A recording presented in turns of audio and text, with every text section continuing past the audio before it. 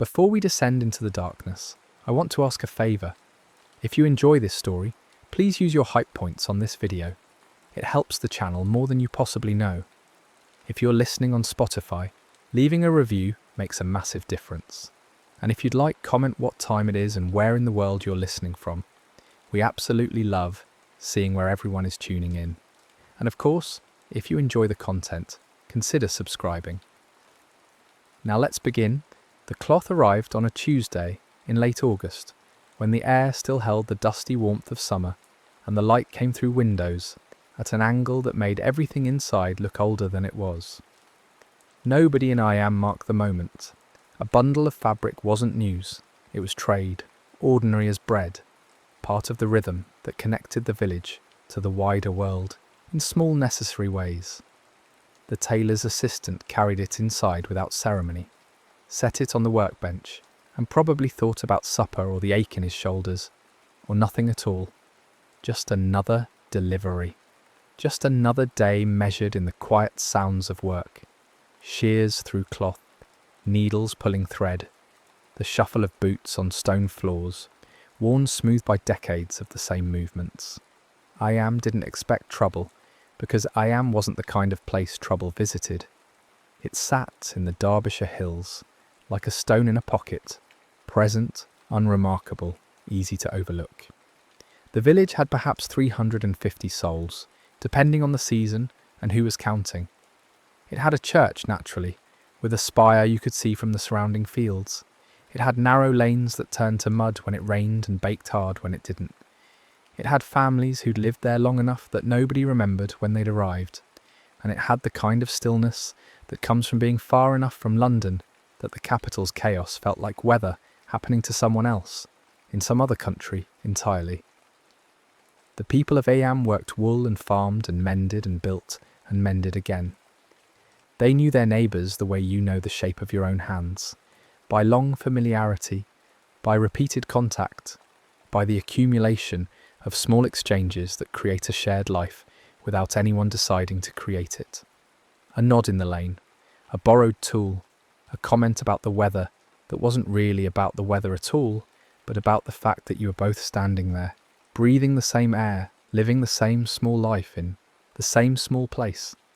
It was a life that felt permanent in the way stone walls feel permanent, and it had the particular comfort of predictability. So when George Vickers, the tailor's assistant, began to feel unwell a few days after the cloth arrived, it registered as minor misfortune. A fever, maybe. Something going around.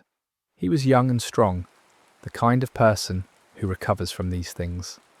The household noticed, of course they noticed, but illness wasn't rare, and the body's small rebellions were part of living. You felt poorly, you rested, you got better. That was the pattern everyone knew. Except George Vickers didn't get better. The fever climbed instead of breaking.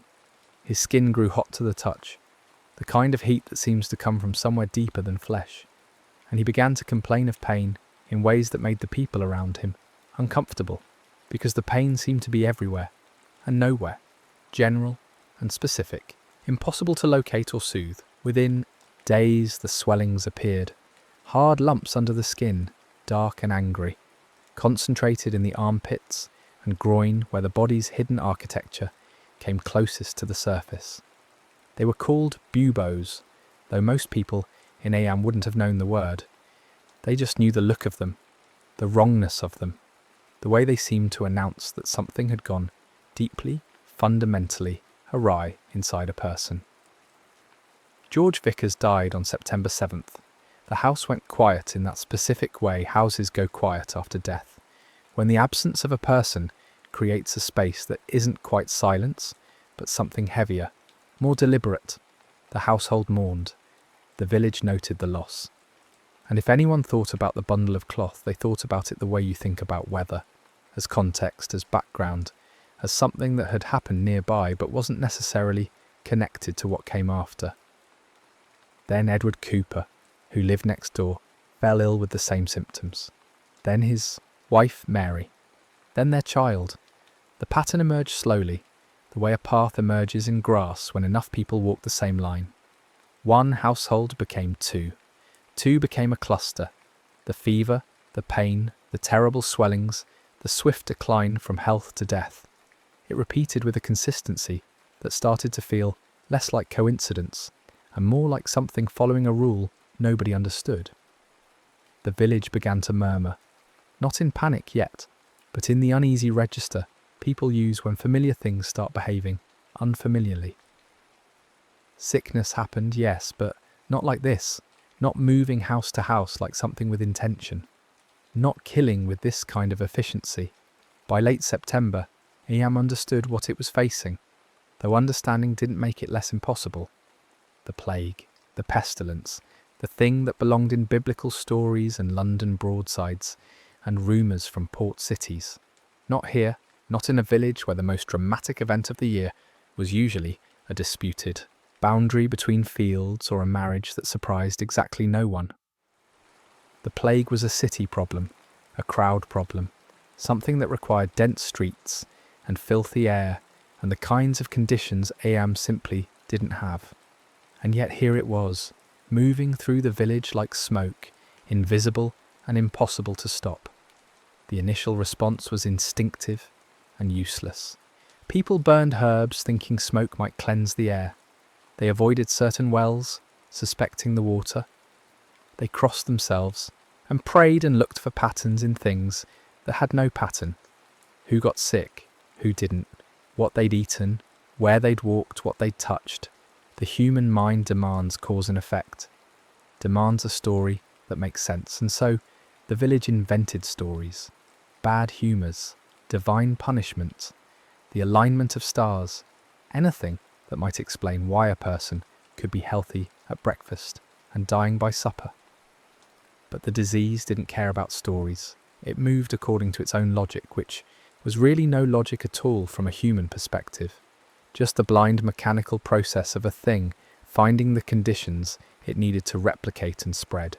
It travelled in breath, in touch, in the intimate distances of family life.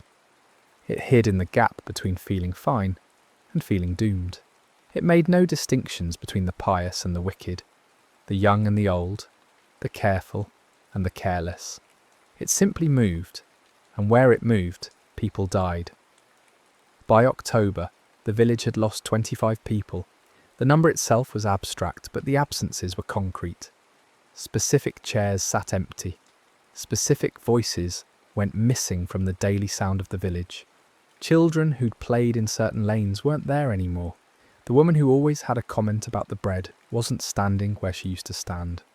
Death wasn't a concept. It was a subtraction, repeated, accumulating, changing the texture of daily life in ways that were small and enormous at the same time. The rector, William. Montpesson was a young man, relatively new to Eyam, educated enough to understand what the parish records were starting to show, and human enough to feel the weight of it. He'd come to the village with his wife, Catherine, expecting the quiet satisfactions of rural ministry, baptisms and weddings, small disputes over tithes, the steady rhythm of a life measured in liturgical seasons. Instead, he was watching his parish disappear, person by person, and the tools he had, prayer, comfort, the rituals of faith, felt suddenly inadequate against something that killed with such methodical speed. But Montpesson had one advantage. He'd heard reports from elsewhere. London was suffering a plague outbreak of staggering proportions. Thousands dead. The rich fleeing to the countryside. Commerce stopped, streets emptied, mass graves dug in fields, because the churchyards couldn't hold the dead anymore. The reports filtered through England in fragments, exaggerated in some tellings, understated in others, but consistent enough in their horror that even allowing for distortion, the reality was clearly catastrophic. And that's when Montpesson understood the fuller shape of what Eyam was facing. The plague in the village was terrible, yes, but Eyam sat surrounded by other villages, other towns, other places where people lived in the same kind of comfortable ignorance Eyam had enjoyed 2 months earlier. If people fled, and why wouldn't they flee, they would carry the plague with them. They would spread it to Stony Middleton, to Tideswell, to Fullow, to every small place within walking distance. The disease would scatter like seeds on wind, and the suffering currently contained in Eyam would become suffering multiplied across the Peak District. The logic was inescapable and horrible. The only way to protect the surrounding region was to trap the plague here, in Eyam, and let it burn itself out without spreading, which meant the village would have to quarantine itself, completely, voluntarily, knowing that doing so meant accepting death rates that would climb higher because people couldn't flee, couldn't seek help elsewhere, couldn't do the natural human thing of running from danger towards safety. Mompesson wasn't the only one thinking this way. Thomas Stanley, the previous rector, was still in Eyam, a Puritan minister who'd been displaced during the Restoration, but had stayed in the village because it was home, because his relationships here ran deeper than politics or theology. The two men, who might have been rivals in other circumstances, found themselves united by necessity. They talked, they prayed, they considered alternatives, and they kept arriving at the same impossible conclusion. In late October, Mompesson and Stanley called a meeting. Not in the church was already starting to feel dangerous, enclosed space where breath mingled and disease could leap from person to person, with terrible ease, but outside in Cucklet Delph, a natural amphitheatre in the limestone, where the village could gather with space between them, where words could carry across open air without requiring closeness. The people of Eyam came because everyone came when the rectors called a meeting. They stood in family groups, maintaining distance now without needing to be told, the habit of caution already forming. The autumn light was thin and grey. The air had the smell of coming winter, cold stone, damp earth, the particular clarity that arrives when warmth drains out of the world. Mompesson spoke first. He didn't soften it. He told them what the plague was doing in London, what it would do if Eyam scattered, what the moral mathematics looked like.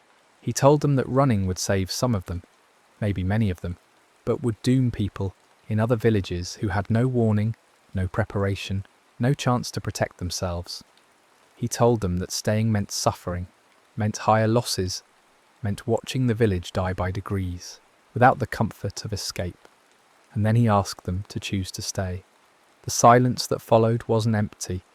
It was full of calculation, fear, love, horror, and the terrible weight of understanding consequences. These weren't educated people, mostly. They weren't philosophers or theologians. They were farmers and craftsmen and mothers and children who understood life in immediate, practical terms. But they understood this.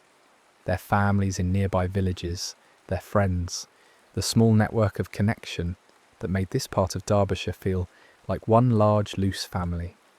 If they ran, they would bring death with them. Thomas Stanley spoke next, and his words carried different weight because he'd lived in Eyam longer, because his Puritan plainness felt less like authority and more like neighbourly honesty. He said that God would see their sacrifice. He said that courage sometimes looked like staying still instead of moving. He said that if they agreed to this, they would be saving lives they would never see, protecting people who would never know the names of those who died to keep them safe. The discussion that followed was subdued and searching. People asked practical questions. How would they get food? How would they get medicine? What about money? What about trade? Who would decide when it was safe to lift the quarantine? The rectors had thought through some of this. They proposed a cordon system. Boundary stones would mark the edges of the village territory. Supplies would be left at these boundaries by people from outside. Payment would be left in return. Coins soaked in vinegar or water in the hope that it might cleanse them of contagion. No one would cross, no one would meet face to face. The village would become an island with invisible water all around it. It wasn't a vote exactly. It was something more organic and harder to name. A collective recognition that dispersed through the crowd like heat through metal.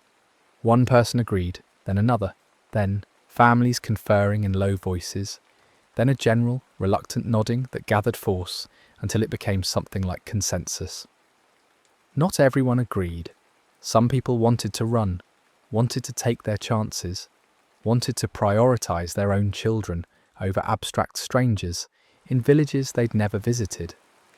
But the weight of the community pulled towards sacrifice, and in a place like Eyam, where social bonds were the primary form of wealth and power, going against the community meant becoming untethered from everything that made life livable.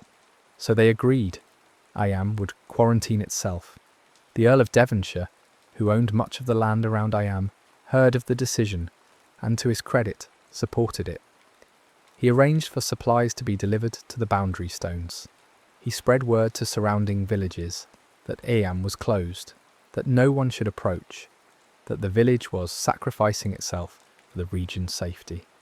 The news travelled in the strange, distorted way news travelled in the 17th century, part accurate, part embellished, part transformed into legend, even as it was still happening. And then the practical work of quarantine began. The boundary stones were already there in some places, old markers that had always defined where Eyam's land ended and neighbouring territories began. But now they took on new meaning. They were consecrated by use and terror into borders that couldn't be crossed. Some were natural, a stream, a distinctive rock formation. Others were marked deliberately, cairns built or paint applied to make the line visible, even in dim light or bad weather. The system developed through trial and error. Suppliers from outside would approach the boundary at agreed-upon times. They would leave goods, sacks of grain, bundles of firewood, cloth, candles, whatever Eyam needed. Then they would retreat to a safe distance. People from Eyam would emerge later, after enough time had passed that presence felt safely separated from presence, and collect what had been left. Payment went into holes bored into the boundary stones. The coins dropped into water or vinegar because someone believed or hoped that liquid might kill whatever invisible thing turned metal into a vector for death. It was an odd, ritualized dance. The same stones visited daily, the same cautious approach, the same silence, because even calling out felt risky, breath travelling across space carrying God knew what. Over time, people began to recognize each other at a distance, a particular gait, the shape of someone's shoulders, the way they moved. They were close enough to see each other, but far enough that faces blurred. Voices didn't carry, touch was impossible. It was intimacy and isolation at once, community and loneliness occupying the same moment. Inside the village, life reorganized itself around absence. The usual rhythms, market days, social visits, gatherings at the tavern, dissolved because gathering meant risk and risk meant death. Families drew inward.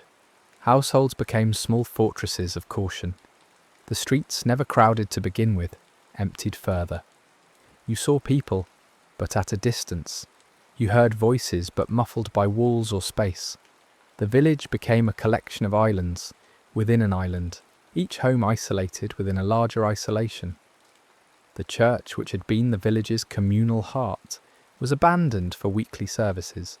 Too dangerous. Too many people breathing the same air in an enclosed stone box. Instead, Mompesson moved worship outside, to Cucklet Delph, where the natural landscape provided separation. Families would come but stand apart, each group maintaining its own space like trees in a forest. Close enough to hear the sermon, but far enough that breath didn't mingle. The open sky became the new ceiling. The wind carried prayers away, instead of holding them close. It was church, but hollowed out, missing the warmth of bodies pressed together, missing the comfort of proximity. Singing happened, but carefully. Voices lifted into open air, dispersing, not filling a space. The hymns sounded thin and lonely, each family's voices drifting separately, rather than combining into the full-throated sound of communal worship. Children fidgeted in the cold because there were no pews to contain them, no walls to make the space feel enclosed and special. It was worship as endurance, faith practiced in the least comfortable way possible, because comfort had become a luxury the village couldn't afford. And through it all, the plague continued its work. November brought cold and more deaths. The pattern was always the same: fever, pain, the terrible swellings, then either agonizing death, or, in rare cases, recovery so traumatic that people emerged from it feeling like they'd been disassembled and put back together wrong. Families learned to read the signs, the particular look in someone's eyes when the fever spiked, the smell of a sick room, sweet and wrong, the silence that meant someone had stopped fighting. What made it unbearable wasn't just the dying, it was the isolation within isolation. When someone got sick, their family couldn't call for help, couldn't bring in neighbours, couldn't share the burden of care. The plague turned aid into danger and love into a death sentence. To touch a sick person was to risk carrying the disease to yourself, to your children, to anyone you later encountered. So care became careful, measured, haunted by the knowledge that every act of mercy might be an act of suicide. Some families locked their sick members away, not out of cruelty, but out of desperate calculation. If one person was sick, maybe the others could be saved by separation, by creating barriers within the home, by turning a bedroom into a quarantine zone and leaving food outside the door and waiting to see if the fever broke, or if the silence meant it was over. It was a gamble between love and survival, and there was no right answer, just different kinds of loss. The village learned to live with grief the way you learn to live with chronic pain, as a constant background condition that colours everything but doesn't stop the basic necessities of living. You still needed water, you still needed food, you still needed firewood as winter came on. So people moved through the daily tasks with grief riding on their backs, heavy and familiar, just part of what it meant to be alive in Eyam during the plague months. Catherine Mompesson, the rector's wife, became a figure of steady presence. She was young, well educated for a woman of her time, and possessed the kind of calm that makes other people feel less afraid, even when there's every reason for fear. She visited the sick when others couldn't or wouldn't, brought food, offered comfort, held hands when touch was the only language left. She understood, probably better than most, that she was risking her life with every visit, that the plague didn't respect good intentions or moral courage, but she went anyway because that's what her sense of duty demanded, and because someone had to demonstrate that the bonds of community still meant something, even when community had become physically impossible. Mompesson watched her do this with a mixture of pride and horror. He loved her and needed her, both personally and practically. She was his partner in ministry, his emotional anchor, the person who made him capable of doing what the village needed him to do. But he also knew that every time she walked into a sick house, she might not walk out healthy. Every conversation, every gesture of comfort, every moment of proximity was a roll of dice weighted toward death. The village's children suffered in ways that were hard to articulate. They understood danger without fully understanding death.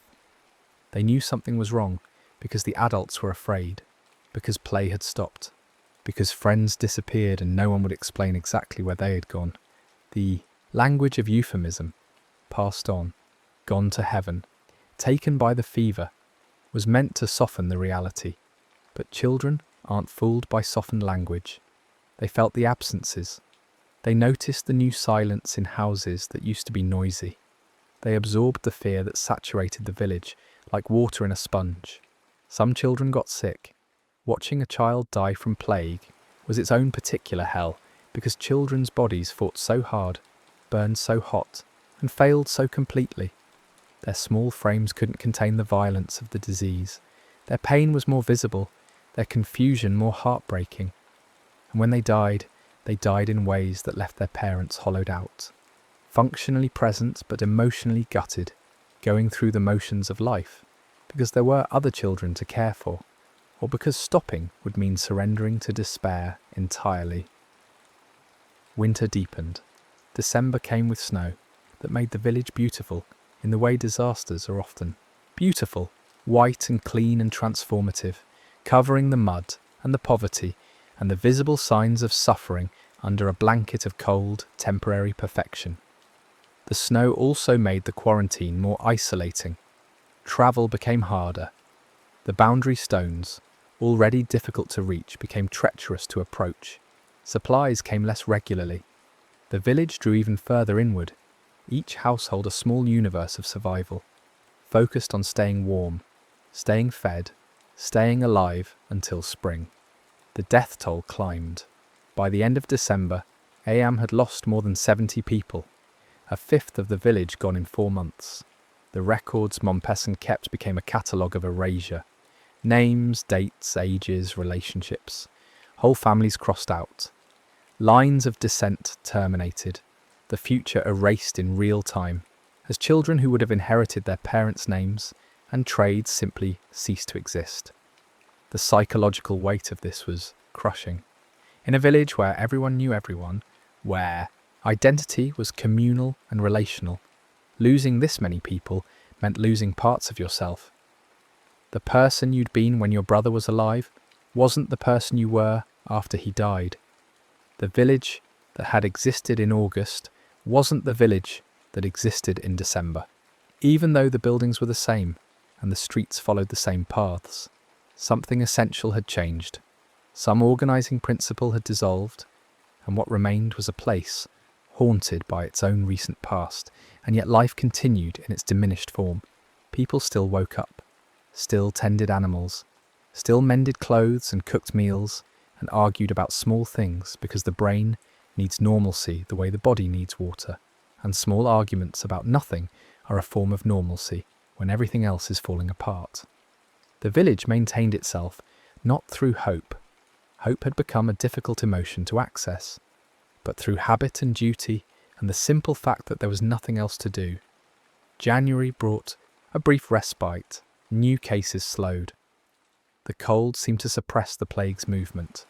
Or perhaps it was just chance, just the natural ebb and flow of an outbreak that defied prediction. People allowed themselves to imagine that maybe the worst was over, that maybe the disease had burned through everyone susceptible and would now fade away, leaving the survivors to rebuild. But February brought fresh cases, and March brought more, and the hope that had briefly flickered guttered out. The plague wasn't following a neat narrative arc. It didn't climax and resolve.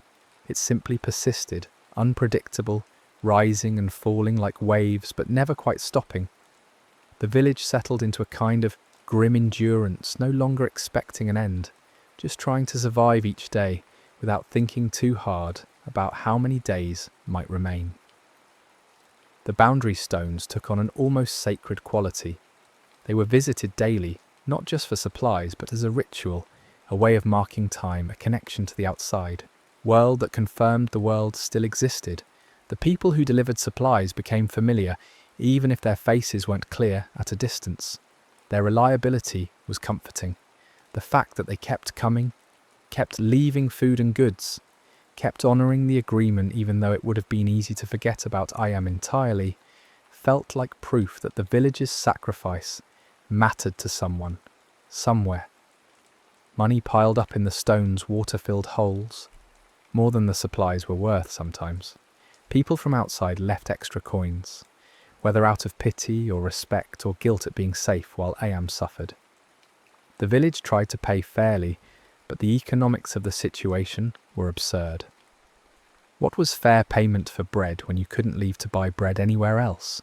What was the exchange rate between grain and survival?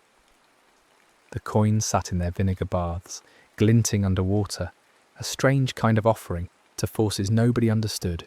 April came, and with it the first suggestions of spring. Longer days, warmer air, the kind of light that makes everything look new, even when nothing has actually changed.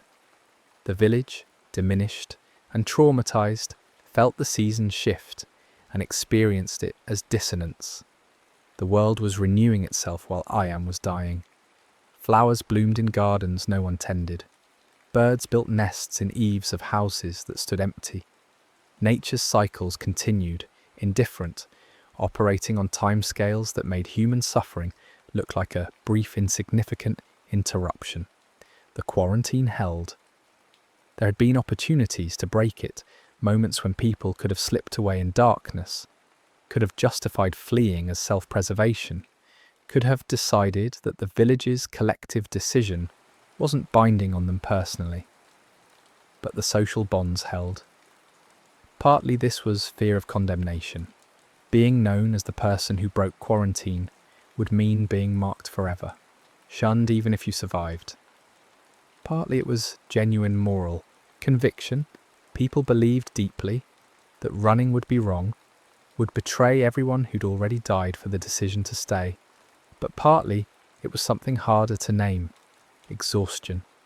By spring, many people were simply too tired to run. The energy required to uproot, to plan an escape, to navigate a hostile countryside where you'd be treated as a plague carrier and driven away from every village you approached. It was beyond what people had left, easier to stay, easier to endure the familiar horror than to face unknown ones. Catherine Montpesson fell ill in late April. The rector watched her decline with the helpless knowledge that all his prayers and all his faith wouldn't change the biological reality of what was happening inside her body. She'd been so careful, so measured in her care for others, but care required proximity, and proximity was danger, and eventually the statistics caught up with her. The fever came, the swellings appeared. She endured it with the same calm she'd brought to everything else, trying to comfort him even as her own body betrayed her, trying to maintain some dignity in a process that stripped dignity away with surgical precision. She died on April 25th. Montpesson buried her himself, alone in a grave he dug near the church. There was no funeral in the traditional sense, no gathering, no communal mourning, no physical comfort from the parish he served. Just him and the earth and the body of the woman he'd loved. The loneliness of it, so absolute that it transcended grief and became something closer to metaphysical horror. He was a rector who'd asked his parish to sacrifice, and now the sacrifice had taken the person he loved most. The irony was not lost on him, nor was the terrible fairness of it. The village mourned with him from a distance, which was the only way the village could mourn any more. People stood in doorways or at the edges of their yards and watched him move through the days after Catherine's death, and they understood what he was feeling because most of them had felt it too. Grief had become the common language, the shared experience that united everyone, even as physical separation divided them. May and June brought heat and more death. The plague seemed to intensify with warmth, as if the disease thrived in conditions that made humans uncomfortable. The village lost people steadily, remorselessly. The Hancock family lost multiple members in quick succession. Elizabeth Hancock buried 6 children and her husband in 8 days. Dragging bodies to graves she dug herself, because there was no one to help, no one who could risk the contact. Her survival afterwards seemed almost cruel, a punishment for enduring when everyone she loved had been erased. The stories from this period are almost unbearable in their specificity. Marshall Howe, the village gravedigger, buried his wife and children, then kept working, kept digging graves for others, because that's what the village needed, and because labour was the only thing that kept him from collapsing into despair. Emmett Siddle met her fiancé, Roland Tora, at the boundary stones. The two of them separated by space they'd agreed never to cross. They talked from a distance, week after week, planning a future neither of them believed would arrive, holding on to the ritual of courtship even as the plague made courtship grotesque. She died in April. He kept coming to the boundary stone for weeks after, standing where she used to stand, as if proximity to the place might be a substitute for proximity to the person. These weren't exceptional stories in Eyam. They were typical. Everyone had a version of them. Everyone had lost someone in circumstances that combined tragedy and isolation into compounds of suffering that felt specifically designed to maximize pain. The plague wasn't just killing people, it was killing them in ways that prevented the normal human responses to death, the gathering and sharing and communal processing that makes loss bearable. Every death was a private apocalypse, witnessed by too few, grieved alone, buried without ceremony. By midsummer, the village's population had been cut in half. Whole streets stood empty, Houses began to decay from neglect, roofs leaked, walls cracked, gardens grew wild. The village was becoming a ghost town, while people still lived in it, the dead slowly outnumbering the living in ways that felt like a preview of Eyam's future. If the plague continued at this rate, there would simply be no one left. The village would end not with fire or conquest, but with a quiet, complete erasure. And still the quarantine held. The boundary stones marked a line that had become sacred through suffering. The villages surrounding Eyam remained healthy, the plague contained within the borders the village had chosen to enforce. News came occasionally from the outside world. London's plague was subsiding, the death toll staggering, but the worst apparently over. The rest of England was recovering, moving on, resuming normal life.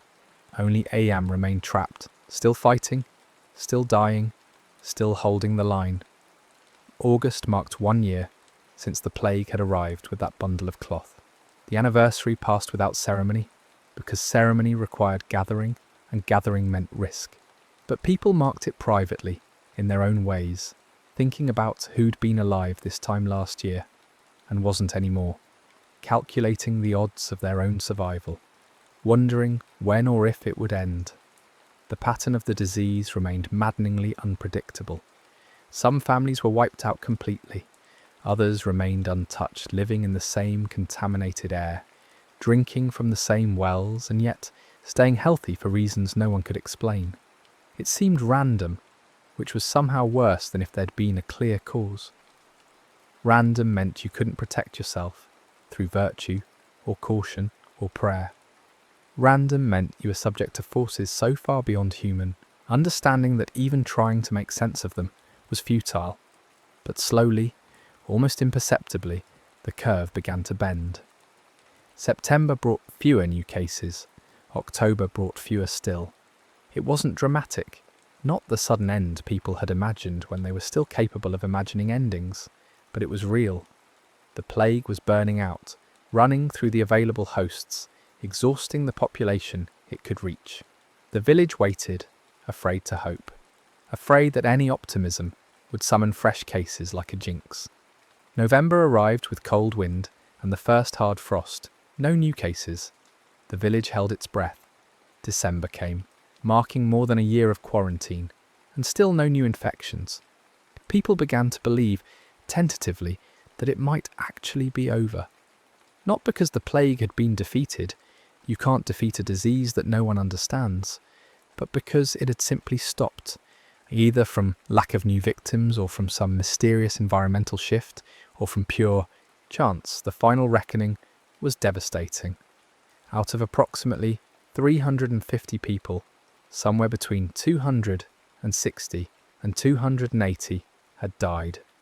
The records weren't perfect. Some deaths might have been unrecorded, some people might have fled despite the quarantine, but the basic math was undeniable. The village had lost 3/4 of its population. Whole families were gone. Entire lineages ended. The parish register read like a catalogue of extinction. In early 1667, after no new cases for several months, the quarantine was officially lifted. The boundary stones stopped being guarded. The invisible line stopped being enforced. Eyam was open again, free to interact with the world, except that Eyam barely existed anymore. The village that reopened wasn't the village that had closed. It was a shell, a name attached to a place where most of the people who'd given the place meaning were buried in the ground. The survivors emerged into a world that had moved on without them. The rest of England had dealt with its plague outbreaks and returned to normal life. Trade had resumed, markets operated, London was rebuilding. The Great Crisis of 1665 was already becoming history, fading into the kind of story people tell about hard times that are safely in the past.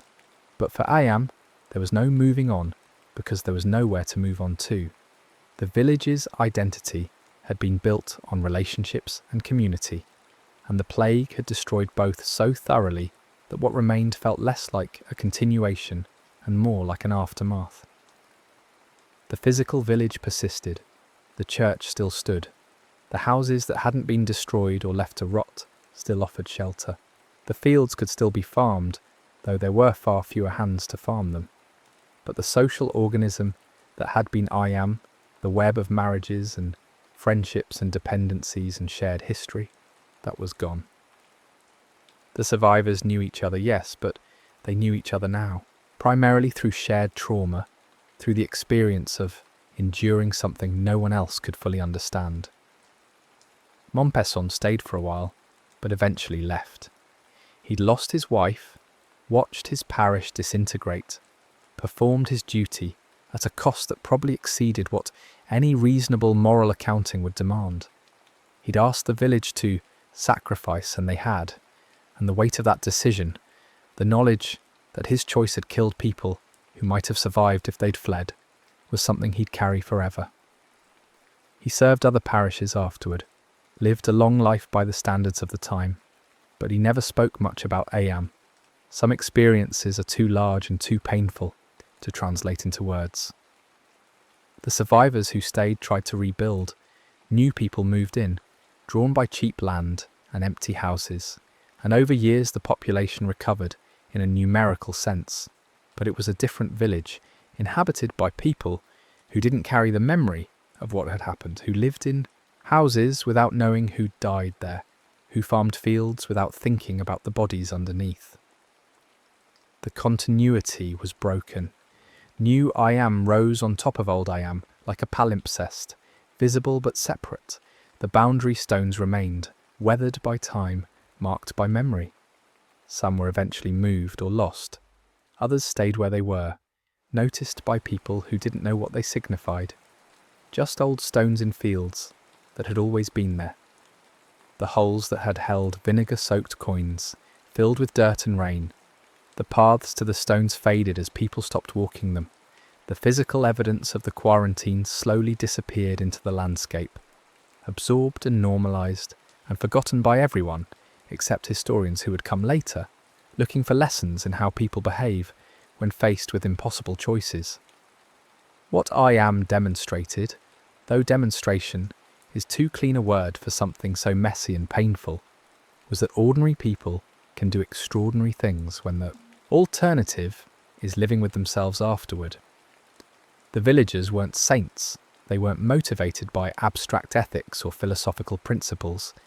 They were scared, selfish, complicated people who wanted to live and wanted their children to live, and who chose to stay anyway, because the math of spreading the plague was unbearable. They imagined children in other villages, children who looked like their children, and they couldn't accept being the reason those children died. This was courage, but not the kind that gets celebrated in real time. It was quiet, persistent, unglamorous courage that looked like staying still when every instinct screamed to run. It was the courage to watch your family die, knowing you could have saved them by leaving. It was the courage to maintain a quarantine that benefited strangers while killing neighbours. It was the courage to believe that containing suffering mattered more than escaping it. The plague that struck Eyam wasn't unique. Outbreaks happened all over England, all over Europe, killing hundreds of thousands. What made Eyam different was the choice to contain it, to turn suffering inward rather than spreading it outward. The village became a sacrifice zone, deliberately, consciously, with full awareness of what that meant. And it worked. The surrounding villages remained healthy. The Peak District avoided the cascade of infections that mobility would have triggered. The exact number of lives saved is impossible to calculate, but it was substantial. Hundreds, probably thousands, of people who lived because Eyam stayed closed. But the cost was absolute. The village paid with its existence, its identity, its future. The people who survived carried scars, physical and psychological, that never fully healed. They'd lived through something that shouldn't be survivable, had made choices that shouldn't have to be made, had endured isolation that shouldn't be endured, and they did it without certainty that it would matter, without proof that their sacrifice would save anyone, just faith that the right thing to do was usually the hard thing. The memory of Eyam persisted in odd ways. Stories circulated about the plague village that sealed itself off to save others. The stories got embellished, simplified, turned into moral tales about duty and sacrifice. Some of these tales were accurate, some weren't, but they all carried the same basic truth, that a small village in Derbyshire had faced something terrible and chose the response that would minimise total suffering, even when that response maximised their own suffering. Over centuries, Eyam became a kind of parable. When other communities faced disease outbreaks, the story of Eyam was invoked as an example of what responsible quarantine looked like. When ethicists debated the tension between individual rights and collective welfare, Eyam was cited as a case study. The village's decision had echoes that lasted far beyond the 17th century, rippling forward into public health policy and moral philosophy in ways the villagers themselves could never have anticipated. The church where Mompesson preached still stands. The register where he recorded deaths is preserved, the names still legible, a list of people who existed and then didn't. The Cucklet Delph, where outdoor services were held, is still there, a natural amphitheatre in the limestone that thousands of tourists visit each year without understanding exactly what happened there, what it felt like to worship in the cold with your family standing apart from everyone else, singing hymns that sounded thin and lost in open air. The houses where people died have been renovated, sold, lived in by generations who don't think about the history contained in the walls. The fields have been ploughed and replanted so many times that the earth has been turned over, mixed, redistributed, until whatever physical trace the plague left has been absorbed into geology. The village looks quaint now, picturesque in the way English villages are picturesque. Stone walls and narrow lanes, and a church with a spire that's been part of the landscape so long it feels like a natural feature. But underneath the present is the past, and underneath the past is the decision that defined Eyam's identity more than anything else in its long history. The decision to close, the decision to contain, the decision to accept death rather than spread it. That choice still echoes through the village, like a low-frequency sound you can't quite hear, but can somehow feel, a vibration that changes how the air sits, how the light falls, how the place feels when you stand there and think about what happened. There's something deeply unsettling about Eyam's story, because it asks questions most people would prefer not to answer. What would you do if protecting strangers meant sacrificing your family? What would you do if the right thing was also the thing that destroyed you? What would you do if the disease was invisible and the danger was constant and the only certainty was that staying meant dying while leaving meant living with guilt? These aren't hypothetical questions. They're the actual questions Eyam's residents faced, and the answers they gave cost them everything. The plague itself was never defeated. It just stopped, the way fires stop when they run out of fuel. The villagers didn't cure it, or understand it, or develop immunity in any meaningful sense. They just outlasted it. The few who survived enduring long enough that the disease burned through the available population and had nowhere left to go. It was victory by attrition, survival by accident, the kind of win that feels less like triumph and more like being the last person standing after a disaster you didn't cause and couldn't control. And perhaps that's the most haunting aspect of Eyam's story, the randomness of it. The plague could have arrived anywhere. The cloth could have been delivered to any village. The disease could have taken anyone. There was no grand design, no cosmic justice, no reason why Eyam suffered while neighbouring villages were spared.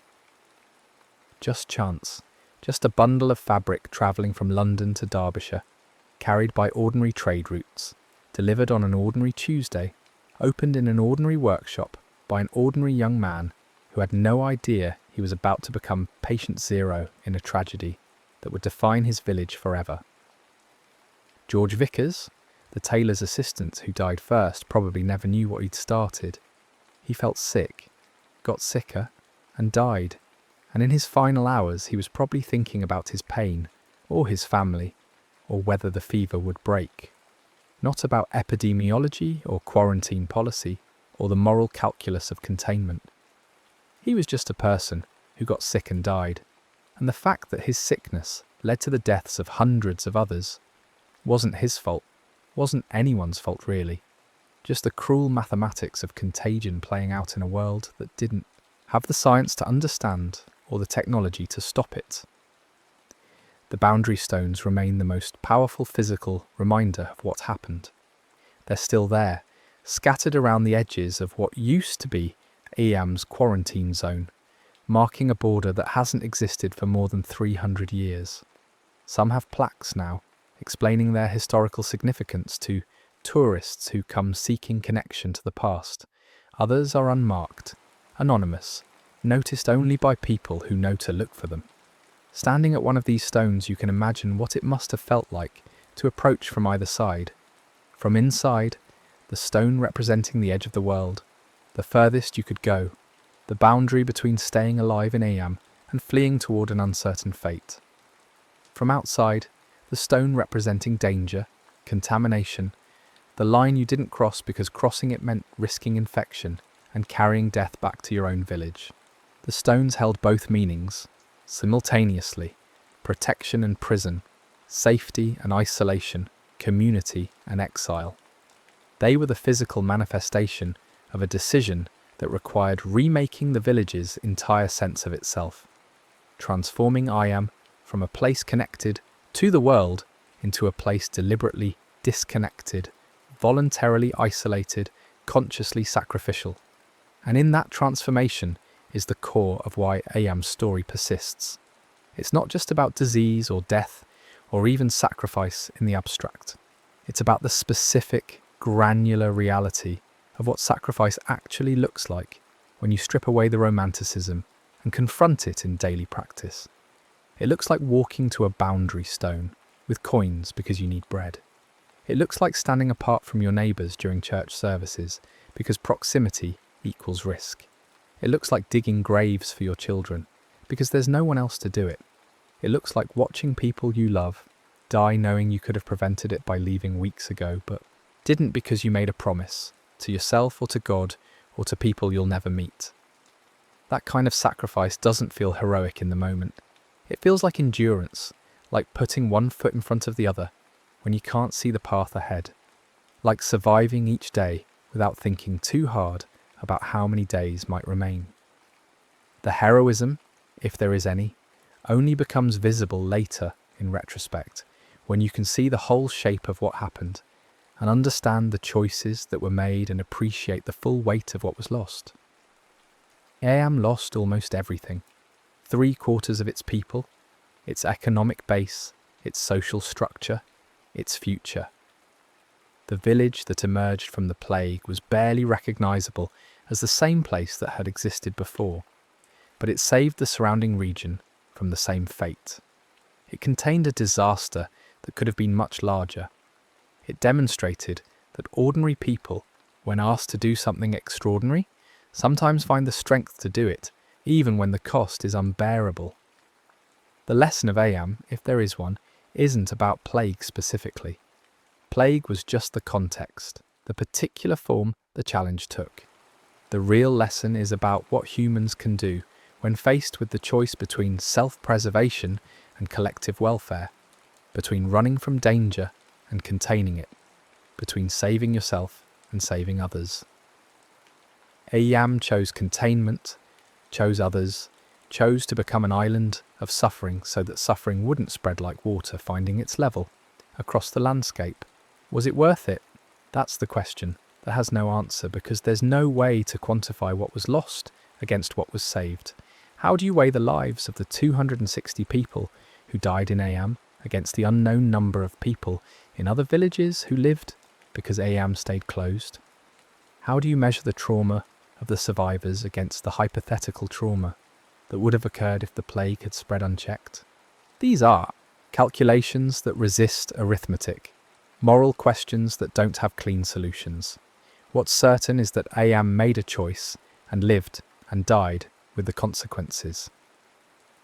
The village became a testament to the idea That sometimes the right thing to do is also the hardest thing to do, and that doing it anyway is possible even when it seems impossible. The boundary stones stand as monuments to that possibility, to the capacity of ordinary people to choose collective welfare over individual survival, to endure isolation in service of connection, to suffer so that others don't have to. And in the end, that's what makes Eyam's story so haunting and so relevant across the centuries. It's a reminder that the worst monsters aren't always visible. Sometimes they're microscopic. Sometimes they travel in cloth and breath and touch. Sometimes they kill not through violence, but through the simple mechanical process of biology doing what biology does. And when those monsters arrive, the only weapons available are human choices. The decision to stay or flee, to isolate or mingle, to protect yourself or protect others. Eyam chose to protect others. The village paid for that choice with its existence. And somewhere in the arithmetic of suffering and salvation, in the space between what was lost and what was saved, is a truth about human nature that's both terrible and beautiful. That we're capable of sacrificing ourselves for strangers, of choosing the hard right over the easy wrong, of transforming a small village in Derbyshire into a symbol of what love can look like when it's stripped of sentimentality and forced to express itself through isolation, distance, and the quiet courage of simply staying still when every instinct screams to run. The plague eventually left. The quarantine eventually ended. The village eventually recovered in a technical sense. New people filling empty houses. New generations living where old generations had died. But the echo of what's happened remains, a story told and retold, examined and reinterpreted, used as metaphor and case study and cautionary tale. Eyam became more than a village. It became an idea, a reference point, a reminder that ordinary places can become stages for extraordinary moral drama when circumstances demand it. And perhaps that's the final haunting thought, that what happened in Eyam could happen anywhere, to anyone, at any time.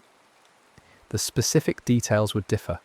The disease might be different, the geography might be different, the names and faces would certainly be different, but the underlying challenge would be the same, the choice between self and community, the decision to contain danger or flee from it, the question of what you owe to people you'll never meet.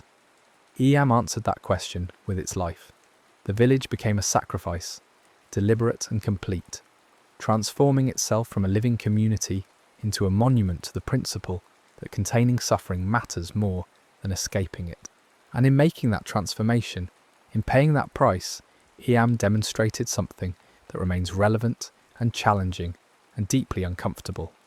That sometimes love requires distance, that sometimes care means isolation, that sometimes the most generous thing you can do is stay exactly where you are and let the world move on without you, protecting it from a danger you carry inside yourself like fire in your hands. The next story is about to begin. Please relax and enjoy. The morning of May 18th, 1927, arrived in Bath Township the way most mornings did, with the particular quiet of a farming community where people rose before the sun demanded it. Across the rolling fields of Clinton County, Michigan, kerosene lamps flickered to life in kitchen windows, while men pulled on work boots, still damp from yesterday's chores. The spring planting season had passed its most urgent phase, and the rhythm of life had settled into something steadier, more predictable. Wives packed lunches into tin pails. Children dressed in clothes their mothers had ironed the night before, the fabric still holding creases sharp enough to suggest care, routine, the small dignities of ordinary life. Bath was not the kind of place where people expected disruption. It was a township of fewer than 300 families, most of them connected by generations of shared labour, shared church pews, shared participation in the cycles that governed rural existence. The roads were dirt, sometimes impassable in heavy rain, and the nearest significant town, Lansing, sat about 10 miles to the southwest. Close enough for supplies, but distant enough that Bath maintained its own identity, its own pace. People knew each other's business, without much effort. A new face drew attention. A strange car parked too long near the general store prompted questions. This was the texture of small-town awareness, not surveillance exactly, but a communal attentiveness born from proximity and routine. The Bath Consolidated School stood as one of the community's proudest achievements. Completed in 1922 at a cost of over $90,000, it represented a significant financial commitment for a rural district, a testament to the belief that children deserve something better than one-room schoolhouses scattered across the countryside.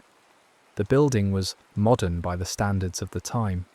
A two-storey brick structure with wide hallways, multiple classrooms, indoor plumbing, and central heating. It consolidated several smaller schools from the surrounding area, bringing together children from farms that stretched across the township's 36 square miles. For many families, the new school symbolised progress, a step toward the kind of educational opportunities that might give their children advantages the parents never had. That morning, as children walked or rode to school along familiar routes, the building itself sat quiet and solid against the spring sky. Some students arrived early, clustered in small groups near the front entrance, talking about weekend chores or the coming summer break, which was now only a few weeks away. Teachers unlocked their classrooms and arranged materials for the day's lessons. Arithmetic problems written on blackboards, reading assignments prepared, the small rituals of preparation that teachers perform in the assumption that the day will unfold as planned. The school's janitor had already been through, sweeping floors, checking that everything was in order. By 8 o'clock, the hallways filled with the particular acoustic chaos of children's voices bouncing off hard surfaces, the sound of a school day beginning like hundreds before it. In the elementary wing on the north side of the building, younger students settled into their seats, while their teacher, Blanche Hart, took attendance. The room smelled of chalk dust and the faint sweetness of paste used for craft projects. Light came through tall windows that faced east, catching particles of dust suspended in the air, giving the morning a soft quality that made concentration difficult for students whose minds drifted toward play. In another classroom, older students worked through reading comprehension exercises, their voices taking turns with passages from books whose spines had been cracked by dozens of hands before theirs. The school superintendent, Emery Huyck, moved through the building with the easy authority of someone who knew every corner of the place, every temperamental radiator, every door that stuck in humid weather. He had served in this role since the school opened, shaping its culture, hiring its teachers, managing the endless small crises that arise when hundreds of children occupy the same space. Outside, the weather held fair. Spring in Michigan could be unpredictable, swinging between late frosts and premature heat, but this morning carried the mild warmth of a season finally settling into itself.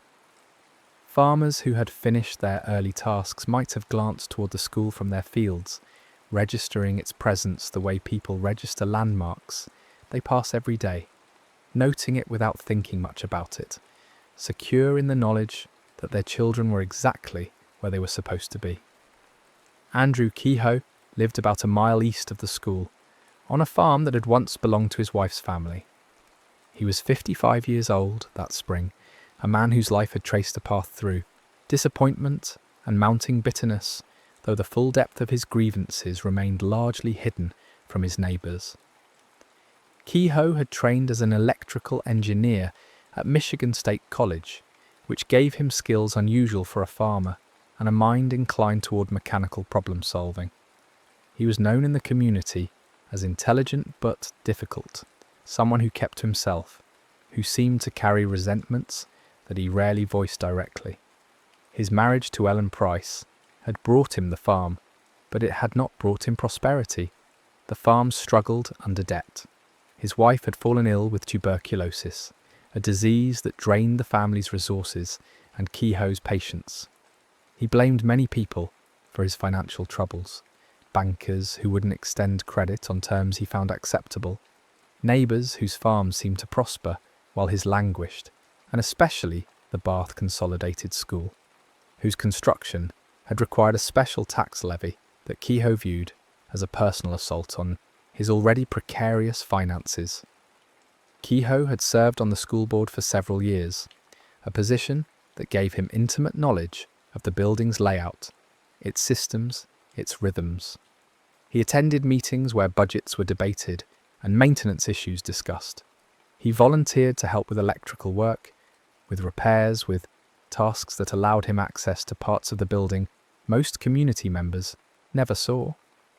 To those who worked with him, Kehoe seemed competent, if somewhat cold, a man who understood how things worked but who didn't invest much warmth in his interactions. Some found him abrasive, others simply found him odd.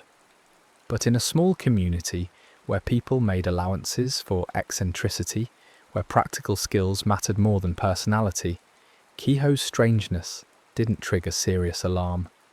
He was simply Andrew Kehoe, the sharp-minded farmer with the sick wife and the perpetual grievance about taxes. What almost no one knew, what could not have been known without surveillance that didn't exist in rural Michigan in 1927, was that Kehoe had spent months preparing for an act of destruction so methodical and so comprehensive that its discovery would force people to confront the difference between impulsive violence and calculated murder. He had purchased explosives, claiming they were for farm work, for clearing stumps, for projects that required blasting. This was not unusual. Farmers regularly used dynamite for practical purposes, and suppliers sold it without the regulations that would later govern such transactions. Kehoe bought large quantities over an extended period, enough to draw some notice, but not enough to prompt intervention. He stored the materials on his property, where privacy was assumed and where his technical knowledge allowed him to handle dangerous substances with the competence of someone who understood chemistry and engineering. Beginning in the fall of 1926, Kehoe had begun bringing explosives into the school building itself. He did this incrementally, concealing them in spaces that only someone with his level of access could reach. In the basement, behind structural elements, in crawl spaces where maintenance equipment was stored. He wired these materials with careful attention to design, creating a system that could be triggered remotely, that would maximize destruction, that would turn the school into a death trap operating on a timer invisible to everyone who walked its halls. The work required time, privacy, and a cover story. Kehoe had all three. His position on the school board gave him legitimacy. His reputation as someone willing to help with maintenance gave him opportunity. His solitary nature meant that few people questioned his comings and goings. Over months, he constructed a weapon out of a building that parents trusted more than almost any structure in their lives. On the morning of May 18th, Kehoe's wife Ellen was already dead. He had killed her the previous night, most likely, through blunt force trauma, though the exact method would remain unclear because of what came next. He placed her body in a wheelbarrow and left it near the farm buildings, among tools and equipment, positioned in a way that suggested she was part of the landscape of his property rather than evidence of murder. Then he set fire to his own farm. Not a small fire, not an accidental blaze, but a deliberate conflagration designed to destroy everything he owned. He soaked buildings with accelerants. He arranged for the fire to draw attention, to create a secondary disaster that would pull resources away from the school, that would split the community's response capacity at the moment it would be most needed elsewhere. The fire started burning in the early morning hours, visible from neighbouring farms as soon as daylight arrived. Smoke rose in thick columns that stood out against the clear spring sky. Neighbours noticed.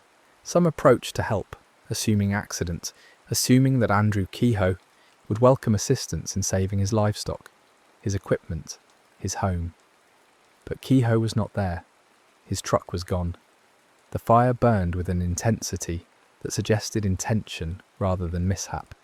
And as people drew closer, they began to sense that something was profoundly wrong, though they could not yet articulate what. At the school, the morning continued its normal progression. Teachers taught, students worked at their desks or whispered to friends when attention drifted.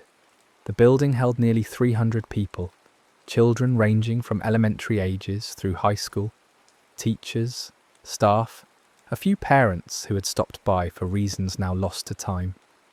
The structure stood solid around them, brick and mortar, and the hum of a heating system that kept classrooms comfortable.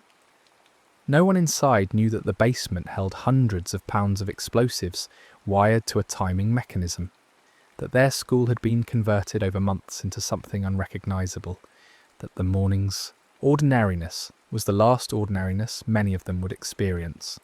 At approximately 9:45, the north wing of the Bath Consolidated School exploded. The blast was massive, catastrophic, and instantaneous in its transformation of reality. It originated in the basement, directly beneath the classrooms, where the youngest children sat, where second and third graders worked through lessons in rooms filled with small desks and construction paper projects pinned to bulletin boards.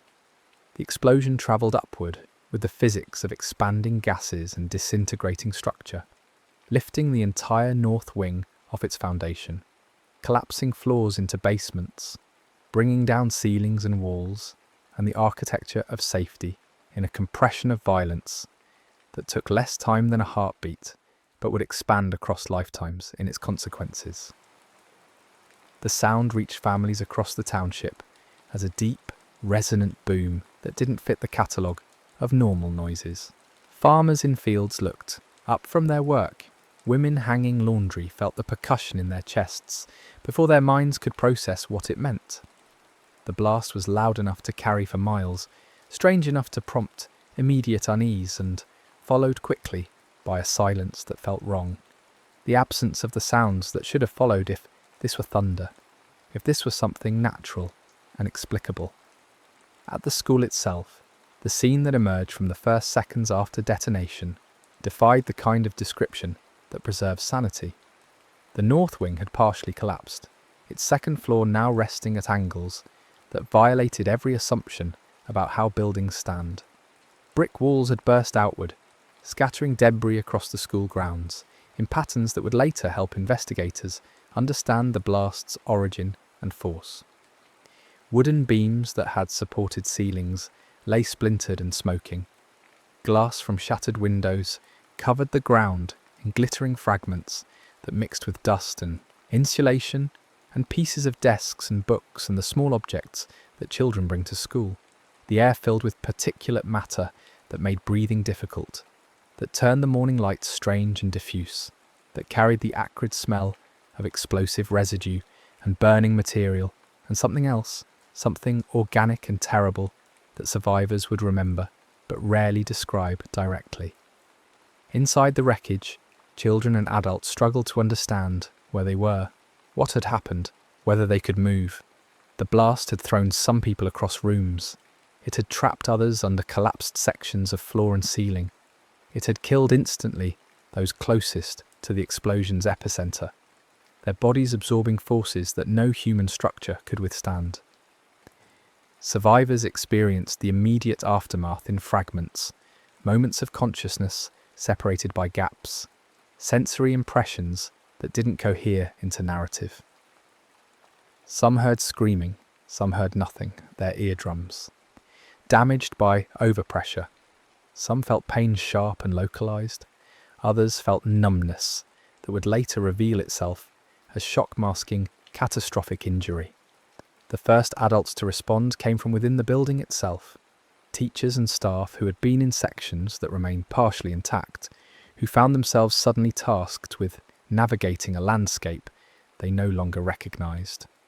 They moved through smoke and dust, calling out names, trying to locate children, trying to assess who could walk and who couldn't, who was unconscious and who was beyond help. The mind performs strange calculations in such moments, sorting the dead from the living with a speed that feels both automatic and unbearable. making decisions about where to direct effort based on instantaneous judgments that will haunt people for years afterward. Outside, the first community members to arrive faced a scene that resisted comprehension. The school building, which they had passed countless times, which existed in their minds as a fixed and familiar landmark, had been transformed into something alien and broken. The north wing sagged and smoked. Debris spread across what had been a tidy schoolyard, and from within the wreckage came sounds, cries for help, the voices of children calling for parents, the confused questions of people trying to locate themselves in space and circumstance. Those first responders had no training for this, no framework for understanding what they were seeing, no equipment beyond their hands and whatever tools they could grab from nearby farms and homes. But they moved forward anyway, driven by the human imperative to help, to do something, to refuse the paralysis that such scenes invite. Word spread through Bath Township with a speed that predated modern communication, but that reflected the tight social networks of rural communities.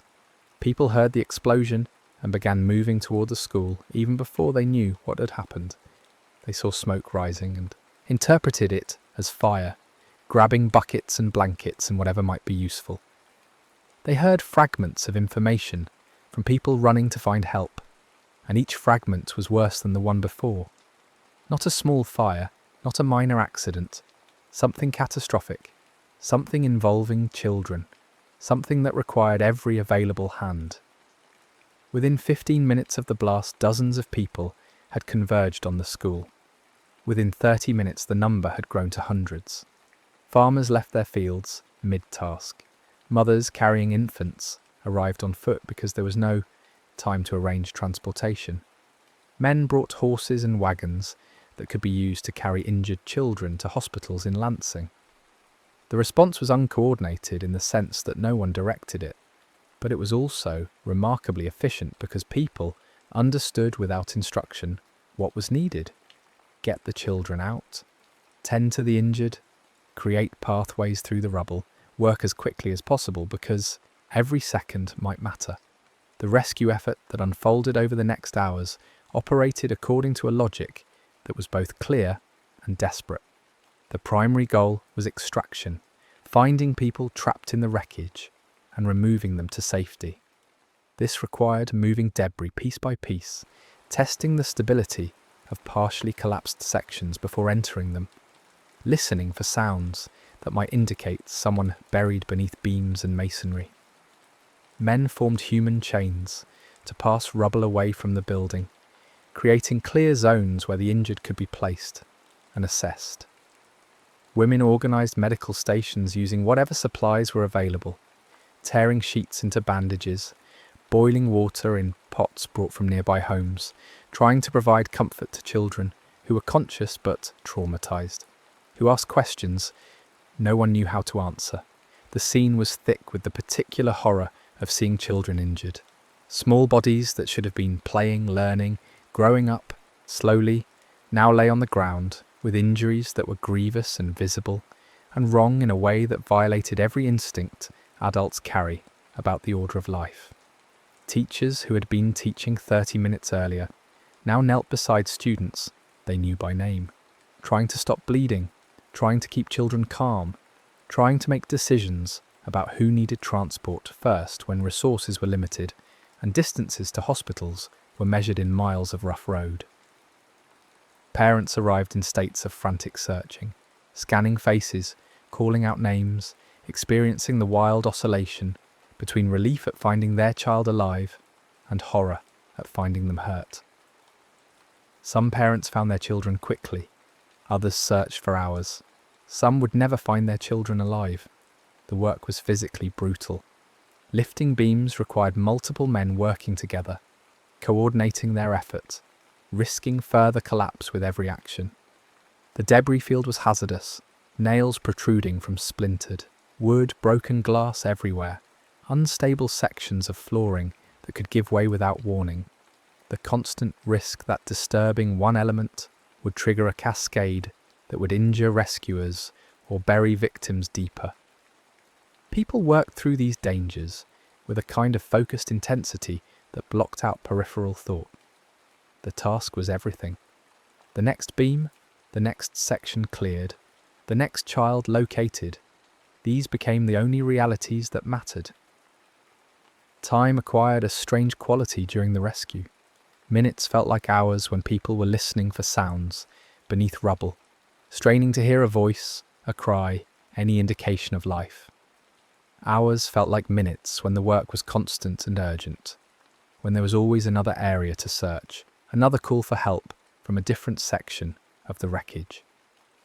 The sun moved across the sky, marking the passage of time in a way that seemed irrelevant to what was happening on the ground, where people operated in a kind of suspended, temporal space where urgency was the only clock.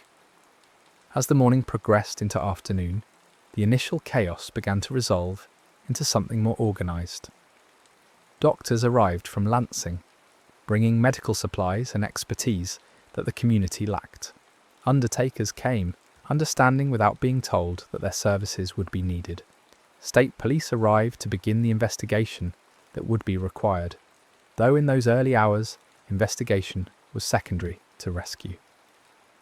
The focus remained on the living, on the possibility that someone might still be pulled alive from the wreckage, that the count of the dead might not grow higher. But beneath the rescue effort, beneath the urgent focus on saving who could be saved, another realization was beginning to form in the minds of those who had been at the scene longest, who had seen the pattern of the destruction, who had begun to notice details that didn't fit the narrative of accident. The damage was too localized to be a boiler, explosion. The blast pattern suggested something other than a gas leak, and there were physical remnants, pieces of wire, fragments of timing mechanisms, residues that people without any knowledge of explosives could identify as the signatures of deliberate detonation. Emery Huick, the school superintendent, had survived the initial blast. He'd been in his office when the explosion occurred, far enough from the epicenter to avoid the worst of the destruction, but close enough to be injured. Despite his wounds, Huick had immediately joined the rescue effort, working alongside everyone else to pull children from the wreckage. He understood the building's layout better than anyone, knew which sections were most likely to have survivors, where support beams might have created protective pockets in the collapse. He moved through the scene with a kind of driven purpose, ignoring his own injuries, focusing entirely on the children who were his responsibility. The count of the dead grew slowly, at first then with horrible acceleration as rescuers reached parts of the building where the collapse had been total, where the force of the blast had been concentrated, where survival had been impossible.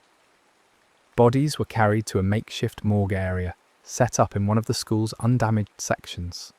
The sight of children's bodies lined up, some still recognizable, some damaged beyond easy identification, became one of the defining images that would sear itself into the memory of everyone present. Parents were brought to identify their children, a process that required them to confront their worst fears made concrete, to see their sons and daughters not sleeping, not hurt but recoverable, but dead, finished, ended, gone in a way that permitted no hope. By early afternoon, the community's attention had begun to split. The rescue efforts at the school continued, but reports of the fire at Andrew Kehoe's farm were filtering through, and people were starting to make connections that seemed impossible, but that grew more insistent with each new piece of information. Kehoe's wife was dead. His farm was destroyed. He was missing.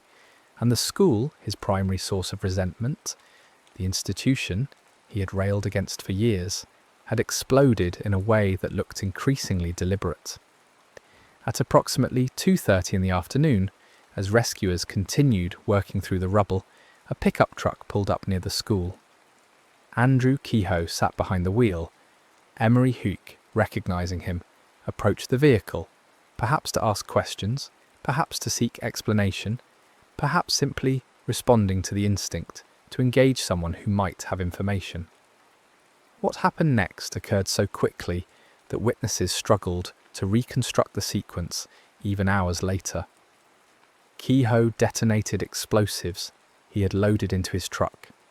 The second blast was smaller than the first, but no less shocking in its impact on those who experienced it.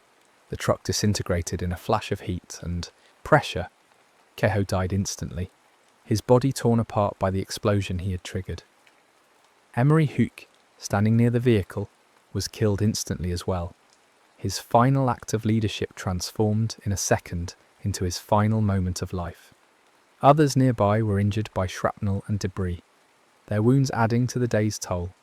Their presence near the truck at that exact moment a matter of chance that would haunt survivors who had been just a few feet farther away. The second explosion transformed the community's understanding of the day's events with a finality that was almost metaphysical. What had been increasingly suspected was now undeniable. This was not a terrible accident. This was not a confluence of mechanical failures and bad luck. This was murder, planned and executed by someone they knew, someone who had sat in meetings and walked among them and nursed grievances that had metastasized into something monstrous. The shock of this realization competed with the ongoing trauma of the rescue effort, creating a layered psychological impact that would prove difficult to process even years later.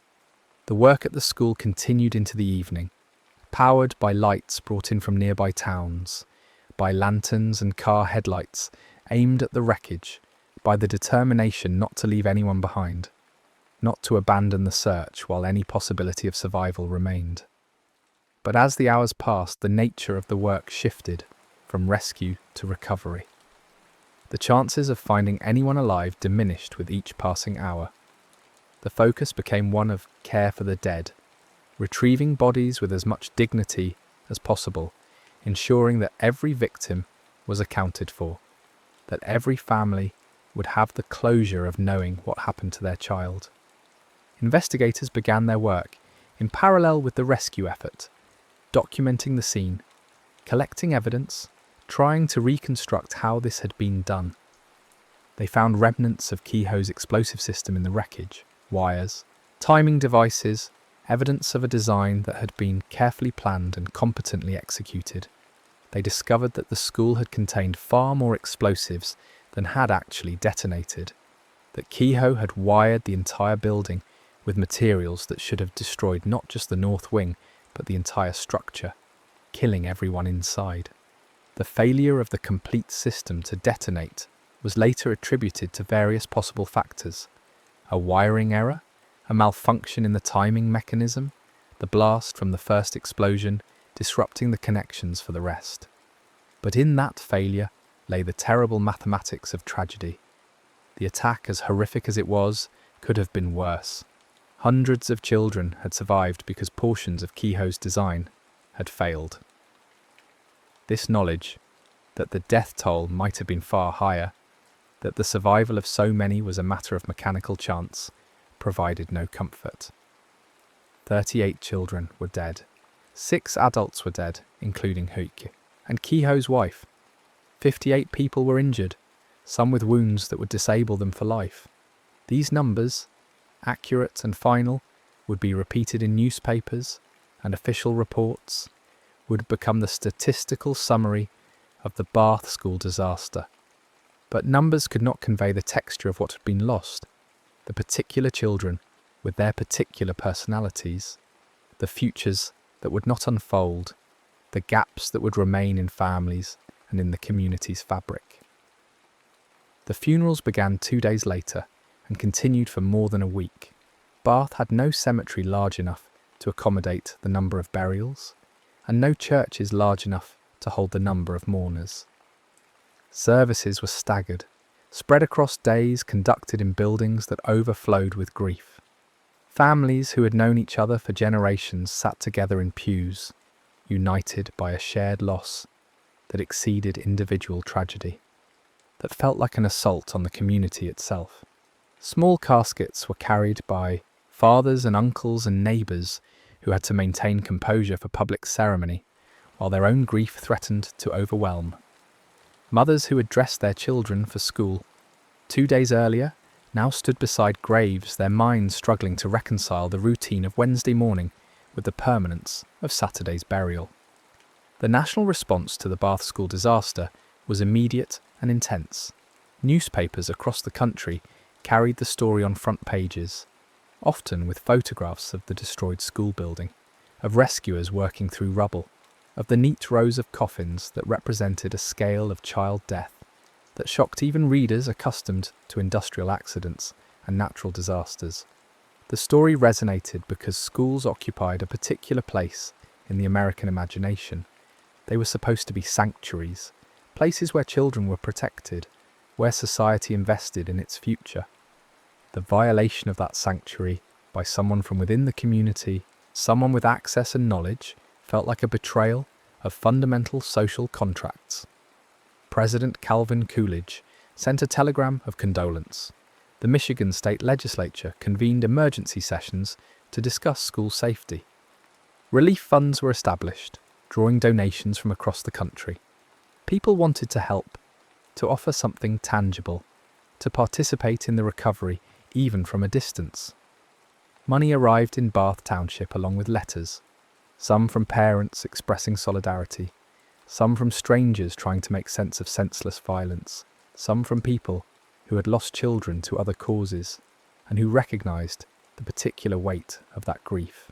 But the community's internal experience of the aftermath was more complex and less easily resolved than the national narrative of tragedy and recovery suggested. Bath was a small place, and nearly everyone had some connection to the victims.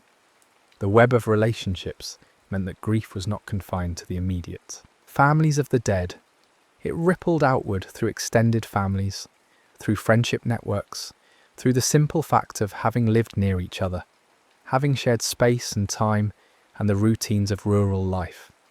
The town's social gatherings, church services, community meetings, casual encounters at the general store, became sites of shared mourning that offered both comfort and constant reminder. For the surviving children, the return to school presented challenges that educators in 1927 had little training to address. The Bath Consolidated School building was no longer usable.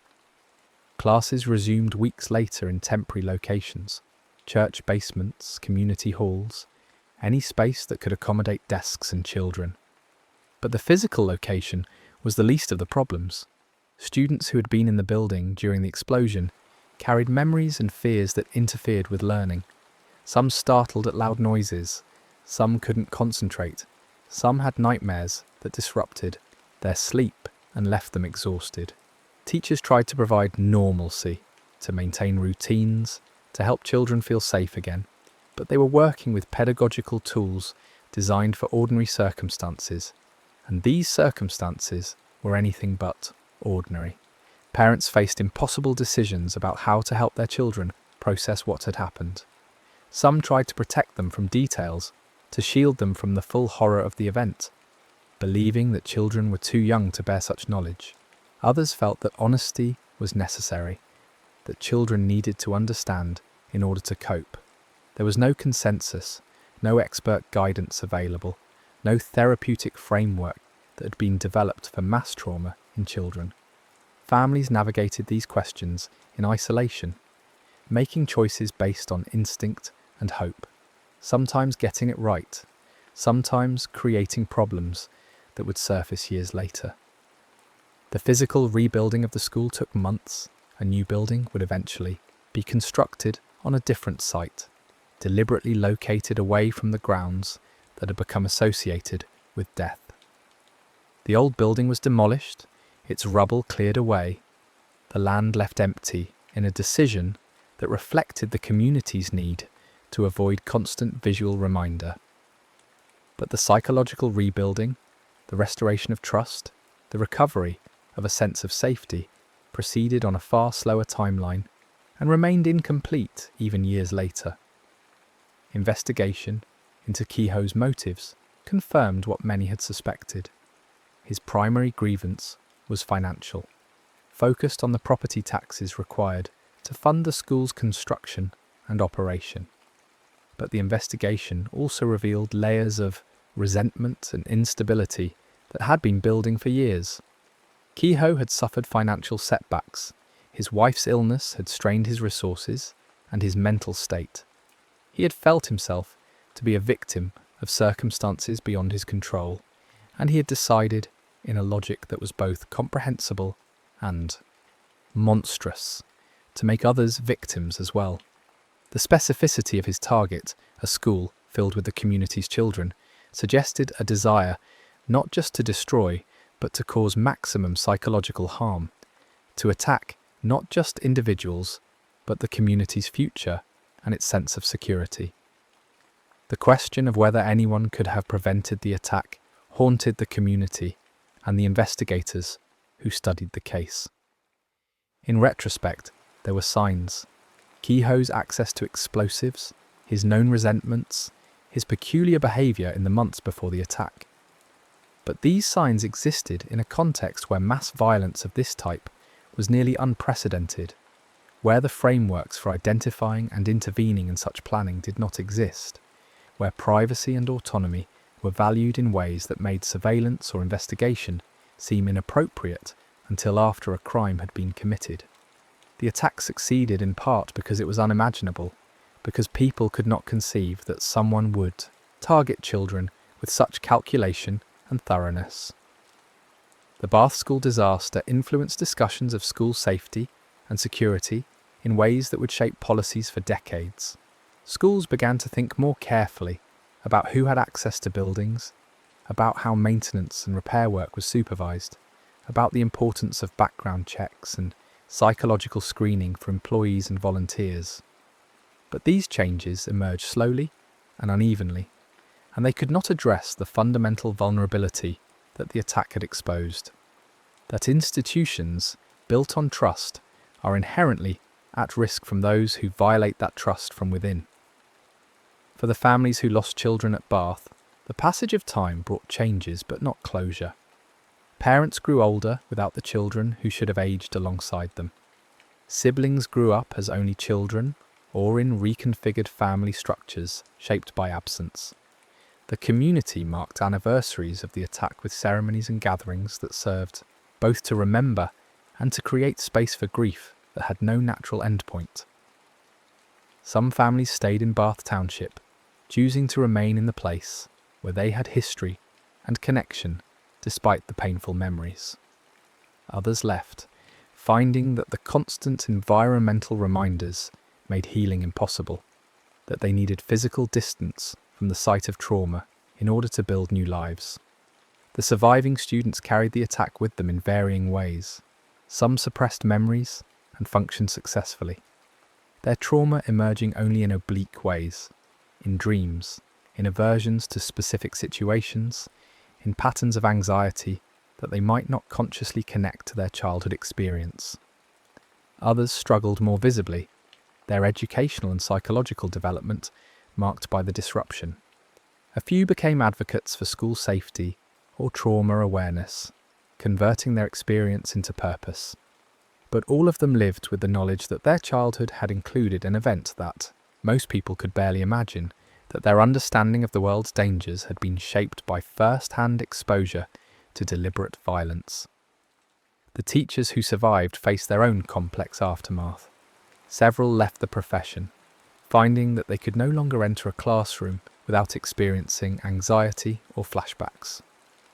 Others returned to teaching but carried guilt, survivor's guilt for having lived when students died, professional guilt for not having protected the children in their care, even though no reasonable analysis could have assigned them blame for an attack they could not have anticipated or prevented. The role of teacher had been transformed by the attack from a position of trusted authority into one that included an awareness of vulnerability, of the limits of adults' ability to shield children from harm. The destruction of Andrew Kehoe's farm meant that there was no physical site to study for insights into his planning and state of mind. The fire had consumed his home, his papers, any journals or records that might have offered a window into his thinking during the months of preparation. What remained was the physical evidence at the school, the wiring diagrams that could be reconstructed from fragments, The quantities of explosives that could be estimated from residue and witness accounts. The timeline that could be pieced together from hardware store receipts and testimony from people who had seen him working in the school basement. But the internal narrative, the progression of thoughts and decisions that led from resentment to mass murder, remained largely opaque, knowable only through inference and the dangerous speculation that often accompanies efforts to understand incomprehensible violence. The community's relationship with the story of the attack evolved over the decades that followed. In the immediate aftermath, people spoke about it constantly because they could speak of little else, because the event dominated every conversation and every thought. But as years passed, a different dynamic emerged. Some community members wanted to remember, to honour the dead, to ensure that the event was not forgotten. Others wanted to move beyond it, to let Bath Township be known for something other than this tragedy, to give children growing up in the area an identity that was not solely defined by historical trauma. These impulses existed in tension, creating debates about memorialisation, about how much attention to give anniversaries, about whether to embrace or minimise the town's association with the attack. National memory of the Bath school disaster faded more quickly than local memory. The attack occurred in an era before television news, before the visual saturation that would later make such events impossible to avoid. Newspapers carried the story for days, then moved on to other crises. The attack did not generate the kind of ongoing cultural conversation that later school attacks would produce, in part because the mechanisms for such conversation, mass media, national forums for discussion, existed in more limited forms in 1927. The event entered historical records and academic studies of violence, but it did not occupy the same space in popular consciousness that it held in Bath Township, where memory was personal and inescapable. The legal and policy responses to the attack were limited by the era's frameworks for understanding such violence. There was no terminology of terrorism, no discourse around mass shootings or targeted attacks on schools, no existing body of law or regulation designed to prevent such incidents. Kehoe's death in his own attack meant that there was no trial, no public examination of his motives and methods, no opportunity for the community to participate in a legal process that might have offered some form of ritualised justice. The investigation concluded with reports that documented what had happened and how, but these reports could not satisfy the deeper need for understanding why, for some explanation that would make the attack feel less random and more preventable. The medical care available to the injured in 1927 was far more limited than what later generations would take for granted. Some victims who might have survived with modern trauma care died from their injuries in the hours and days after the attack. Others lived but with disabilities that profoundly affected their quality of life. Amputations, blindness, chronic pain, neurological damage from head injuries. The community's capacity to support these individuals and their families was limited by both resources and understanding. Disability services were minimal. Psychological support for trauma was rudimentary. Families largely managed on their own, drawing on whatever reserves of resilience and community assistance they could muster. The economic impact of the attack on Bath Township was significant and lasting. The school needed to be rebuilt at a time when the community's tax base was already strained. The relief funds helped, but they could not cover all the costs. Property values in the area declined as some families chose to move away, as the township's reputation was damaged, as potential new residents were deterred by the association with violence. Local businesses suffered as the community turned inward in grief, as normal patterns of commerce and social interaction were disrupted. The recovery was slow and uneven, measured not just in the physical reconstruction of buildings, but in the restoration of economic confidence and social vitality. The role of the press in shaping public understanding of the attack was both necessary and problematic. Newspapers provided information that families needed about victims and survivors, that the public wanted about the scope and nature of the tragedy. But the coverage also included sensationalism, speculation about motives, photographs, and descriptions that served voyeuristic interest more than public need.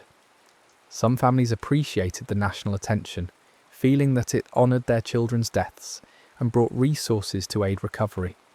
Others resented the intrusion, the reduction of their private grief to public spectacle, the ways that reporters sought dramatic quotes and emotional displays that made good copy but added to their burden.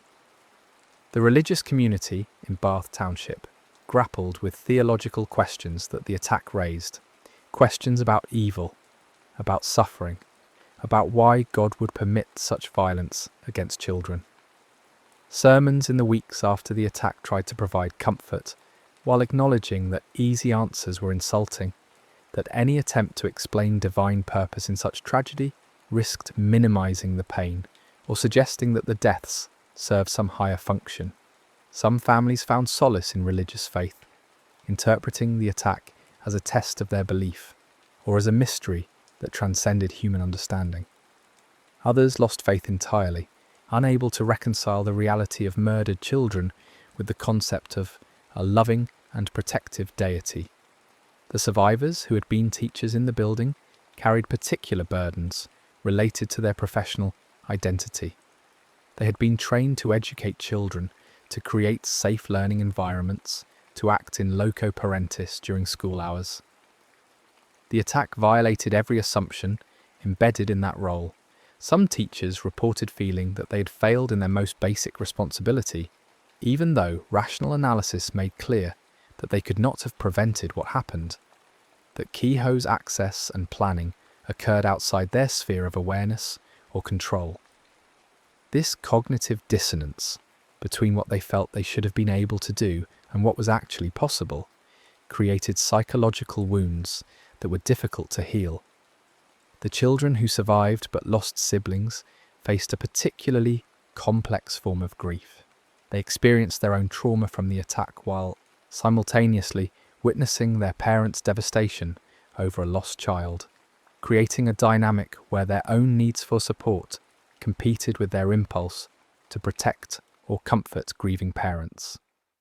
Some felt guilty for surviving when brothers or sisters died, a survivor's guilt amplified by the family context.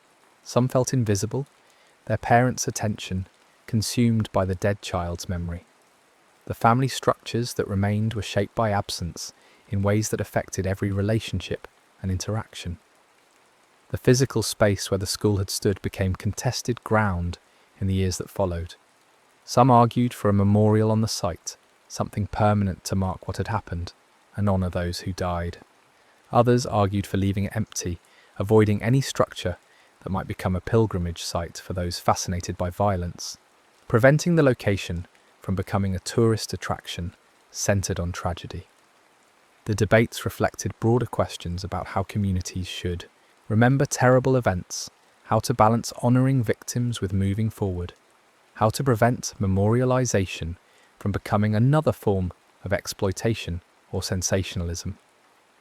The attack's influence on American education extended beyond immediate policy changes to affect the culture and psychology of teaching and learning. The idea of the school as a completely safe space was permanently complicated. The concept of threat assessment and the need for vigilance against internal dangers became part of educational discourse in ways that would intensify over the decades. The Bath School disaster served as a reference point, a case study, a reminder that violence could come from unexpected sources and take forms that exceeded normal security planning. The recovery process in Bath Township was neither linear nor complete.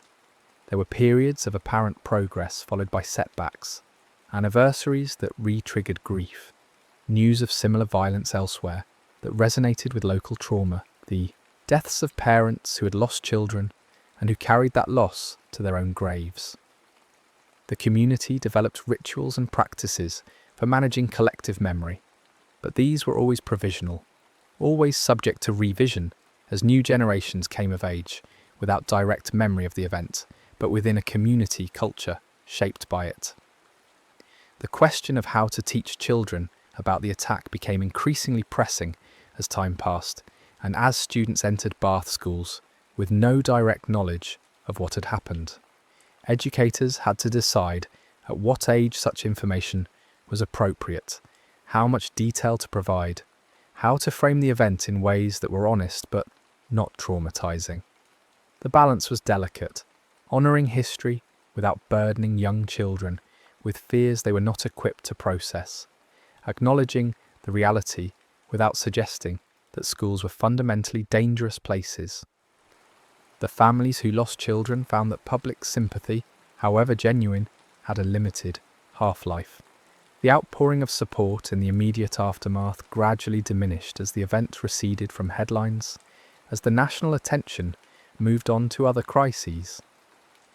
This left families navigating long-term grief with fewer resources and less public acknowledgement, creating a sense of isolation that compounded their loss. The expectation that they should move on or find closure conflicted with their lived experience of continuing to miss their children, of grief that did not resolve but rather changed form over time. The investigation's findings about the extent of Kehoe's planning, the months of preparation, the quantity of explosives, the sophistication of the wiring system, raised disturbing questions about oversight and prevention.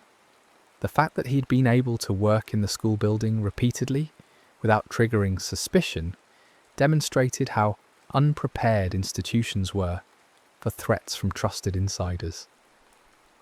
The recommendations that followed focused on access, control, background checks, and monitoring of purchases of dangerous materials, but these measures addressed only the most obvious vulnerabilities and could not eliminate the fundamental problem that people with malicious intent and sufficient determination can often find ways to circumvent safeguards. The psychological concept of trauma, as it would later be understood and treated, was not well developed in 1927. Survivors experienced what would now be recognised as post-traumatic stress, intrusive memories, hypervigilance, avoidance of reminders, emotional numbing, but without the vocabulary or therapeutic frameworks to address these symptoms. Many suffered in silence or self-medicated with alcohol or work, strategies that provided temporary relief but left underlying wounds unhealed. The long-term health consequences of untreated trauma, cardiovascular problems, chronic pain, depression, anxiety, would manifest over decades in ways that survivors might not connect to their childhood experience of the attack. The community's efforts to rebuild trust and normalcy were complicated by the fact that the threat had come from within. If Andrew Kehoe, a school board member, a neighbour, someone who had lived among them, could harbour such destructive intent without detection, who else might be concealing similar thoughts? This paranoia was not entirely irrational, but it was corrosive to the social fabric, introducing suspicion into relationships that had previously been characterised by assumption of goodwill. People became more guarded, more watchful, less willing to extend the automatic trust that had characterised rural community life. The role of individual resilience varied widely among survivors and affected families. Some people demonstrated remarkable capacity to rebuild their lives, to find meaning or purpose after loss, to maintain functionality despite ongoing grief. Others struggled profoundly, their lives derailed by depression, substance abuse, or an inability to move beyond the trauma.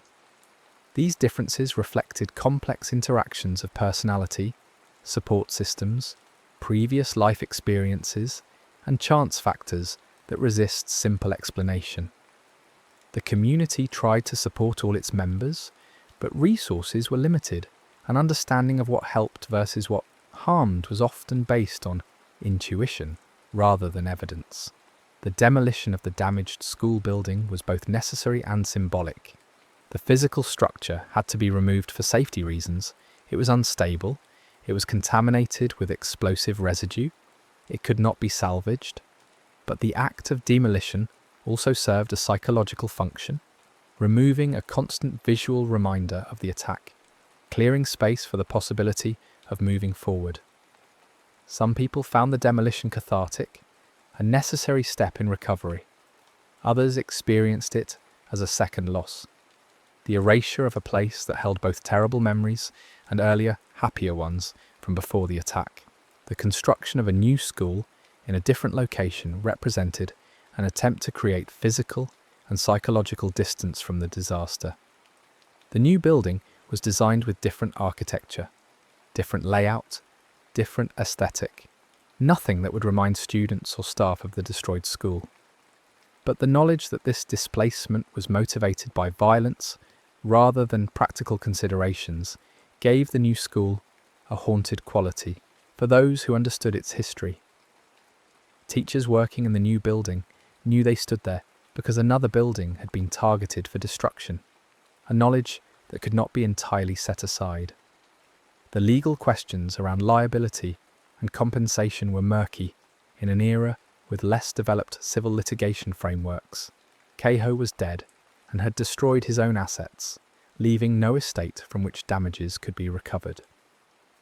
The school district had insurance, but the policies were not designed to cover deliberate sabotage of this magnitude. Families received some compensation from relief funds and insurance settlements, but these amounts were often minimal relative to the losses. No sum could compensate for a child's death, and the financial support available did little to address the medical costs for severely injured survivors or the lost income for families disrupted by caregiving needs or psychological disability.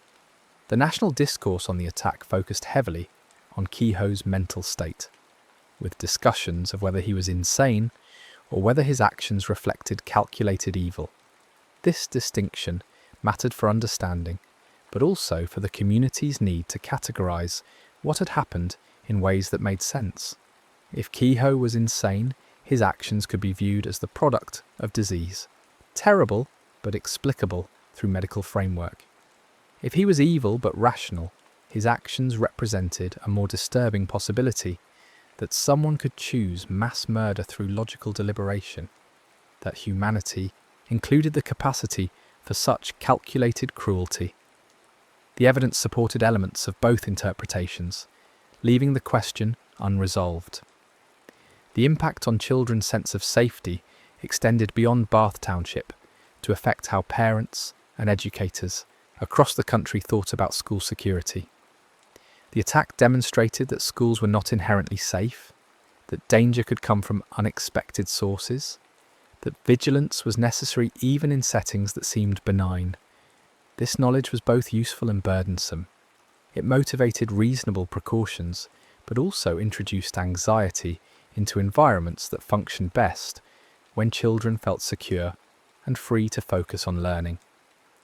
The community's relationship with outside helpers, the doctors, nurses, investigators, reporters, and others who came to Bath in the aftermath, was complex. These outsiders provided essential services and support that the community could not have managed alone, but they also brought disruption, representing a kind of invasion of privacy and autonomy at a moment of vulnerability. The balance between gratitude for assistance and resentment of intrusion was difficult to manage, and different community members experienced this balance differently, depending on their specific interactions and needs. The long-term economic recovery of Bath Township was hindered by the attack's effect on the area's reputation, and by the loss of community leaders like Emery Huick, whose institutional knowledge and relationships could not be easily replaced. The township had to rebuild not just physical structures, but also administrative capacity, social networks, and the informal systems of cooperation that make small communities function. This rebuilding occurred while the community was still processing grief and trauma, requiring people to maintain practical functionality while managing emotional distress. The surviving teachers who returned to the profession often reported that teaching had changed for them in fundamental ways. The assumption of safety had been replaced by awareness of vulnerability. The trust that had characterized their relationships with students' families was more complicated, shadowed by the knowledge that trust could be violated in catastrophic ways. Some found that this new awareness made them more attentive, more appreciative of ordinary moments with students. Others found it paralysing, a source of constant low-level anxiety that interfered with their effectiveness and satisfaction. The children who were very young at the time of the attack, preschool age or infants, would grow up in a community shaped by an event they did not directly remember, but that formed part of the environment of their childhood. They heard stories, attended memorial services, grew up aware that Bath Township was the place where that happened. This second-hand trauma had its own effects, creating a sense of living in the shadow of history, of being defined by events that preceded their conscious memory. The question of forgiveness arose in various forms over the years, whether to forgive Kehoe, whether forgiveness was even possible or appropriate for such acts, what forgiveness would mean in practical terms. Some families found that forgiveness was necessary for their own peace, a way to release the burden of hatred and rage that otherwise consumed them. Others found the concept of forgiveness offensive, a minimization of the crime, an inappropriate reconciliation with unforgivable evil. The community did not reach consensus on this question, and different families navigated it according to their own beliefs and needs. The physical reminders of the attack gradually diminished as time passed and as the township changed. Buildings where temporary schools had been held were demolished or repurposed. People who had been directly involved died of natural causes as the decades advanced. Photographs faded and were lost. Memory became increasingly mediated through stories, rather than direct experience. But even as the physical and human landscape changed, the event remained part of the community's identity, a historical fact that could not be erased and that continued to influence how Bath Township understood itself. The Bath school disaster stands in historical record as the deadliest attack on a school in United States history, a distinction that remained true even as later school shootings captured more public attention. The specific circumstances of the attack, the insider status of the perpetrator, the use of explosives rather than firearms, the scale of planning involved, made it unusual even among acts of mass violence.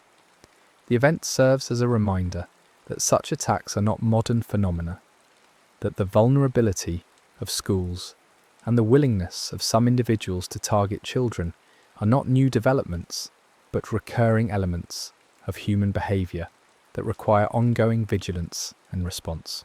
The lessons drawn from Bath were multiple and, sometimes contradictory. Some emphasised the need for security measures and threat assessment.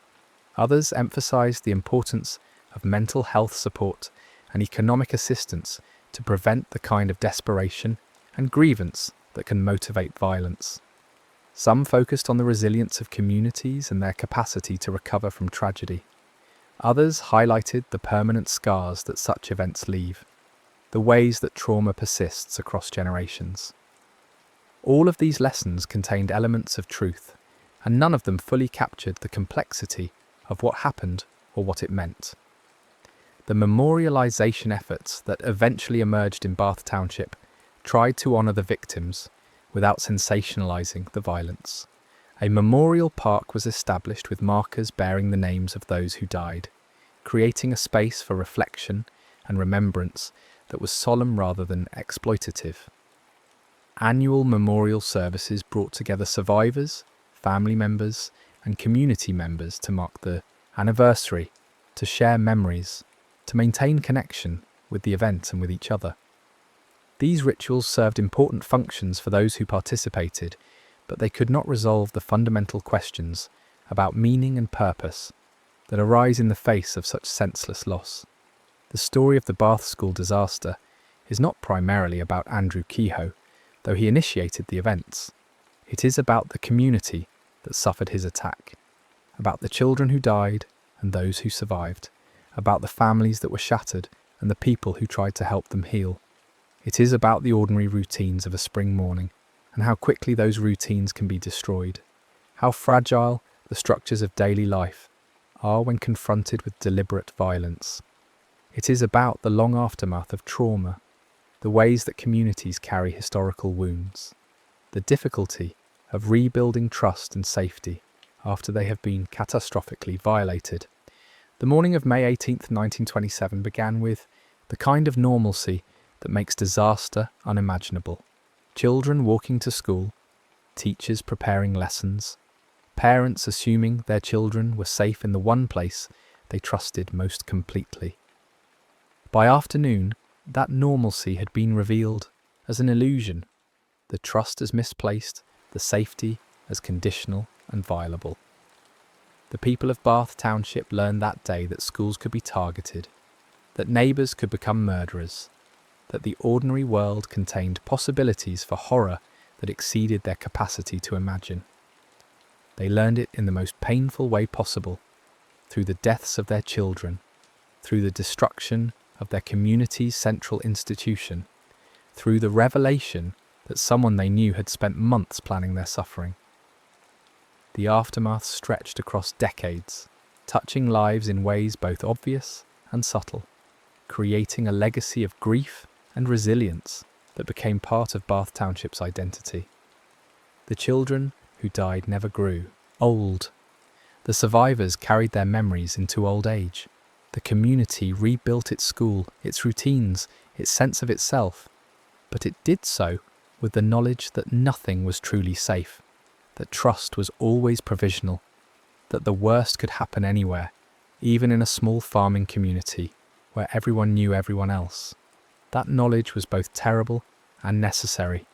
Terrible because it introduced fear into places that should be fearless. Necessary because it reflected a truth about human nature and human vulnerability that once known cannot be unknown. The next story is about to begin. Please relax and enjoy. The Vigeant Gorge cuts through the Italian Alps like a surgeon's incision, precise, clean, almost unnaturally straight. When you stand at certain points along the old roads that wind above it, you can see both walls of the canyon at once, rising nearly vertical from the water below, and the space between them seems barely wide enough to justify the engineering ambition that filled it. The reservoir created by the Vigeant Dam in the late 1950s wasn't the largest in Europe, but it had a particular kind of elegance, a thin ribbon of impounded water stretching back into the mountains, held by a concrete arch that curved like a drawn bow between those narrow rock faces. The dam itself stood 262 metres high, among the tallest in the world at the time, and its designers spoke of it with the kind of pride reserved for structures that make geography negotiable. The towns around the reservoir existed in that peculiar state of alpine villages that have learned to live with engineering, half traditional, half modernised, conscious always of being small human settlements pressed between immense natural forces. Erto and Casso perched on slopes above the reservoir's northern edge, their houses arranged in the terraced fashion common to mountain communities, while Longarone sprawled more comfortably in the wider Piave Valley below the dam, a market town of several thousand people who had lived for generations with the river's rhythms. After the dam's completion, the relationship between these places shifted subtly. The reservoir became a fact of daily life, something you glanced at from windows or walked past on evening strolls, its level rising and falling according to seasonal needs and rainfall patterns that the power company tracked with increasingly sophisticated instruments. By the early 1960s, the dam had been operational for several years, and the initial wariness that accompanies any major alteration to a landscape had largely faded into routine. The concrete had weathered to a lighter grey. The waterline left mineral traces on the rock faces that changed position with the seasons. People knew the sound of the dam's spillways when they opened, the particular echo it made in the gorge.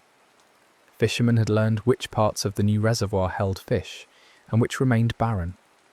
Children growing up in the valley couldn't remember clearly what the gorge had looked like before, when it had been just a river cutting through rock instead of this managed body of water that reflected the sky and made the whole canyon feel wider somehow, despite the narrowness of the gap.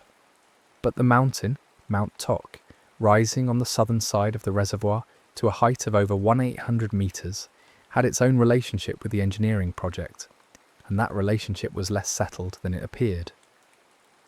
The slope that descended from Toc's summit toward the water was steep even by alpine standards, a face of limestone and clay that geologists had examined during the dam's planning phases and declared stable enough.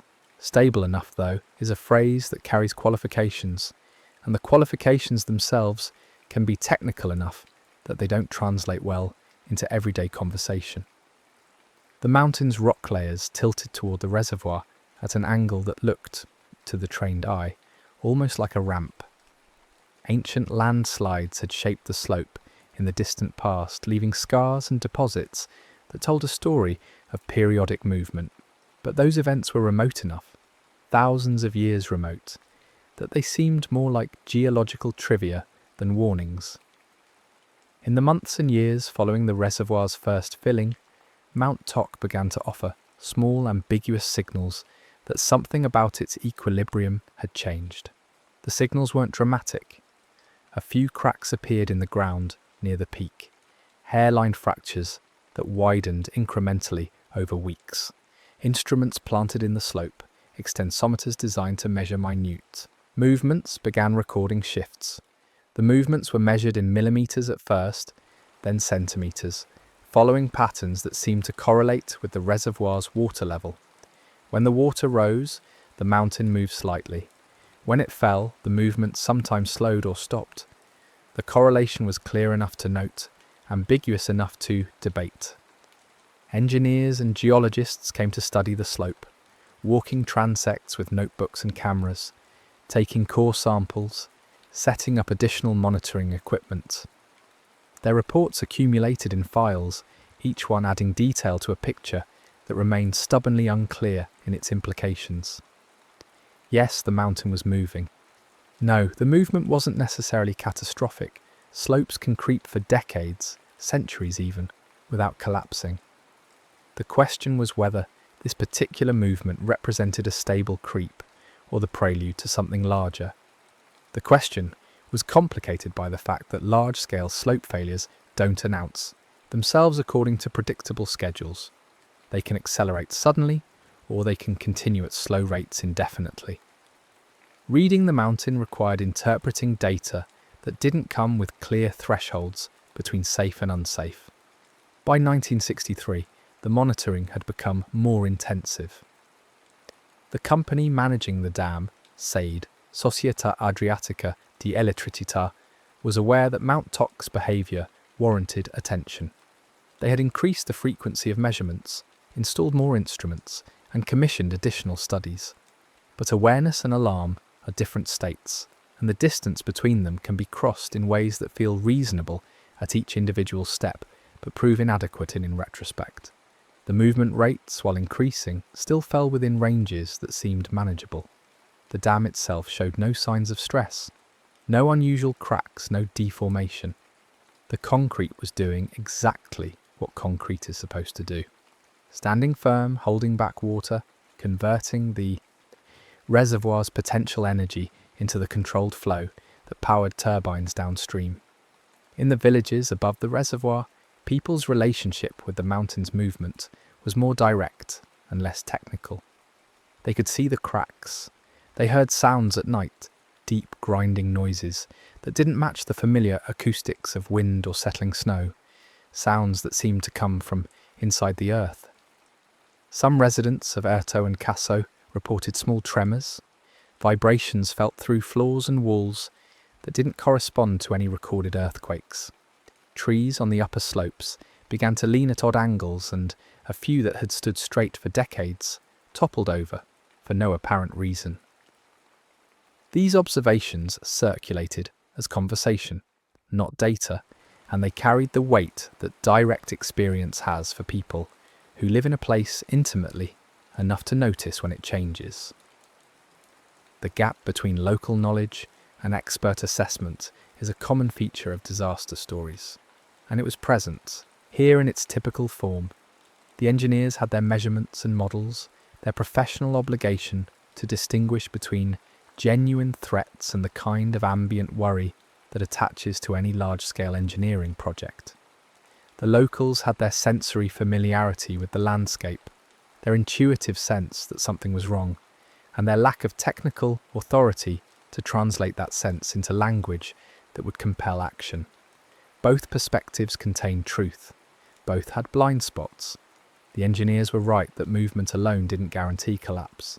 The villagers were right that the mountain felt different, that its behaviour had crossed some threshold from normal to abnormal in ways that instruments might not fully capture.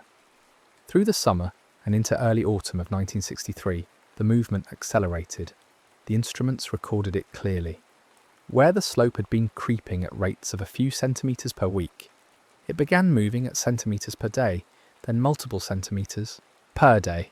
The pattern still correlated with the reservoir level, but the relationship had become more pronounced, more reactive. Sold responded by lowering the water level, reducing the pressure on the slope, trying to slow the movement down. The strategy worked partially. The rate of movement did decrease when the water dropped, but it didn't stop. The mountain continued to shift, now seemingly independent of the immediate reservoir conditions, as if some internal structure had been compromised enough that stability couldn't be restored simply by reversing the external factors that had contributed to its loss. By late September, the situation had reached a point where officials were discussing evacuation plans, though the discussions remained tentative. Evacuating mountain villages isn't a simple administrative act. It means displacing families, disrupting livelihoods, and making a public declaration that danger is imminent, which carries consequences if the danger then fails to materialize. The question was whether the mountain's movement represented an imminent threat or a slower process that could be managed with continued monitoring and caution. The question was also whether a collapse, if it happened, would be partial or total, and whether the dam itself could withstand the impact of rock falling into the reservoir. Engineers had calculated that a landslide of certain dimensions could generate a wave, but the calculations depended on assumptions about how much rock would fall, how fast it would move, and how the water would respond, variables that couldn't be known with precision in advance. The first days of October brought rain, cold fronts moving down from the north, the kind of weather that makes alpine valleys feel particularly enclosed. The reservoir level was being kept low, nearly 40 metres below capacity, as a precautionary measure. Instruments on the slope continued their vigil, recording movement that had now reached speeds of 20 to 30 centimetres per day in some locations, rates high enough that you could, theoretically, watch it happen if you knew where to look and had the patience. But landslides, especially large ones, don't necessarily advertise themselves visually, even when instruments detect them. The mountain still looked like a mountain. The cracks were there if you sought them out, but they didn't dominate the landscape. The slope still held trees, grass, rock formations that seemed solid enough from a distance. On October 8th, the movement rate spiked sharply. The instruments recorded speeds exceeding 80 centimetres per day, then higher still as the day progressed. This was no longer creep in any ordinary sense. This was acceleration towards some kind of threshold, though what lay beyond the threshold remained, even then, unclear. SAID officials made the decision to evacuate Casso and parts of Erto, sending word through the villages that people needed to leave their homes and move to higher ground or to locations outside the immediate threat zone. The evacuation proceeded unevenly. Some families left quickly, others hesitated, wanting to secure belongings or check on neighbours, reluctant to abandon homes based on a danger they still couldn't quite see. By nightfall on October 8th, many residents had relocated, but the villages weren't empty. People remained in houses that now stood in the path of something that had become statistical rather than certain. The night of October 9th began quietly, the kind of mountain quiet where you can hear individual sounds clearly. Wind in trees, water moving somewhere in the darkness. The occasional distant sound of a vehicle on a road. The air was cold enough to carry that particular alpine crispness that makes everything feel sharper, more defined. The reservoir sat dark and still in the gorge below the villages, its surface barely visible, except where moonlight caught it briefly, between passing clouds. The dam stood at the downstream end of this. Contained body of water, concrete rendered almost invisible by darkness, present mainly as the thing that defined the reservoir's boundary, the reason the water ended where it did, instead of continuing down the valley as a river. At 10:39 p.m, Mount Tock's southern slope collapsed. The failure wasn't gradual, it was a single coherent event, approximately 260 million cubic meters of rock, soil and forest detaching from the mountainside and sliding into the reservoir in a mass that moved as one enormous block. The volume is difficult to comprehend in abstract terms, but it represented essentially the entire unstable portion of the slope, a section roughly 2 kilometers long and over a kilometer wide, thick enough that the rock mass had substance and weight that could be measured, not in tons but in fractions of cubic kilometers. This much material doesn't fall like a rock slide or tumble like loose debris.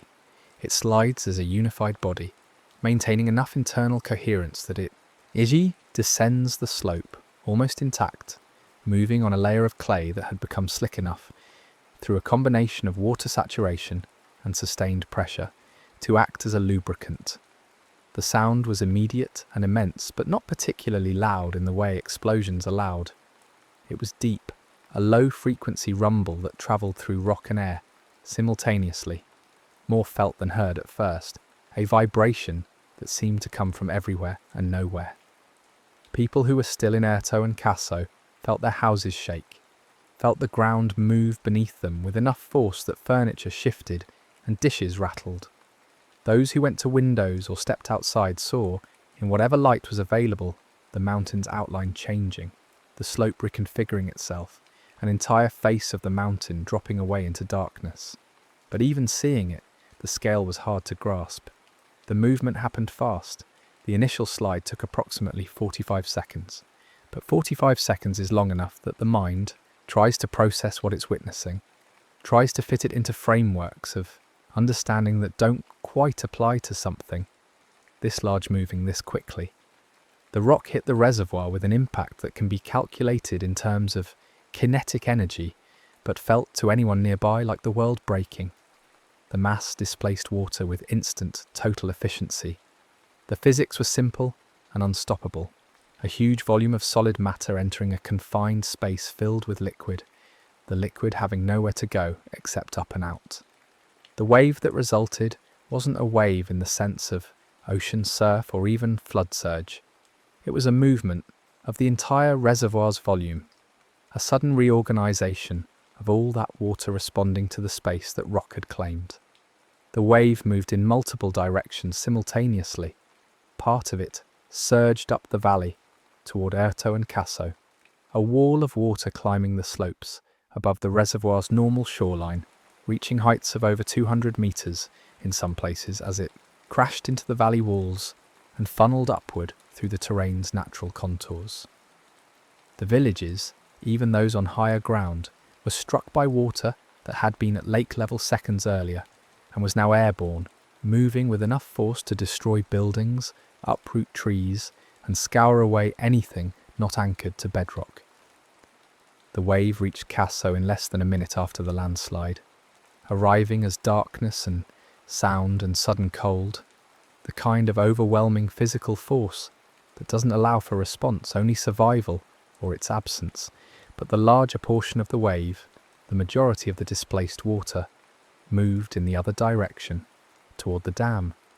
The dam, which had stood as the valley's central piece of infrastructure, the concrete that made the reservoir possible, now served mainly as an obstacle in the path of water that had been given, by the landslide's impact, enough energy to go almost anywhere.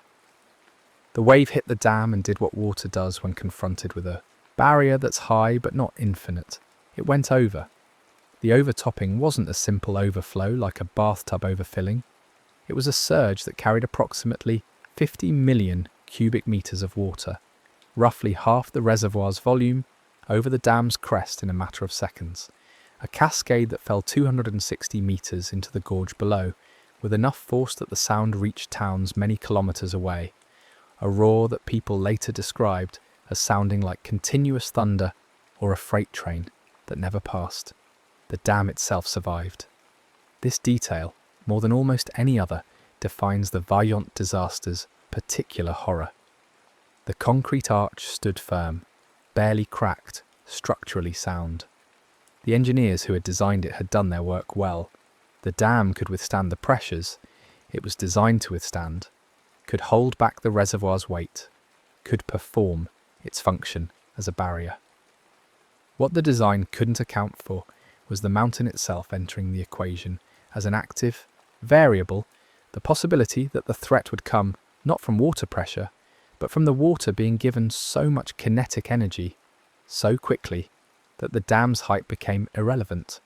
The dam stood, and the water went over it, and the valley below received the full force of both facts at once. Longarone, in the Piave Valley below the dam, sat approximately 2 kilometres downstream. The town had roughly 4,000 residents on the night of October 9th, most of them in their homes, as the hour approached 11 p.m. It was a Wednesday, late enough in the evening that businesses were closed and streets were mostly empty, the kind of quiet that characterises small towns on weeknights. The Piave River ran through the valley as it always had, a familiar presence, high with autumn rain, but nothing unusual, nothing that suggested the river's normal behaviour was about to become catastrophically abnormal. The wave that came over the dam entered the Piave Valley as a moving mass of water and debris, carrying the energy of a 260-metre fall. It wasn't river water anymore. It wasn't even really a flood in the conventional sense. It was the contents of a reservoir arriving all at once, compressed into seconds instead of distributed across seasons. The front of the wave reached Longarone in approximately 3 minutes after the landslide, moving at speeds that later calculations estimated at over 100 kilometers per hour at points. This velocity, combined with the volume, meant that the wave didn't rise gradually or announce itself with preliminary flooding.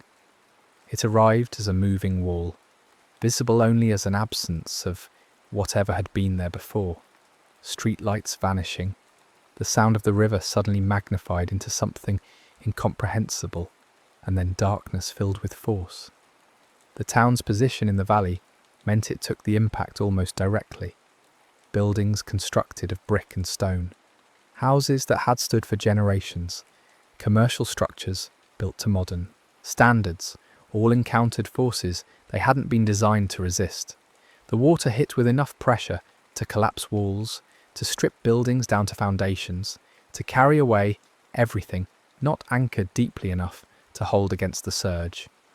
The debris carried by the wave, rock, mud, trees, pieces of structures already destroyed upstream, added to the destructive force, turning the water into a grinding, abrading mass that didn't just flood, but scoured, removing rather than merely covering. For people inside buildings, when the wave hit, the experience compressed into a sequence that the mind couldn't process in real time. Sound first, a roar that grew impossibly loud, louder than seemed physically possible. Sound that became pressure that you felt before you heard. Then impact, walls failing, floors tilting, the sudden sense of everything solid becoming mobile. Cold followed immediately. The specific numbing cold of mountain water in October, water that had been in a reservoir, eerie, minutes earlier, and was now everywhere, rising faster than you could climb, filling spaces faster than you could move. Darkness was total. Electric lights failed instantly, and even moonlight disappeared behind the mass of moving water and debris.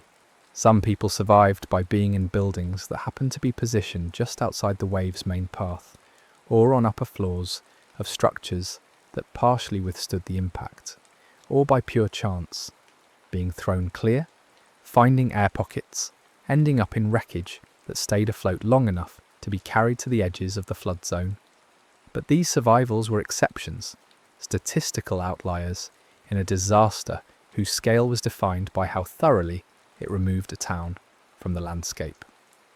The wave continued down the valley beyond Longarone, striking smaller communities, Pirago, Villanova, Rivalta, Faye, with diminishing but still devastating force, each town losing buildings and lives to water that carried the accumulated debris of everything it had already destroyed. The entire event, from landslide to the wave's final dissipation, several kilometres down the valley, lasted less than 10 minutes. By 10:50 p.m, the water had settled into new configurations, pools in low spots, debris dams creating temporary lakes, the Piave River resuming something like its normal course but swollen and choked with wreckage. The reservoir behind the dam, meanwhile, had lost most of its volume. The landslide's mass now filled the gorge almost completely. The rock that had fallen from Mount Tok occupied so much space that the reservoir essentially no longer existed. Where there had been water held back by a dam, there was now a valley filled with broken mountain and only a shallow lake remaining in the spaces between rock. The silence that followed was its own kind of violence. The roar ended, the movement stopped, and what remained was an absence of all the normal sounds that define inhabited places. No voices, no traffic, no dogs barking, no distant radios or conversations drifting from windows. The darkness was equally absolute. The electrical grid for the entire area had failed, and the only lights were from fires that had started in the wreckage, small flames that made the darkness visible by contrast, but illuminated almost nothing useful. Anyone still conscious and mobile in the flood zone found themselves in a landscape that had lost all familiar landmarks, where streets had become channels filled with debris, where buildings that had oriented the town's geography were simply gone, leaving only foundations or random sections of wall. Rescue efforts began almost immediately, but faced challenges that made organised response nearly impossible in the first hours. The roads into Longarone were blocked by debris or washed away entirely.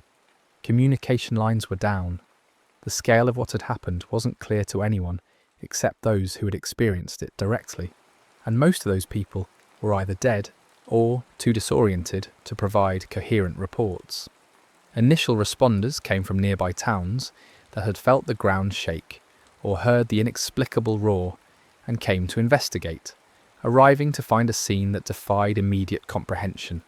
A valley that looked like it had been scraped clean, mud and wreckage where a town should be, and the pervasive smell of disturbed earth and broken things. As word spread through the region, the response scaled up. Soldiers, firefighters, civil defence workers, and volunteers converged on the valley from across northern Italy. By dawn on October 10th, the first organised search and rescue teams were working through the wreckage, looking for survivors, marking bodies for later recovery, trying to establish some sense of order in chaos. The work was slow and dangerous. Debris piles were unstable, water still pooled in unpredictable places, and the risk of secondary collapses or further flooding remained. The searchers moved carefully, calling out, listening for responses, digging when they found signs of life, or when survivors' accounts suggested someone might be trapped in a particular location. The survivors they found in those first hours were typically people who had been caught in the wave's periphery rather than its centre, or who had managed through extraordinary luck to find air and survived the initial impact and the cold. A woman pulled from wreckage told rescuers she'd been in her kitchen when the wall collapsed, had been carried by water through what felt like tumbling darkness, and had come to rest wedged in debris with just enough space to breathe. A child was found in a tree, several hundred metres from where his house had stood, hypothermic but alive. These rescues were celebrated as minor miracles, but they were rare. More common were the discoveries that required no urgent action. Bodies in the mud, in collapsed buildings, tangled in debris that had come to rest in configurations that preserved them as evidence of where they'd been when the wave arrived. The dam, throughout all of this, remained standing at the head of the valley, visible once daylight returned as a clean concrete curve that looked almost absurdly intact, given what had happened. The contrast was surreal enough that early reports from the disaster zone sometimes struggled to convey it. How could the dam be undamaged while the valley below was destroyed? The answer lay in understanding that the dam had performed its structural function perfectly. It had held against the water's pressure. The failure wasn't in the concrete, but in the assumption that the concrete alone defined the system's safety. The dam had been built to contain a reservoir, and it had contained that reservoir right up until the moment when the mountain itself entered the reservoir and made containment irrelevant. Geologists and engineers who arrived to assess the scene found themselves looking at a landslide of exceptional size and character. The rock mass from Mount Toc had travelled approximately 400 metres vertically and slid roughly 2 kilometres, maintaining enough coherence during the slide that it arrived in the reservoir more or less intact as a single block. The impact had created the wave, but it had also effectively filled the reservoir basin with rock, creating a new topography that buried the old valley bottom under hundreds of metres of displaced mountain.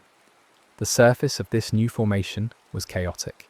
Jumbled rock, mud, uprooted trees, pieces of the slope's previous surface now tilted and inverted. But beneath the surface chaos was the mass of the slide itself, settled into a configuration that would prove remarkably stable once it stopped moving. The question of why the landslide happened when it did, after months of measurable movement, became a focus of investigation. The immediate trigger appeared to be a combination of factors. The continued creep had progressively weakened the slope's internal structure.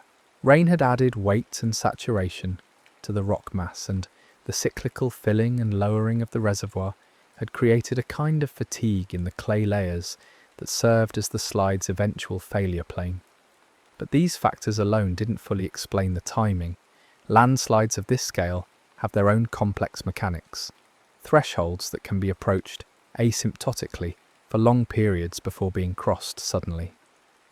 The mountain had been moving for years, accelerating for months, and then on the night of October 9th, something shifted enough that the entire unstable mass let go at once. In the days following the disaster, as rescue operations continued and the death toll climbed, attention turned increasingly to questions of responsibility and warning. The movement of Mount Toc hadn't been secret. It had been monitored, measured, discussed in technical reports and management meetings.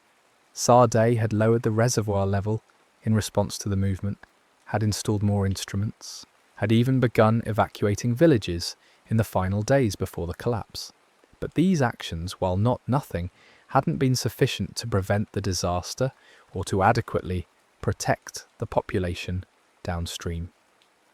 Longarone had received no warning, no evacuation order, no alert that would have given its residents time to leave the valley before the wave arrived. The assumption had been that the dam would protect the downstream communities, that whatever happened with the mountain, the concrete barrier would prevent catastrophic flooding. Survivors and the families of victims struggled with this realization that the danger had been known, that experts had been watching the mountain move, that decisions had been made about what levels of risk were acceptable and what warnings were necessary, and that these decisions had somehow led to thousands of people being in the path of a disaster that killed them without warning. The anger was complicated by the fact that the disaster's mechanism had been in some sense unprecedented. Large landslides into reservoirs had happened before, but none quite like this. None that had displaced enough water with enough force to overtop a dam this high and destroy a town this completely. The uniqueness didn't excuse the failures of warning and protection, but it did complicate the assignment of blame. The death toll, as it was compiled over the following weeks, reached 1,117 people. This number included victims from Longarone, from the smaller towns downstream, from Erto and Casso above the reservoir, and from scattered houses and farms throughout the affected area. The count was complicated by the fact that many bodies were never recovered, either buried under rock too deep to excavate, or carried so far down the valley that they were never found, or rendered unidentifiable by the violence of the wave's passage. Lists of the missing were compiled, matched against lists of the confirmed dead, and the gaps that remained represented people whose fates could be assumed but not verified, absences that would never be resolved into certainty. The town of Longarone essentially ceased to exist as a coherent community. Of its roughly 4,000 residents, approximately 900 died. The survivors were dispersed, some to hospitals with injuries, others to temporary housing in surrounding towns, a few to relatives elsewhere in Italy. The town's physical infrastructure was gone, its buildings reduced to rubble and foundations, its streets buried or washed away. In the immediate aftermath, there was no Longarone to return to, only a debris field that marked where the town had been. The question of whether and how to rebuild would come later, after the dead were buried and the wreckage cleared, after the shock had faded enough to allow for planning. The trial that eventually followed the disaster became one of the longest and most contentious in Italian legal history. Prosecutors brought charges against engineers and officials from Sarda, arguing that they had failed to adequately warn the population, despite knowing the risks, that they had prioritized the economic value of the reservoir over public safety, that their actions constituted a form of criminal negligence. The defence argued that the disaster had been unprecedented and unforeseeable, that the decisions made had been reasonable given the information available at the time, that hindsight was being used to criminalise what had been legitimate engineering judgment. The trial lasted years, heard from hundreds of witnesses, and examined thousands of pages of technical documentation before reaching verdicts that satisfied almost no one. Some defendants convicted of relatively minor charges, others acquitted, and the fundamental question of whether the disaster could have been prevented left unresolved in any definitive way. For the survivors and the broader Italian public, the trial provided some measure of acknowledgement that the disaster had been more than a natural catastrophe, that human decisions had played a role in its unfolding. But acknowledgement isn't the same as justice, and justice isn't the same as restoration. The people who died on October 9th, 1963 remained dead. The town that had been destroyed remained destroyed, and while Longarone was eventually rebuilt, new buildings on new foundations, laid out in a plan that tried to honour the old town's memory while accommodating modern needs. The new town was inevitably different, occupied by different people living in a different relationship to the valley and its history. The dam itself became a monument, though not the kind its builders had envisioned. It still stands, concrete weathered by decades but structurally sound, a tourist attraction for those interested in engineering disasters and historical tragedy. The reservoir it was built to create no longer exists. The valley remains filled with the rock from Mount Tock's collapse, a new landscape that has gradually been colonised by vegetation, but still shows the scars and chaos of the landslide's impact. You can visit the site, walk across the top of the dam, look up at the mountain slope that no longer exists in its pre-1963 configuration. Look down at the valley where Longarone stood and try to imagine the sequence of events that connected these three elements into a disaster. The technical lessons from Vajont were absorbed into engineering practice globally. Reservoirs in geologically complex terrain now receive more intensive study before construction. Slope monitoring protocols have become more sophisticated. The relationship between reservoir levels and slope stability is better understood. Dam safety regulations include more explicit consideration of landslide risks and the potential for waves to overtop even structurally sound barriers. These improvements are real and meaningful. Disasters since Vajont have been prevented by engineers who learned from what happened in that Italian valley. But the improvements also carry the implicit acknowledgement that Vajont's victims paid the price for knowledge that came too late for them. What remains most haunting about the Vaillant disaster isn't the scale of the death toll, though that's certainly part of it, nor the drama of the landslide and wave, though those elements are striking enough. It's the peculiar character of the disaster as something that was both sudden and slow, both surprising and telegraphed. The mountain moved for months, providing ample evidence that something was wrong. The instruments recorded it, the experts discussed it, the villagers felt it in their homes and saw it in the landscape. The danger existed in a space between certainty and uncertainty, known enough to worry about, but not definitively understood enough to compel the most drastic responses. And then, on a quiet October night, the uncertainty resolved itself in the worst possible way, and everyone who had been living in that space between knowledge and action found themselves on one side or the other of a line that had been crossed in seconds. The people of Longarone went to sleep on October 9th in a town that felt safe enough. They were downstream from a dam that had been built by experts, that stood as evidence of human ability to control natural forces. They had no particular reason to think that night would be different from any other. The mountain's movement, happening kilometres away and mostly out of sight, wasn't their concern. It was something for engineers to worry about, for instruments to measure, for officials to manage. This delegation of worry is reasonable. It's how modern society functions. We trust experts to monitor threats, institutions to respond appropriately, infrastructure to perform as designed. And most of the time, this trust is warranted. Most nights are like other nights. Most structures do perform as designed. Most warnings that are issued turn out to have been necessary, or at least defensible. But the gap between most and all is where disasters live. The Vaillant disaster happened in that gap, in the space where expert knowledge was real but incomplete, where warnings were given but not to everyone who needed them, where infrastructure performed perfectly at its designed task but the task turned out to have been defined too narrowly. The dam held. The mountain fell. The water found a path, and the valley below, which had been relying on the dam to keep it safe, discovered that safety is more complicated than concrete, that the threats we prepare for aren't always the threats that arrive. In the years since 1963, the Vaillant disaster has been studied, commemorated, mythologized, and gradually absorbed into the category of historical events that people know about without necessarily understanding deeply. It appears in lists of the world's worst dam disasters, though it's atypical even in that category. A disaster where the dam didn't fail. It's taught in engineering schools as a case study in the importance of considering all possible failure modes, not just the obvious ones.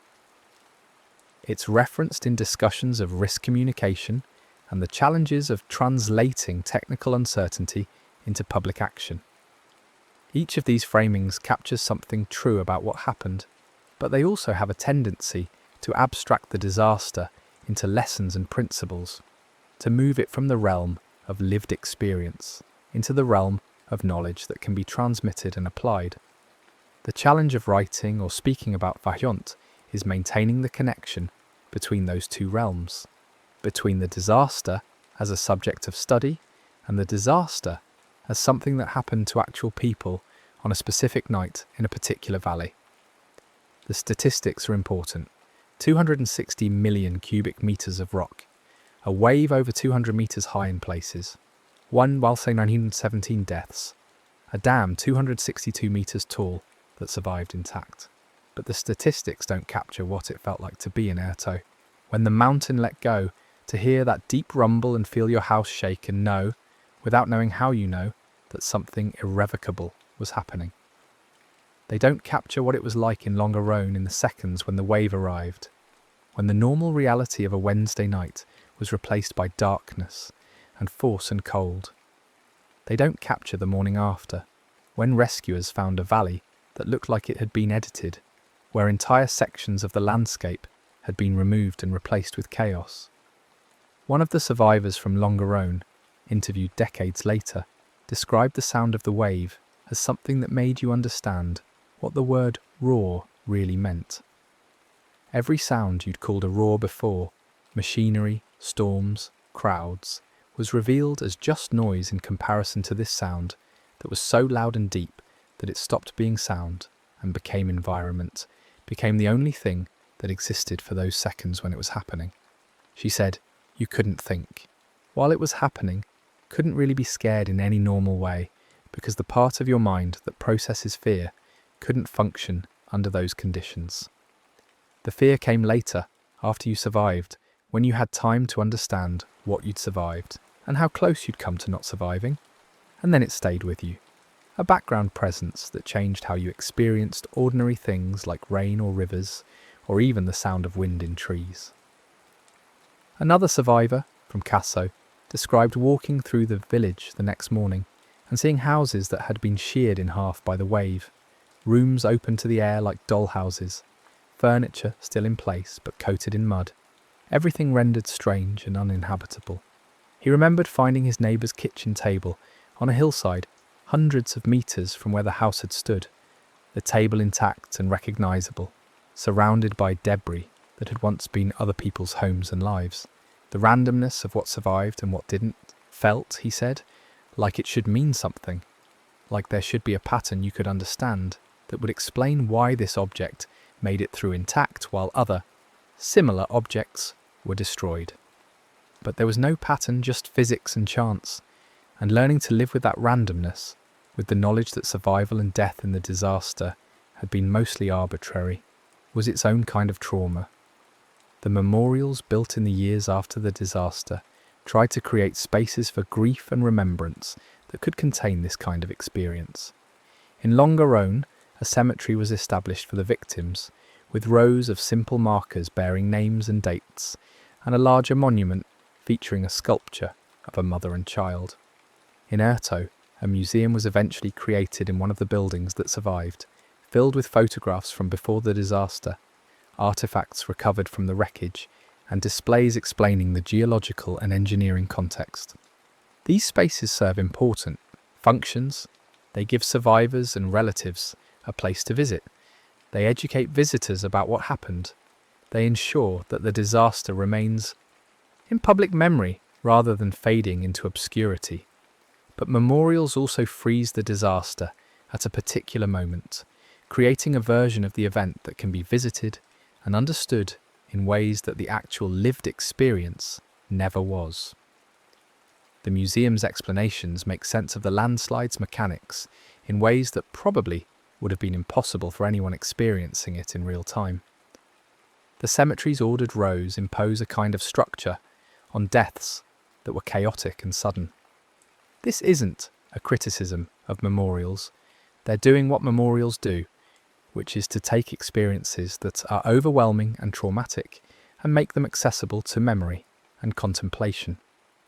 But it's worth noting the gap between the memorial and the thing being memorialized, between the quiet space where you can stand and reflect, and the valley as it was on the night of October 9th, when reflection wasn't possible and quiet was the last thing anyone would have used to describe the environment. The mountain itself, or what's left of it, looms over all of these attempts at commemoration and understanding. Mount Tok is still there, diminished by the volume of rock that slid away, but still a significant peak, still defining the valley's southern edge. The scar from the landslide is visible from various vantage points. A lighter coloured expanse where the slope's surface layer was stripped away, a face that's steeper and more raw than the surrounding terrain. Over the decades since 1963, vegetation has begun to reclaim the scar, but it's still obvious where the mountain is newer, where the rock exposed by the landslide hasn't had time to weather and accumulate the biological layers that make old slopes look soft and established. Looking at that scar, knowing what it represents, creates a strange temporal compression. The landslide itself lasted less than a minute.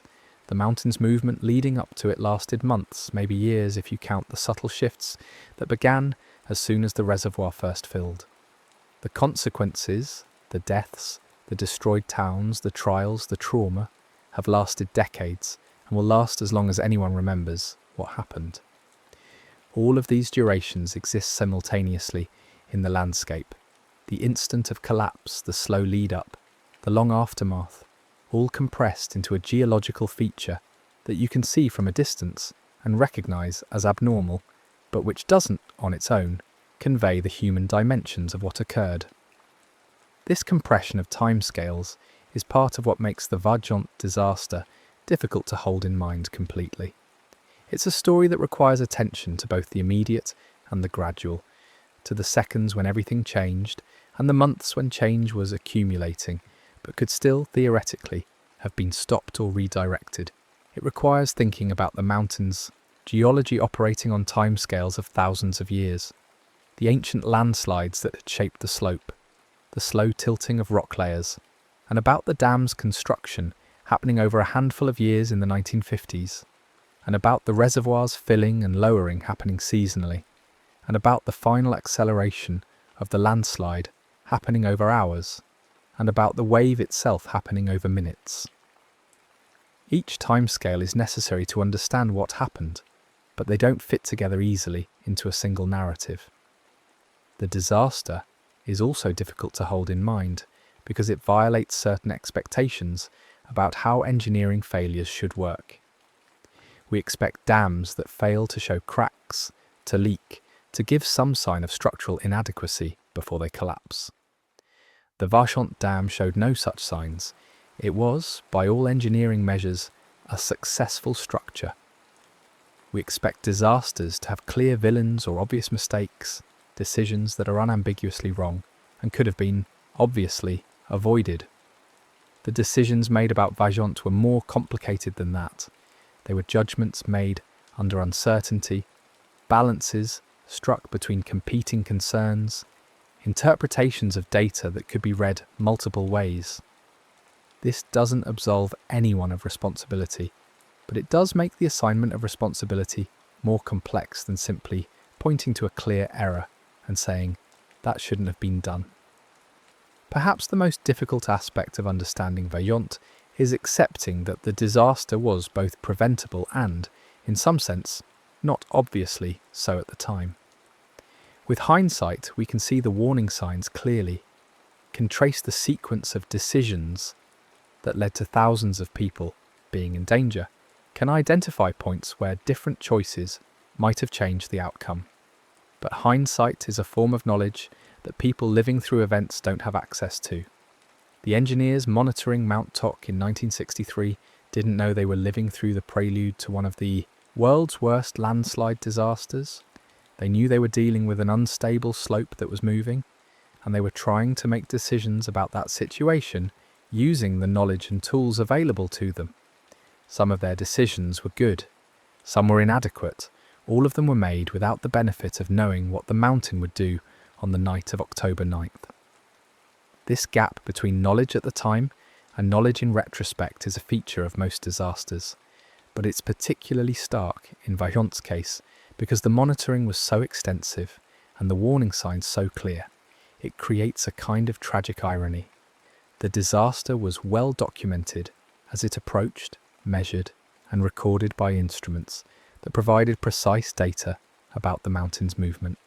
And yet this documentation didn't prevent the disaster or even ensure adequate warning for everyone in its path. The instruments measured, the experts analysed, the decisions were made, and then the mountain fell anyway, and the measurements and analysis proved to have been insufficient to prevent what they had been tracking.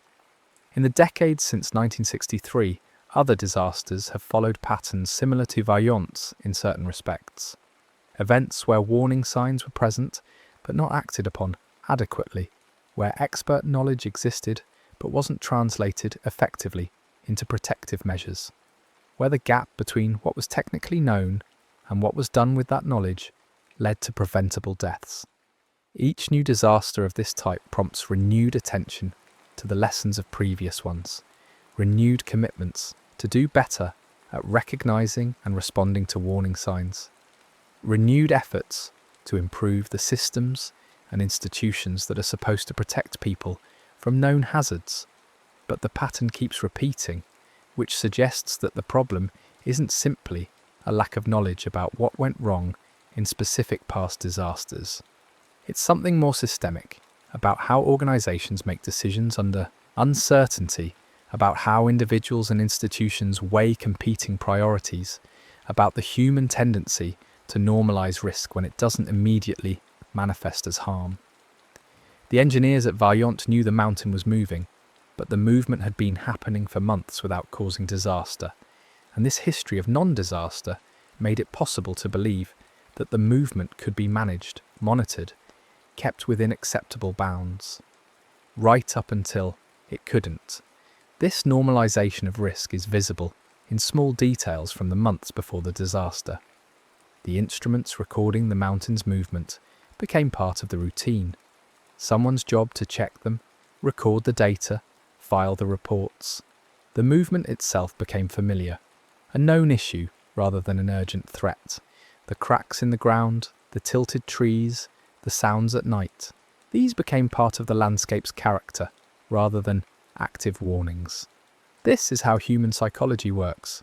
Things that persist without causing immediate harm start to feel like the new normal, and the urgency that should attach to warning signs gets diluted by familiarity and the absence of consequences. Until the consequences arrive, at which point the warning signs are reinterpreted, but too late. The villages above the reservoir experienced this normalisation directly.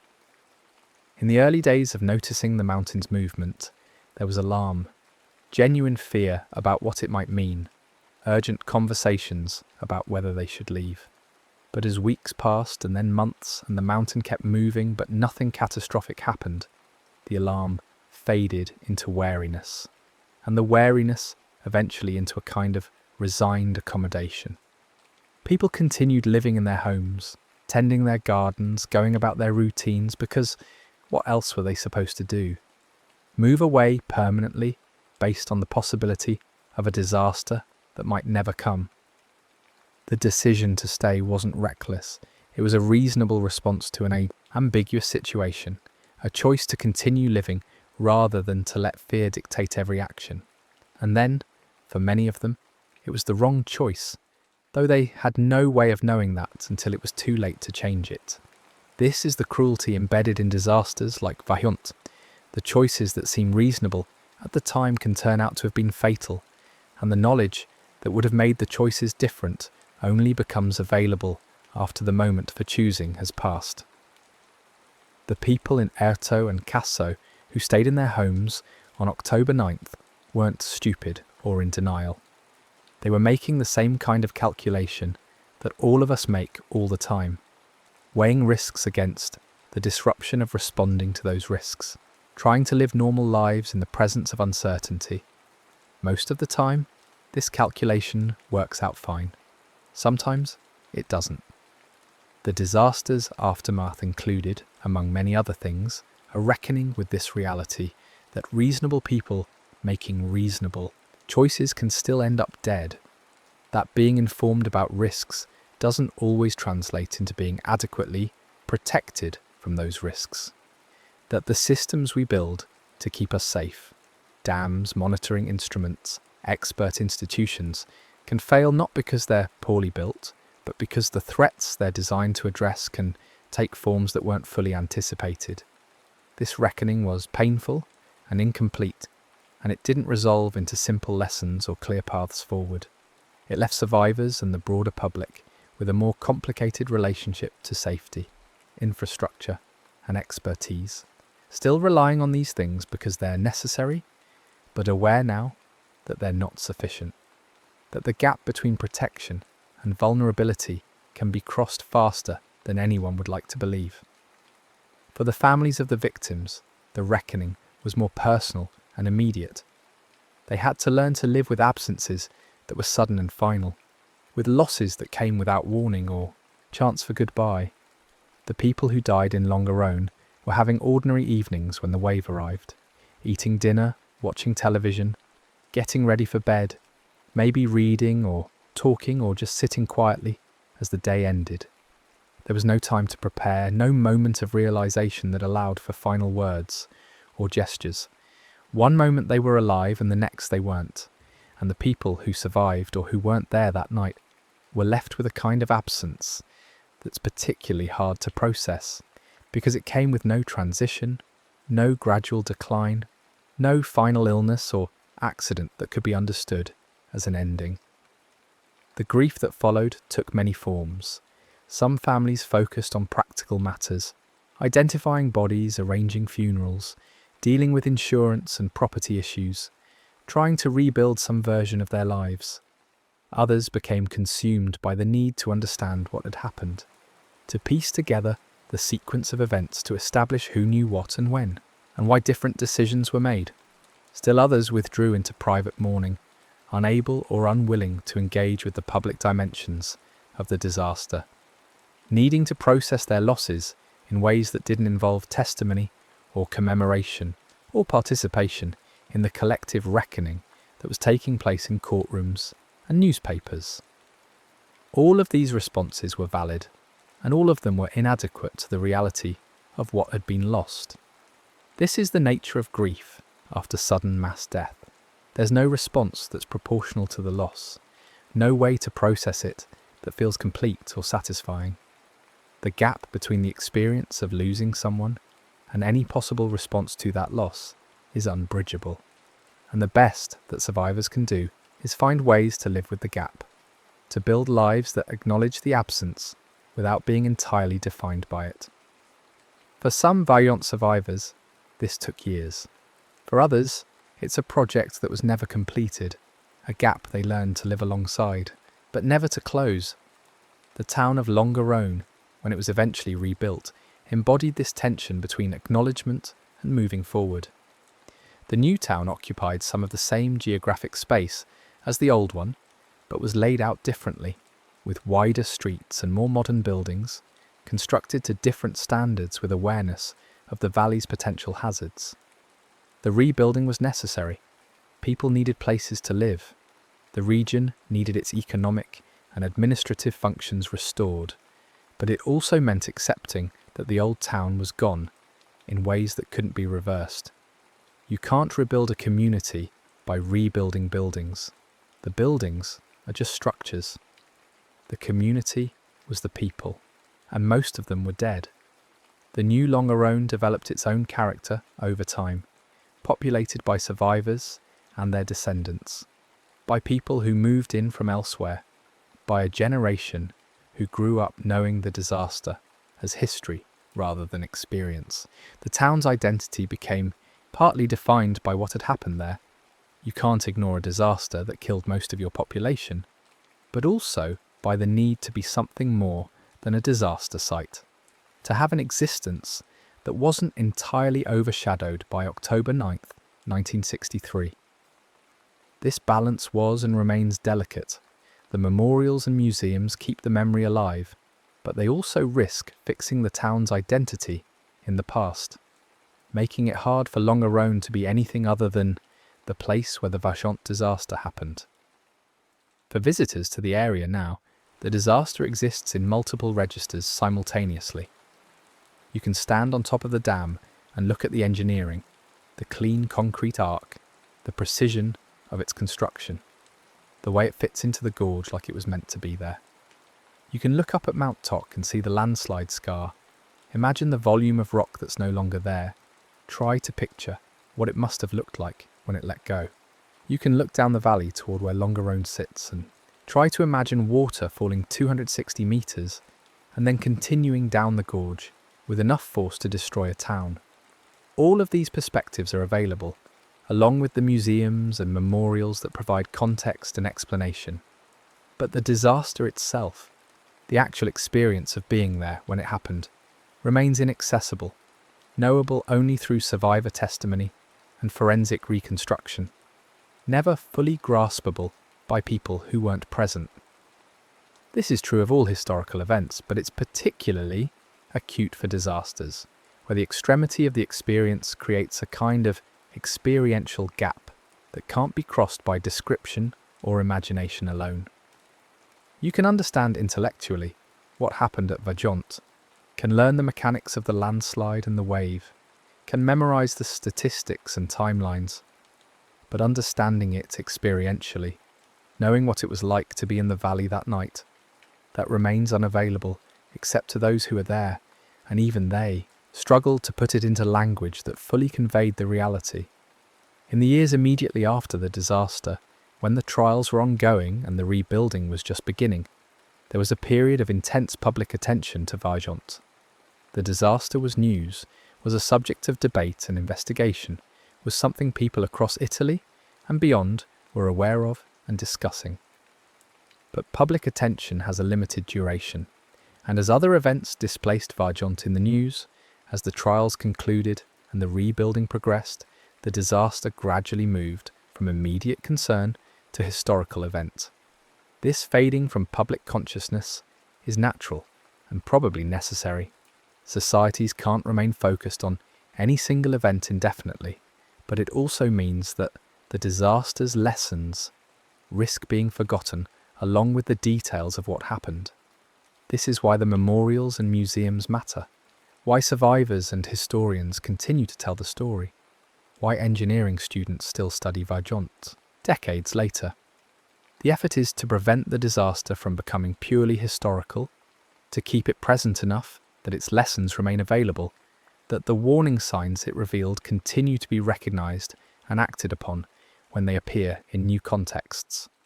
But this effort fights against the natural human tendency to move on, to focus on present concerns rather than past catastrophes, to believe that disasters that happened before won't happen again because we've learned from them. The question of whether we actually learn from disasters is more complicated than it might seem.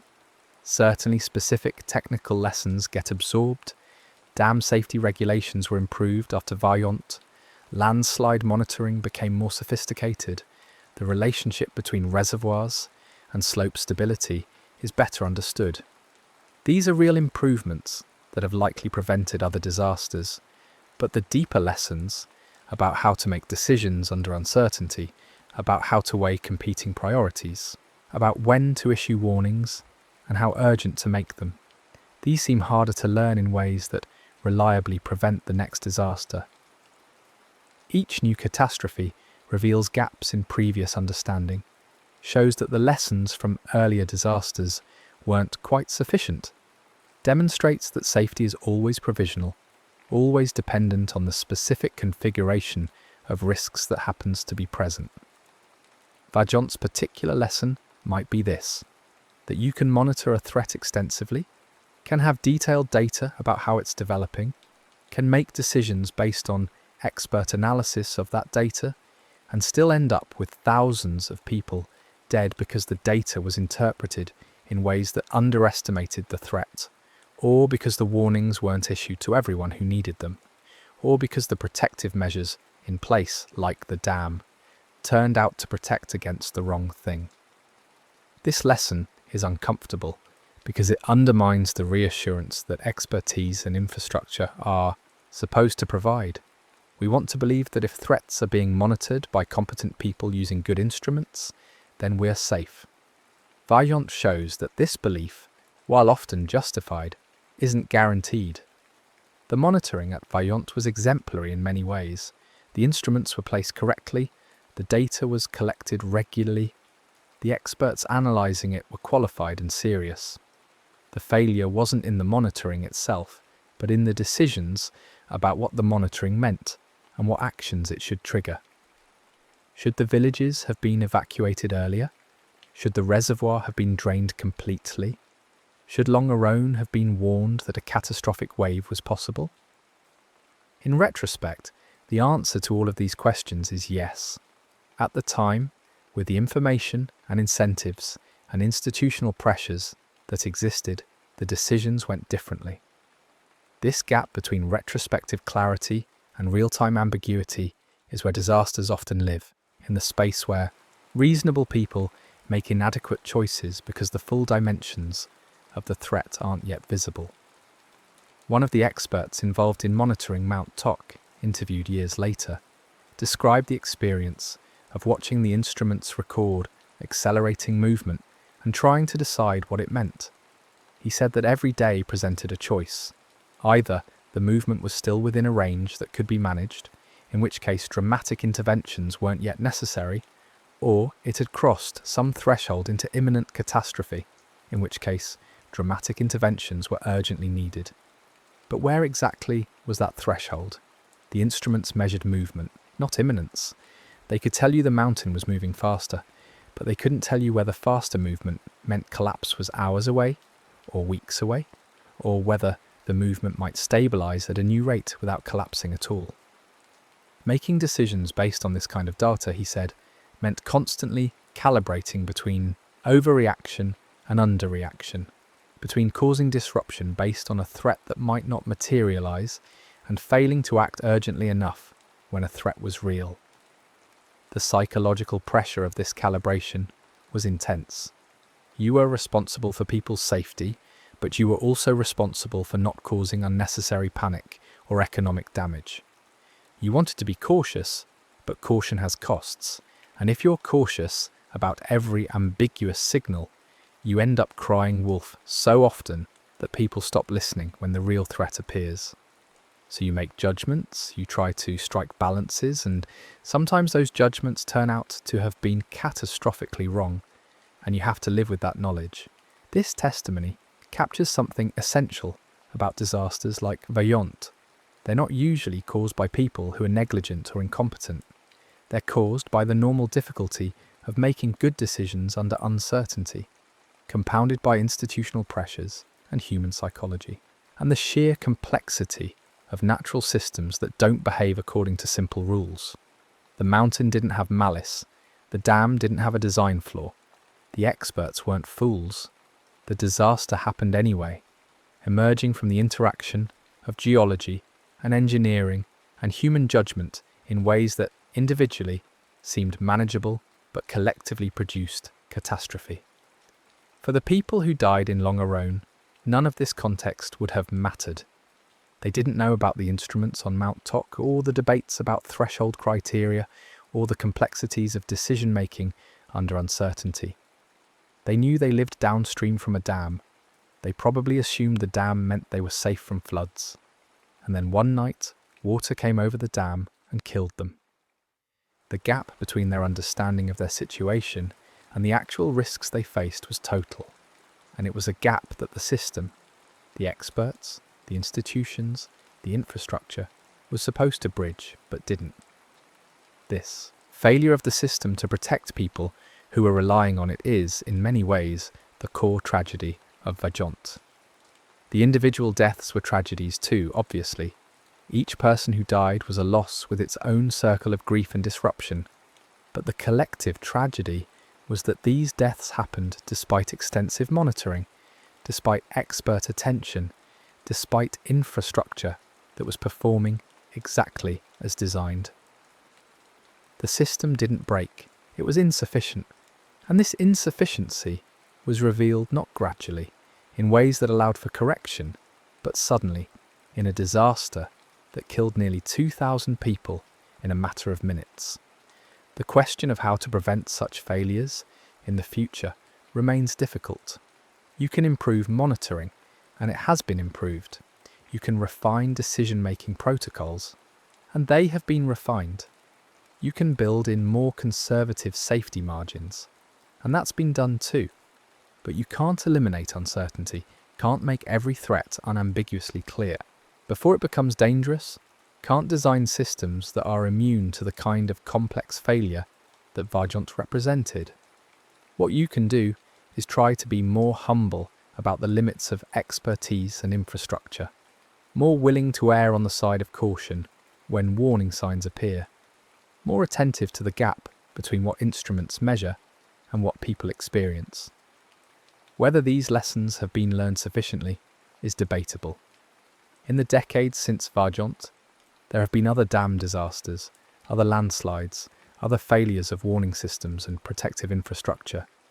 Each one prompts renewed attention to safety and renewed commitments to do better. And each one also reveals that doing better is harder than it sounds, that the distance between knowing what should be done and actually doing it remains significant. This isn't an argument for despair or for abandoning efforts at improvement. It's just an acknowledgement that safety is always incomplete, always provisional, always dependent on getting a complex array of things right simultaneously, and that the margin for error is sometimes smaller than we'd like to believe.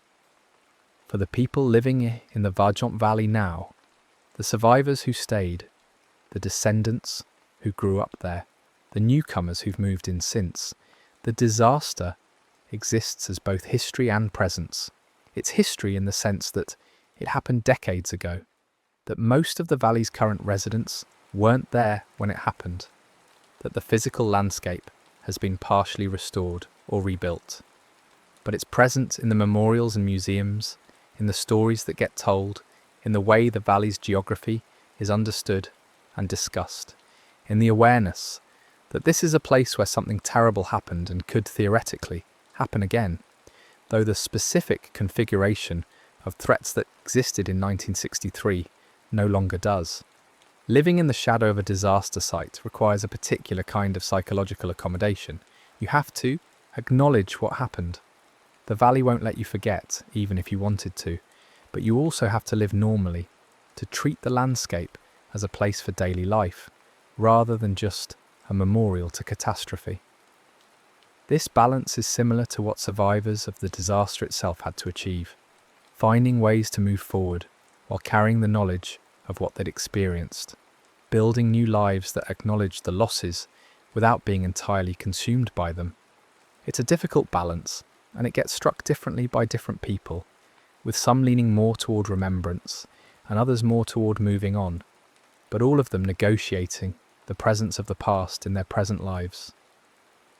The dam, standing intact while the valley below was destroyed, remains the disaster's most powerful symbol, a representation of the gap between what we build to protect ourselves and the actual scope of the dangers we face. It's a well-built structure, exactly as it was designed to be, and it's also completely inadequate to the disaster it was supposed to prevent, or at least to what we imagine dams are supposed to prevent. This paradox, success and failure, embodied in the same concrete arch, captures something essential about the relationship between human engineering and natural forces. We can build impressive things, can alter landscapes and control rivers, and create reservoirs where none existed before, but the control is never total, and the confidence we place in our structures is always, to some degree, faith rather than certainty. When you stand on top of the Vajont Dam now, looking at the rock-filled valley behind it and the rebuilt landscape below, the feeling is hard to describe. There's awe at the engineering, at the audacity of building something this large in such a difficult location. There's sorrow for what's happened, for the lives lost and the town destroyed. There's unease at the mountain looming above, still bearing the scar of its collapse, still a presence that makes you aware of the landscape's potential for violence. And there's a kind of temporal vertigo, a sense of standing at the intersection of multiple time frames. The geological deep time of the mountain's formation, the historical time of the disaster and its aftermath, the immediate present of your own moment of observation. All of these feelings coexist, and none of them quite captures the full reality of what Vajont represents. It's a disaster site, yes, but it's also a place where people still live and work.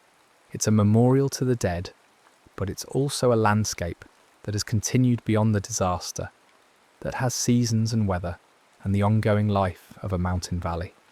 It's a lesson in hubris and the limits of engineering, but it's also a demonstration of human resilience, of the ability to rebuild and continue after catastrophe.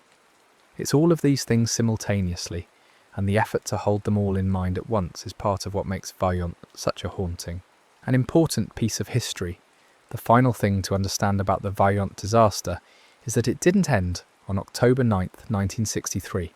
The landslide ended, the wave ended, the immediate dying ended. But the disaster, as a phenomenon, as something that continued to affect people and places and systems, went on for decades and continues in diminished form even now. Survivors lived with trauma and loss for the rest of their lives. Families remained incomplete, with absences that couldn't be filled. The valley's communities were fundamentally altered, their populations reduced and scattered. The legal and political reverberations lasted years. The lessons were absorbed slowly and unevenly into engineering practice and institutional memory. And the awareness, the knowledge that this happened, that it could have been prevented, that the gap between what was known and what was done was wide enough for nearly 2,000 people to die. That awareness remains uncomfortable and necessary, a reminder that safety is never guaranteed and vigilance is never optional. In quiet moments when the valley is still and the only sounds are wind and water and the ordinary business of a mountain landscape, it's possible to almost forget what happened there. The rock filling the gorge looks permanent. The rebuilt towns look settled. The mountain looks stable. The dam looks like what it is, an impressive piece of engineering that has stood for more than half a century. But the forgetting is only ever partial, only ever temporary. The memorials ensure that. The survivors ensure that. The shape of the landscape itself ensures that, bearing as it does the physical traces of the disaster, the landslide scar, the altered topography, the concrete arch that survived while everything around it changed. And perhaps this inability to fully forget is appropriate. Perhaps the valley should carry the marks of what happened there, should resist complete normalization, should retain enough strangeness to remind visitors and residents alike that the ground beneath their feet has a history, that the structures humans build are impressive but not invincible, that the mountains that seem so permanent are capable of sudden, catastrophic movement. Perhaps the unease that comes from being in the Varhont Valley, from seeing the dam and the scarred mountain and the rebuilt towns, is a useful unease, a reminder that the world is less stable than it appears, that disasters can emerge from the intersection of natural forces and human decisions, that the price of safety is not just good engineering, but constant attention to the gap between what we think we know and what we actually know. The valley is quiet now. The dam stands, the mountain has been still for decades, and somewhere in that stillness is the memory of October 9th, 1963, when the mountain moved and the water followed, and nearly 2,000 people died because the systems designed to protect them were insufficient in ways that no one fully understood until it was too late. The memory persists not as accusation or a simple lesson, but as a kind of presence, a weight the valley carries, a knowledge that can't be unlearned, a reminder that engineering and expertise and infrastructure, for all their value, are never quite enough to guarantee that tomorrow will resemble today, that the night will pass quietly, that the valley will remain a safe place to sleep. The next story is about to begin. Please relax and enjoy. The Sierra Nevada stands quiet tonight, the way it has stood for thousands of years, peaks carved by ice and time, valleys holding snow like a cupped hand holds water. If you were to walk these mountains now, in daylight, you would see granite faces that catch the sun, forests of pine and fir that smell clean and sharp, meadows that turn gold in autumn. At night, the temperature drops fast. The air becomes a different substance, thin and cold, pressing against your skin like a question you haven't answered yet. The mountains don't move, they don't need to. They simply wait, patient and indifferent, while seasons pass and weather arrives in waves, rain then snow, then the deep accumulation that changes the shape of everything. This is a place that remembers, though not in words. The snow remembers by melting. The trails remember by vanishing. The trees remember by growing around what blocks them, slow and stubborn. And if you listen carefully, if you let yourself settle into the rhythm of wind through branches and the distant sound of water finding its way downhill, you might sense the weight of a particular winter, one that arrived early and stayed long, one that turned a difficult journey into something else entirely. In the spring of 1846, the idea of California felt like open space on a map, a place where land was available and weather was mild, and a person could start over if they were willing to work. Families gathered in Independence, Missouri, and other jumping-off towns along the Missouri River, assembling wagons and oxen, packing tools and seed and clothing, preparing for a journey that would take months. The Oregon-California Trail was not new by then. People had been moving west for years, and while the trip was hard, everyone knew it was hard, it had a rhythm to it, a known sequence of landmarks and river crossings and mountain passes. You left in the spring when the grass was up, so your animals could graze. You travelled in groups for safety and company. You kept moving day after day, knowing that the clock mattered. Winter in the mountains was not a thing you could negotiate with. You had to be through before it arrived. The Donner Party, though they didn't call themselves that yet, wouldn't think of themselves as a single doomed unit, was a collection of families joined by timing and proximity. There were the Donners, George and Tamsin, Jacob and Elizabeth, their children, extended kin. There were the Reeds, James and Margaret, their children, hired hands. There were others, dozens of others, joining and leaving the larger wagon train as circumstances shifted. Some were farmers, some were merchants, some were people who'd heard about opportunity and decided to risk the long road to reach it. They carried practical hopes, a piece of land, a fresh start, work that would support a family, the kind of ambitions that sound small when you say them out loud, but require enormous faith when you're packing everything you own into a wagon and pointing it toward a horizon you've never seen. At the beginning, the journey felt manageable. Difficult, yes, always difficult. The trail was rutted and dusty. The pace was slow. The heat in summer could be brutal. Wagons broke down. Oxen went lame. Children got sick. But these were known problems, familiar problems, the kind you could prepare for if you were careful and steady. The larger trains moved in long lines, kicking up dust that hung in the air for hours. At night, people camped in loose circles, made fires, cooked meals that tasted like smoke and exhaustion. There was a sense of shared effort, of being part of a flow of people, all moving in the same direction, with the same general hope. By late June, the wagon train had reached Fort Bridger, a rough trading post in what is now Wyoming. They had covered more than 1,000 miles. They were tired but on schedule. And then a choice appeared, the way choices often do. Not dramatic, not obviously dangerous, just a different option that sounded reasonable when someone explained it. A man named Lansford Hastings had written a guidebook promoting a new route, a cut-off that would save time and distance by swinging south of the Great Salt Lake, instead of following the established northern route through Fort Hall. Hastings himself was at Fort Bridger, talking to emigrants, describing the route in confident terms. It was shorter, he said, easier, faster, the kind of language that sounds appealing when you're exhausted and worried about the calendar and aware that every day of delay brings winter a little closer. The Donner and Reed families, along with others, decided to take the cut-off.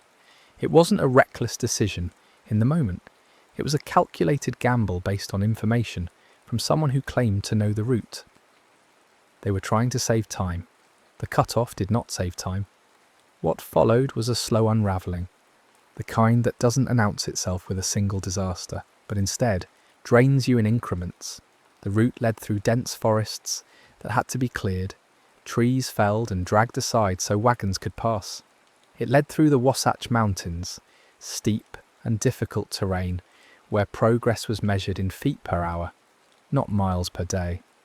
It led across the Great Salt Lake Desert, a flat white emptiness where heat shimmered in waves and water was scarce, and the distance stretched farther than anyone had expected. Days turned into weeks. The shortcuts that were supposed to compress the journey instead expanded it, pulling the calendar forward while the party crept across land that felt endless. Supplies thinned, tempers frayed. The oxen, already worn from months of travel, began to weaken. Some died in the desert, some wandered off and were lost. The group's pace, which had been steady if slow, began to fracture. People argued about decisions already made, about whether to keep pushing or rest, about how much food to ration and whether rescue would come if they sent for help. The emotional baseline shifted from, "This is hard but we'll make it," to "We might not make it if something else goes wrong." By the time they reached the eastern edge of the Sierra Nevada in late October, they were behind schedule by weeks, perhaps a month or more. The mountains rose ahead of them, granite and pine, beautiful in the way that wild places are beautiful when you have time to notice. But they didn't have time. They had urgency and dread and the knowledge that snow in the high country could arrive any day. They pushed forward, climbing the rough trail toward what would later be called Donner Pass, trying to cross before the weather turned. On October 28th, the first major blizzard arrived. It came fast, the way storms in the mountains often do. Clouds thickening, temperature dropping, wind picking up until it felt like a living thing pressing against your face. Snow began to fall, heavy and wet, accumulating faster than you could clear it. The trail, already narrow and difficult, disappeared under white. The wagons stopped. The oxen couldn't pull through drifts that deep. The people, exhausted and cold, realized with a kind of slow, creeping horror that they were not going to make it over the pass. Not that day, not that week, maybe not at all. They were trapped, not lost, they knew where they were. The pass was right there, just ahead, visible on clear days as a gap in the mountains. But knowing where you are doesn't help when the path forward has been erased by snow and wind and cold, so deep it makes your lungs ache. The party split into camps, some at the eastern base of the pass near what would later be called Donner Lake, others a few miles back at Alder Creek. They built shelters, rough cabins, lean-tos, anything that could hold heat and block wind. They settled in to wait, hoping the weather would break, hoping someone would come, hoping the food would last. Winter in the mountains has a weight to it that's hard to describe if you've never felt it. It's not just cold. Cold is a temperature, something you can measure and prepare for. This was something else, a presence, a pressure, an erasure of options. The storms came in waves, sometimes days apart, sometimes back to back, with barely a breath between them. Snow piled up until the cabins were half buried. Drifts rose higher than a person's head. The world shrank to the size of a shelter, a fire, the space between you and the people you were trying to keep alive. Days blurred together. You woke up cold, you tried to stay warm. You rationed food, a little dried meat, a little flour, a scrap of something saved from before. You kept children quiet because crying used energy, and energy was something you couldn't afford to waste. You listened to the wind at night, a constant howl that sounded almost like voices, and you waited for morning because morning meant light, and light meant you'd survived another night. Time distorted. A week could feel like a month could feel like a year. The calendar stopped mattering in the usual way. What did it matter if it was November or December when every day looked the same, felt the same, demanded the same, small acts of survival? And yet time still moved, indifferent and steady, pulling you deeper into winter with every storm that passed. The food ran out in stages, first the flour, then the dried meat, then anything that could reasonably be called food. People boiled hides to extract whatever nutrition remained in the leather. They ate bones, they scraped bark from trees and boiled it into a thin, bitter broth. Hunger is a strange companion. At first it's sharp, demanding, impossible to ignore. Then it becomes a constant hum, a background noise you learn to live with, even as it weakens you, even as it makes every movement slower and every decision harder. Children asked questions. When will we leave? When will someone come? Is there food tomorrow? The adults tried to answer in ways that wouldn't add fear to hunger, wouldn't make the waiting harder than it already was. But the truth was, no one knew. No one knew when the weather would break. No one knew if anyone outside even realized they were trapped. No one knew how long a person could survive on nothing. The storms didn't arrive on a schedule. That was part of the terror. You might have 3 days of clear weather. Just enough to think maybe it's over. Maybe we can try to move. And then another blizzard would roll in and bury everything again. The snow became a kind of calendar, a way to mark time. This storm, that storm. The one that lasted 4 days. The one that came at night and buried the door so you had to dig your way out in the morning. Hope became a careful, private thing. You didn't say it out loud because saying it felt like inviting disappointment. You held it quietly, like a small flame you had to protect from wind. Maybe someone would come. Maybe the weather would clear long enough to try. The pass. Maybe there was food left somewhere you hadn't thought to look. Maybe. By mid-December, it was clear that waiting was not a strategy. It was just slow surrender. A group began to form, quietly at first, then with more urgency. A small party of the strongest, the ones who could still walk, who could still carry a pack, who could still believe they had enough left to make it through the mountains on foot. They called themselves the Forlorn Hope, a name that carried its own grim honesty.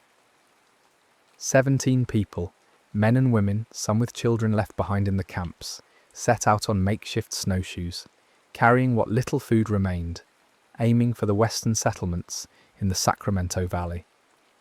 They left on December 16th, stepping into a landscape that had become alien, white in every direction, cold enough to freeze skin in minutes, silent except for the crunch of snow and the rasp of breath. The journey was supposed to take a week. It took more than a month. Storms caught them in the open. Food ran out within days. The cold became a physical enemy, something that hunted them, crept into their clothes, their boots, their bones. People began to die from exhaustion, from exposure, from the slow shutdown of a body that has nothing left to burn. The survivors made decisions that were too heavy to detail, choices born from a desperation so complete it erases the usual lines between what is thinkable and what is not. They kept moving because stopping meant dying. They kept moving because somewhere ahead, beyond the snow and the mountains and the endless white, there were people who didn't know they were dying, who couldn't help because they didn't know help was needed. On January 17th, 1847, 7 survivors of the Forlorn Hope staggered into a settlement in the Sacramento Valley. They were skeletal, frostbitten, barely coherent, but they carried a message. There are people trapped in the mountains, dozens of them, families, children. They're dying. You have to go now. The news spread fast. Relief efforts began to organise, though winter made everything harder. The mountains were still locked in snow. The trails were impassable for wagons, difficult even for people on foot. But the urgency was clear, and groups of men began to assemble, volunteers, guides, people who knew the mountains and were willing to risk the journey. The first rescue party left in early February, climbing back into the snow with packs of food and supplies. They reached the camps on February 19th, 1847, emerging from the trees like ghosts, like an answer to prayers that had been whispered so many times they'd stopped feeling like prayers and started feeling like just words you said to fill the silence.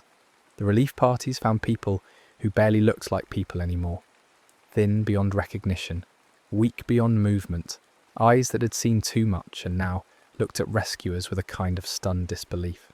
Is this real? Are you real? Will you stay? The rescuers distributed food carefully, knowing that bodies that starved can't handle abundance, that eating too much too fast can kill. They assessed who could walk and who couldn't, who could be moved immediately, and who would need to wait for the next group. Because there had to be a next group. The first rescue party couldn't carry everyone out. The snow was too deep, the distance too far, the people too weak. So they took who they could, mostly children, mostly the ones who could still walk if someone held their hand. And they started back down the mountain, leaving others behind, with the promise that more help was coming. The promise was kept. More rescue parties arrived over the following weeks, fighting through storms and snowdrifts, and the constant risk that the weather would turn and trap them too. Each group took more survivors, carrying those who couldn't walk, guiding those who could, moving in slow, careful lines down slopes that in summer would be easy and in winter felt like descending through another world entirely. The evacuations had a strange quality, orderly on the surface because panic wasted energy, because keeping calm was the only way to stay functional. But underneath there was chaos, The silence of deciding who goes first and who waits. The weight of small bundles, tokens, letters, scraps of home that people couldn't bear to leave behind, even when leaving behind meant survival. The strange emotional clash of seeing green again, after months of white, of feeling sun that actually carried warmth, of realising that the world outside the mountains had continued as if nothing had happened. By late April 1847, the last survivors came out of the mountains. The winter arc was over. The road continued, but everyone was changed. Of roughly 87 people in the Donner Party, about 46 survived. The numbers are approximate because records from the time are incomplete, because some people joined the party late or left early, because chaos doesn't keep careful lists. But the scale is clear. More than half died, some from starvation, some from exposure, some from illness or injury, or simply the slow erosion of will, when every day is the same fight and you can't see an end. The story spread fast, faster than the survivors themselves. By the time they reached California settlements, people were already talking about the Donner Party, already shaping the events into narrative, already deciding which details mattered and which didn't. The story became legend quickly, sometimes in distorted ways, sometimes sensationalized beyond recognition. The truth was already unbearable.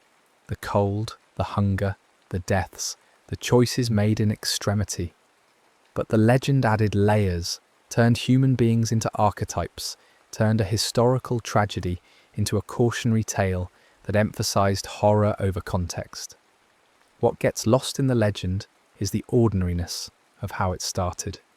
These were not reckless people. They were not fools stumbling into danger. They were families making a calculated decision based on information that turned out to be wrong. They took a shortcut because they were afraid of being late, because winter was coming and every day mattered, because someone they trusted told them it would work, and it didn't. That's the lesson that lingers, the one that transcends the specific geography and calendar of 1846.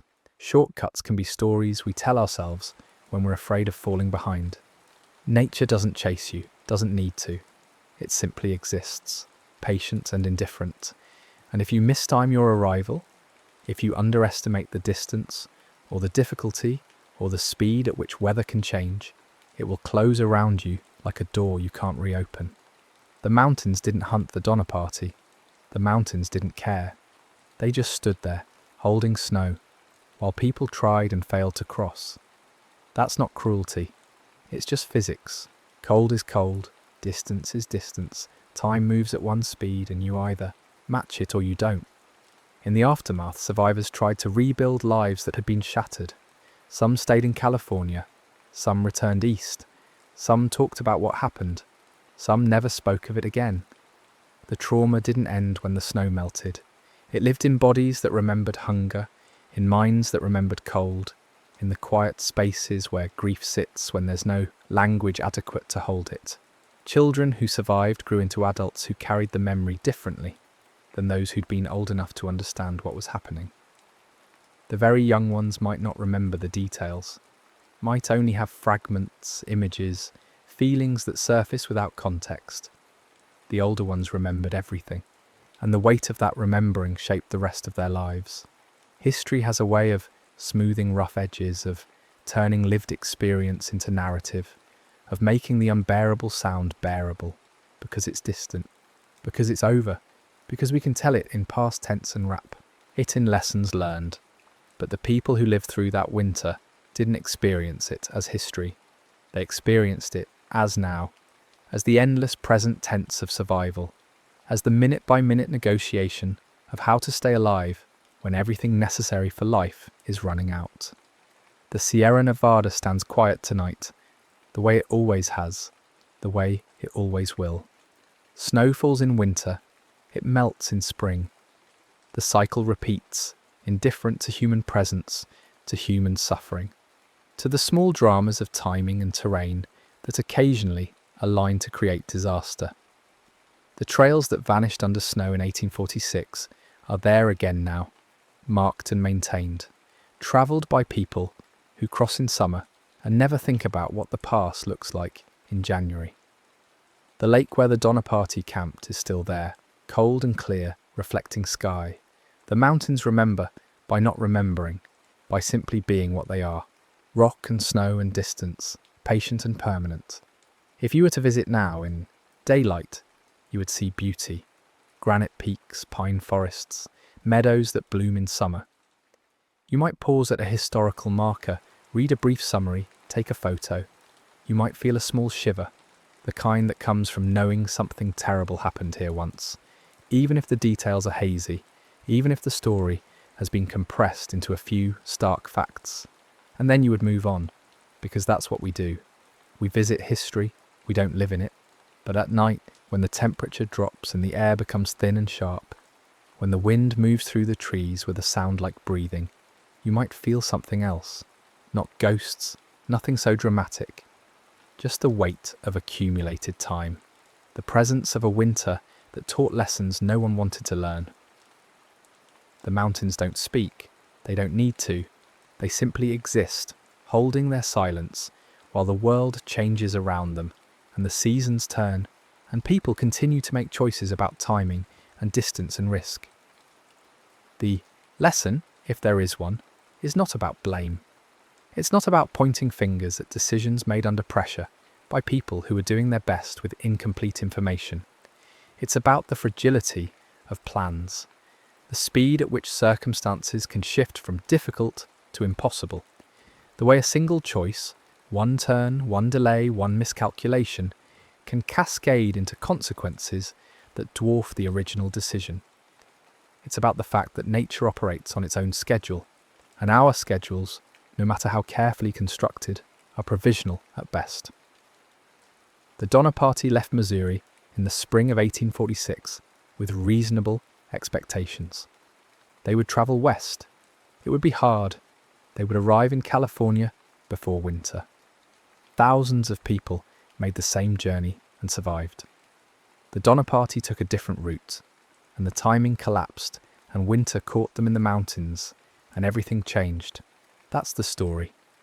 Not a moral fable, not a judgment, just a sequence of events that unfolded the way they did because of weather and geography and human decisions that seemed sound until they weren't. In the camps by the lake and at Alder Creek, during those long months when the storms came and went, and the food ran out and people died, there must have been moments of terrible clarity, moments when the full weight of their situation became undeniable.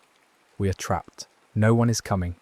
We might die here, and in those moments, the mind does strange things. It bargains, it denies, it searches for hope in places where hope has no logical basis. It tells stories to keep itself intact, stories about rescue that's just over the next ridge, about weather that will break tomorrow, about strength that will somehow return even though there's nothing left to burn. And sometimes those stories are true.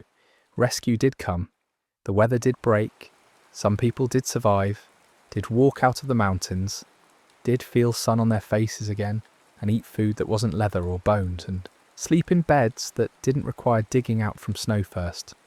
The stories that kept them alive long enough for rescue to arrive were not lies, they were tools, necessary fictions that became necessary truths because believing them made survival possible.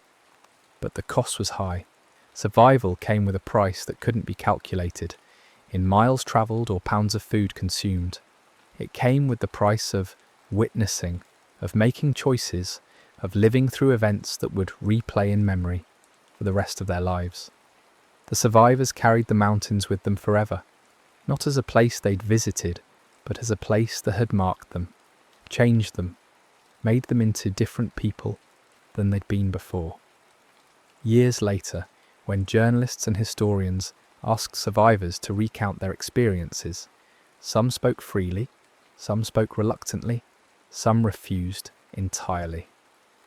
The ones who spoke often struggled to find words adequate to the experience. How do you describe cold that makes your teeth ache? How do you describe hunger that goes beyond pain into a kind of numbness? How do you describe the sound of wind at night when you're half buried in snow and you don't know if morning will come? The language we have for these things is insufficient. We say cold and hungry and afraid, but those words in normal use don't carry the weight they need to carry when you're talking about extremity, about the edge of human endurance, about the place where the body starts to shut down because it has no other options.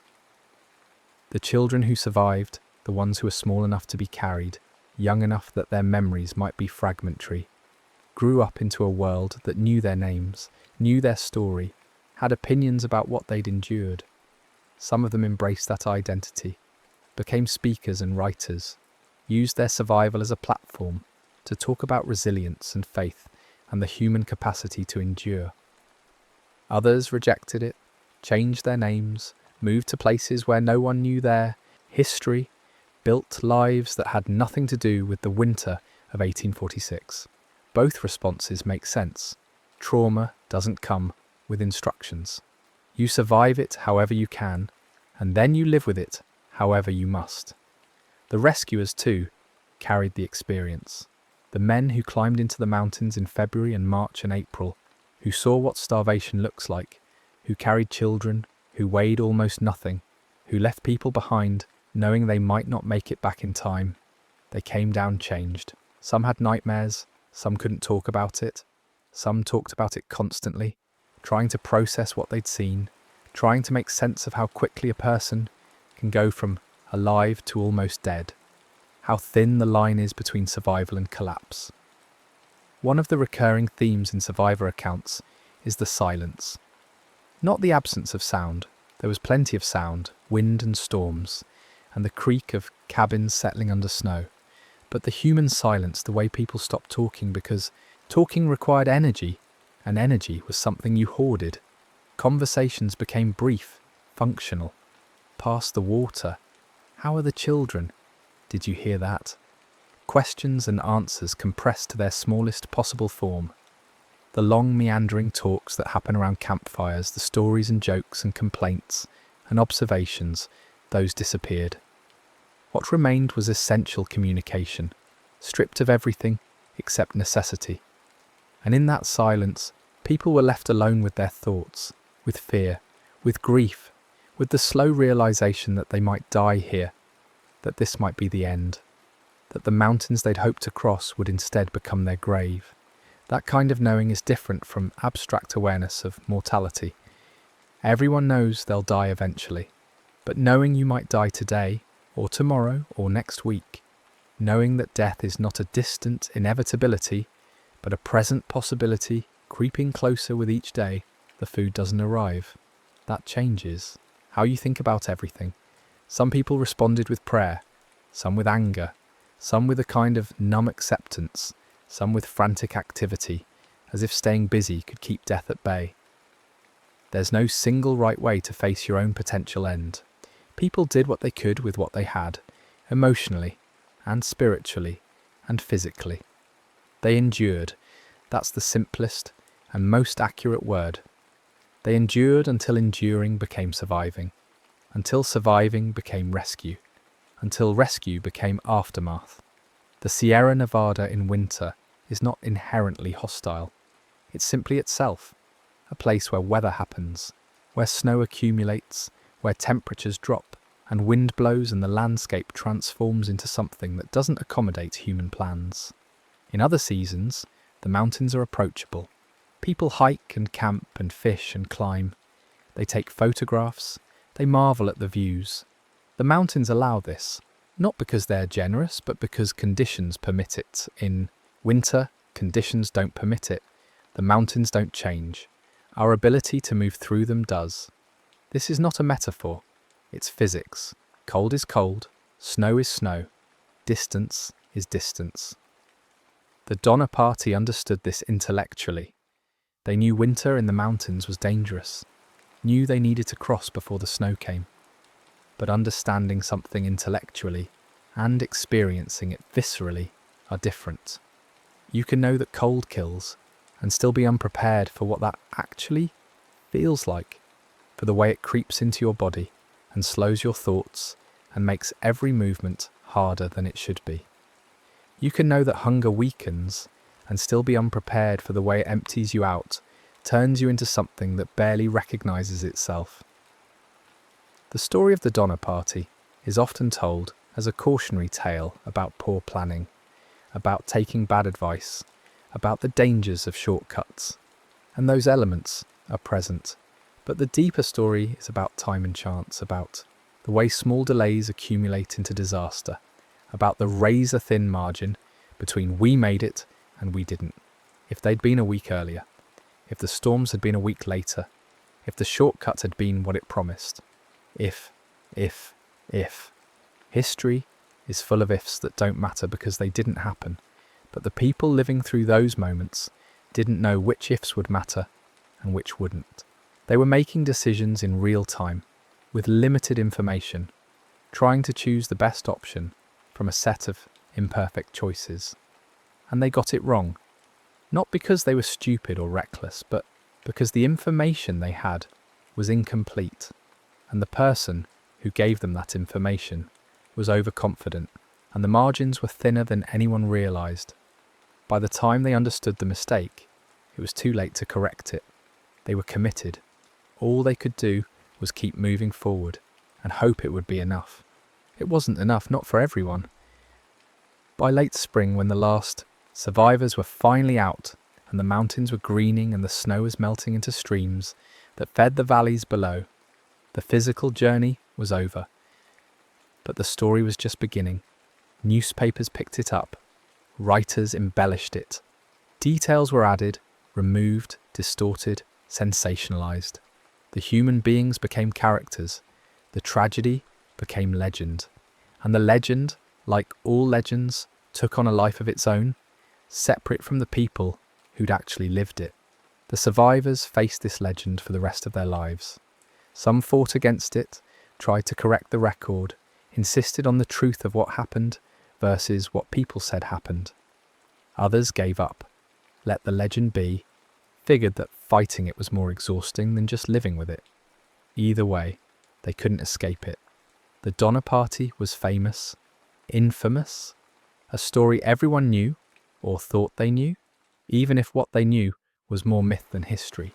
What does it do to a person to have the worst period of their life become public property, to know that strangers discuss your suffering over dinner, debate your choices, judge your decisions? To see your trauma turned into entertainment, into cautionary tale, into the subject of books and articles and lectures? The survivors of the Donner Party didn't ask for that. They were just trying to get to California. They made a choice that didn't work out.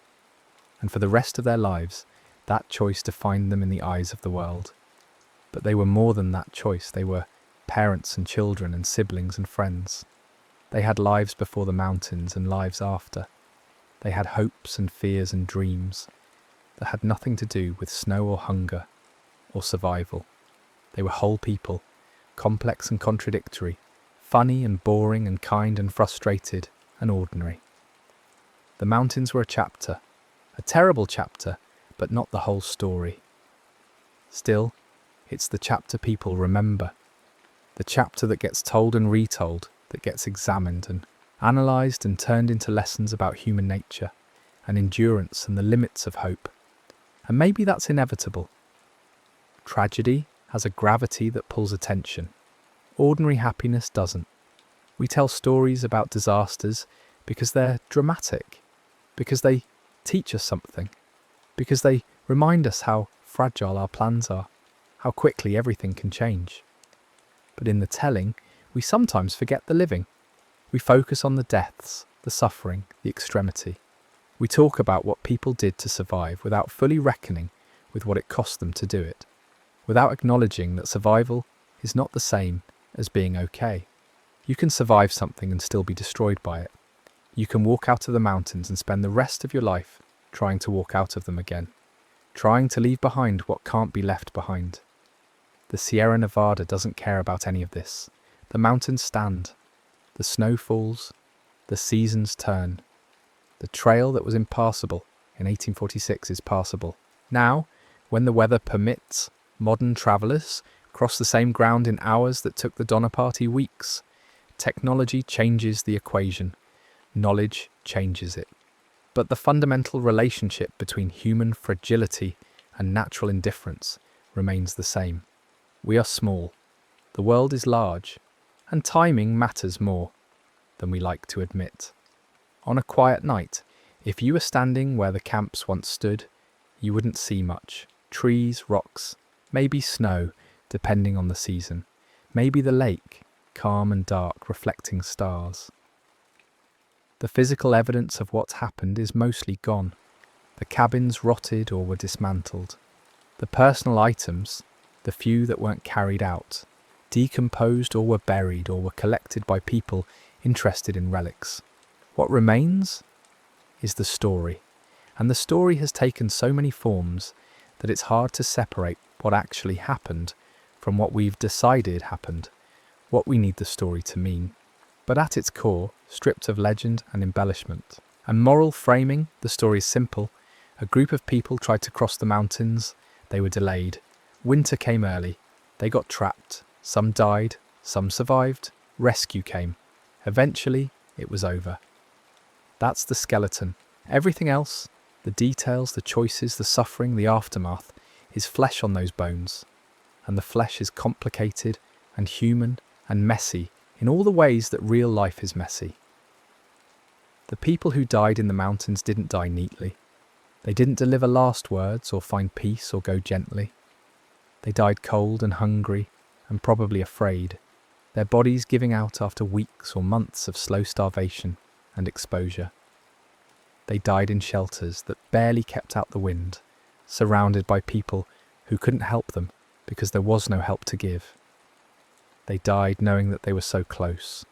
The settlements were just over the mountains, just a few days' travel in good weather, and yet impossibly far because the weather wasn't good and their bodies had nothing left.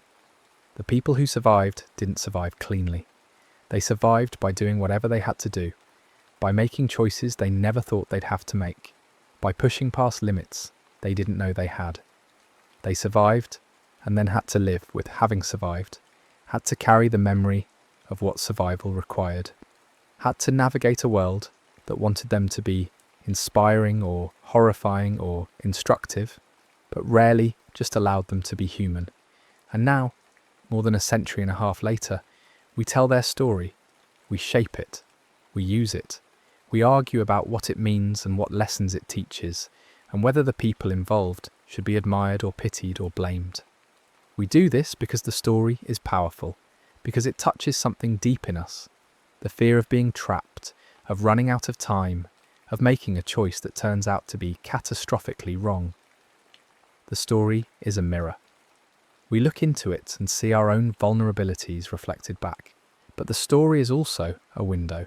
Through it, we can glimpse something about human endurance, about the capacity to keep going even when there's no logical reason to keep going, about the small acts of care and courage that happen in extremity. We can see that survival is not just a physical process, but an emotional and social one, that people kept each other alive, not just by sharing food, but by sharing hope, by refusing to give up on each other, even when giving up would have been easier. We can see that rescue is not a single moment, but a process, that help comes in waves, that sometimes saving people means making impossible choices about who to save first and who has to wait. We can see that the aftermath of trauma is long and complicated, that coming down from the mountains was not the end of the story, but the beginning of a different kind of struggle. We can see all of this if we look carefully, if we resist the urge to simplify, if we hold space for complexity and contradiction, and the fact that people in extremity are still people, flawed and brave and scared and stubborn and ordinary. The Sierra Nevada stands quiet tonight. The winter of 1846 is long over. The people who lived through it are long dead. Their bodies returned to earth. Their stories filtered through generations of retelling. What remains is memory, collective and individual, accurate and distorted, useful and painful. What remains is a reminder that the mountains are patient, that nature operates on its own terms, that timing matters, that small choices can have enormous consequences. What remains is also this, the knowledge that people can endure almost anything if they have to, that survival is possible even in impossible circumstances, that rescue can come even when hope has worn thin, that the story doesn't end with the disaster, but continues into aftermath and recovery and the long work of living with what happened. This is not a comfortable knowledge. It doesn't resolve into easy lessons or clear morals. It sits in the space between tragedy and resilience, between individual choice and collective circumstance, between the specific history of 1846 and the universal human experience of facing impossible situations with insufficient resources. The mountains don't offer answers. They just stand there, holding their snow, marking their seasons, indifferent to human questions. And maybe that's the point.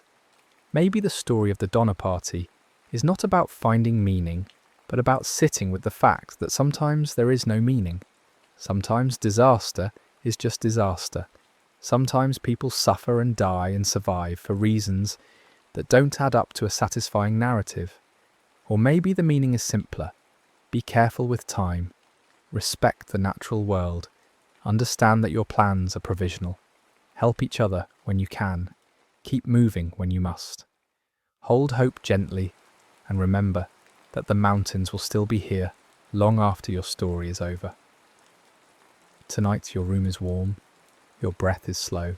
This story is finished for now. The mountains stay in history, patient and permanent, while you stay here, safe, resting. You don't have to solve winter tonight. You don't have to cross anything. You can let your body sink into comfort. Let your mind release its grip on the details.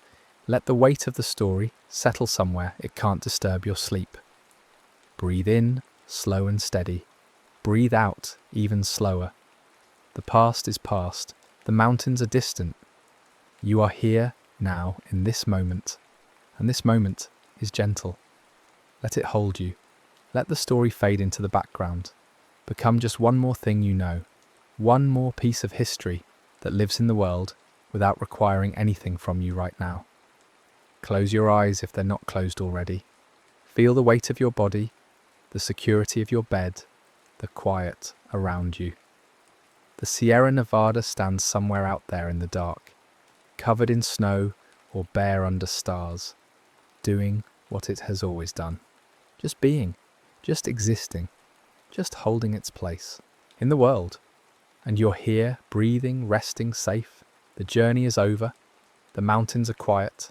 Sleep can come now, gentle and slow, like snow falling on distant peaks, like time moving forward while you rest, like the long exhale at the end of a story that's been told and can now be set aside.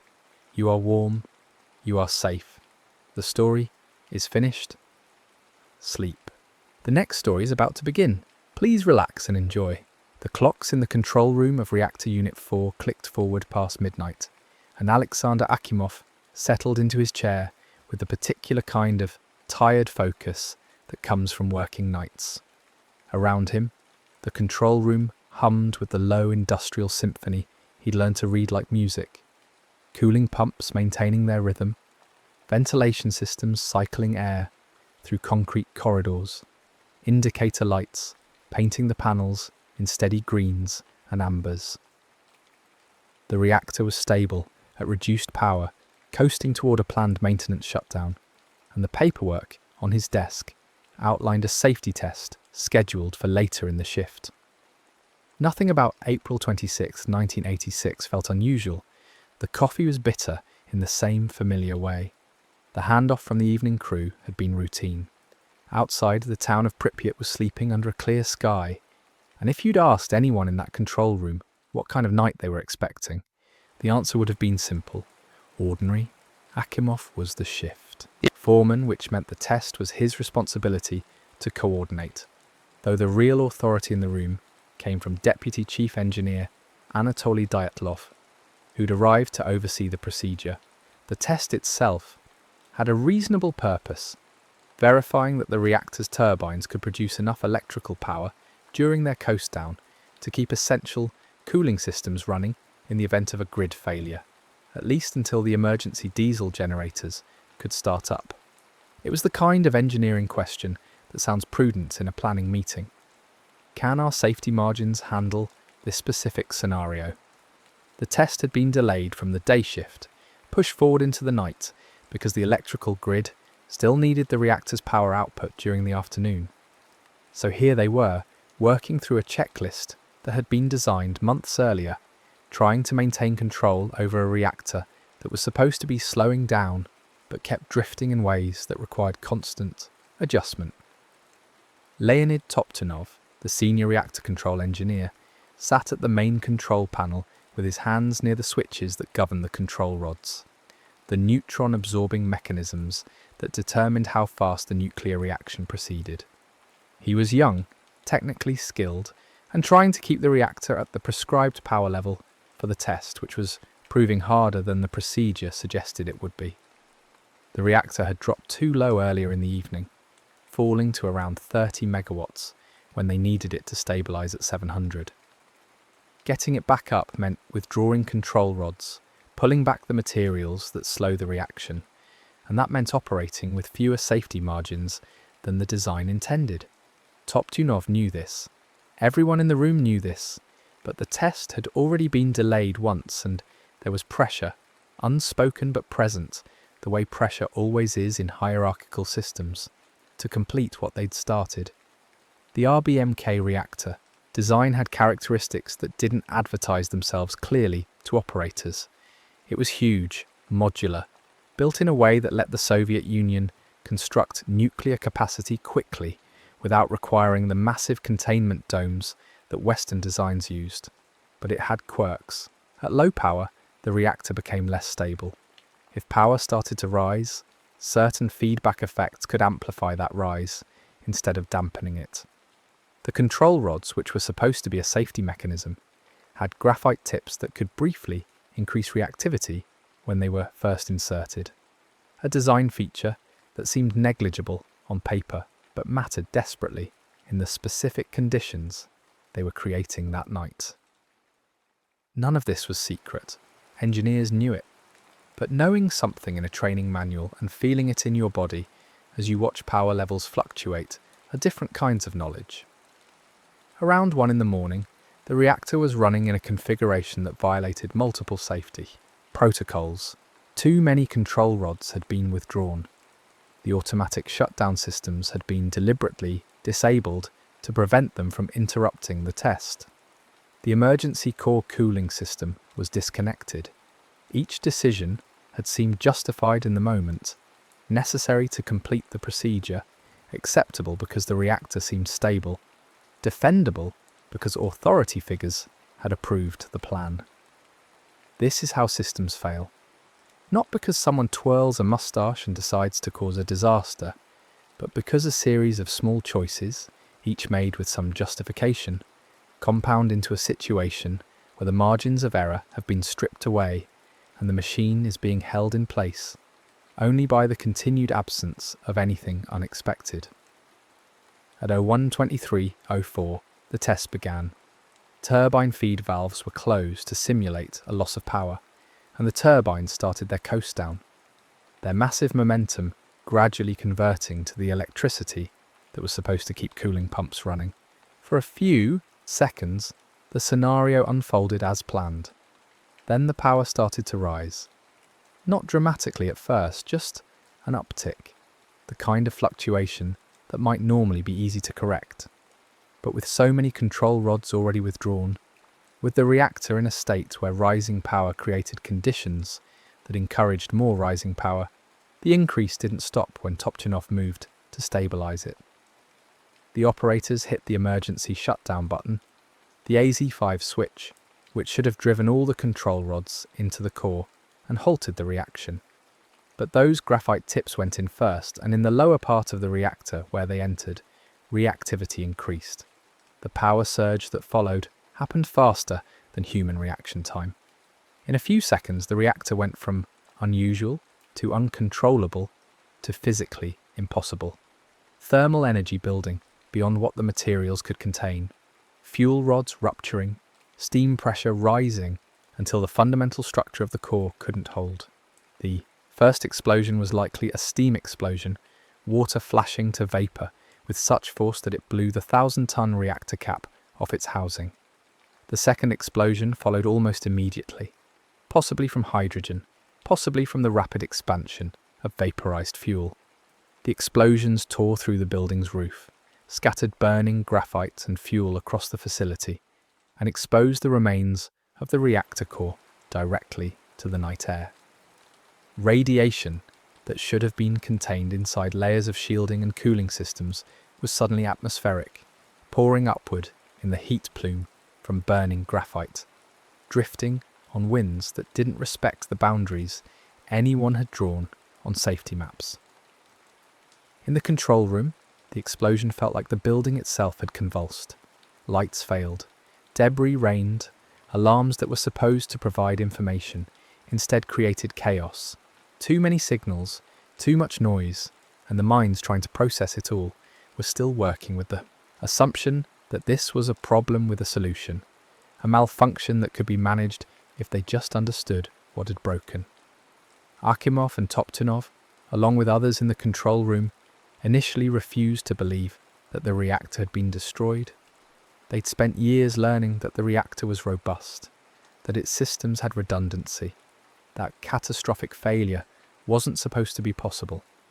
When Dyatlov insisted the core was intact and ordered them to begin emergency cooling procedures, they tried.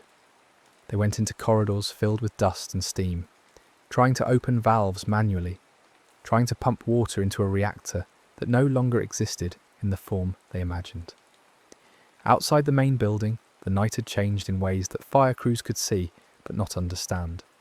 Flames rose from the turbine hall where burning debris had landed. The roof glowed.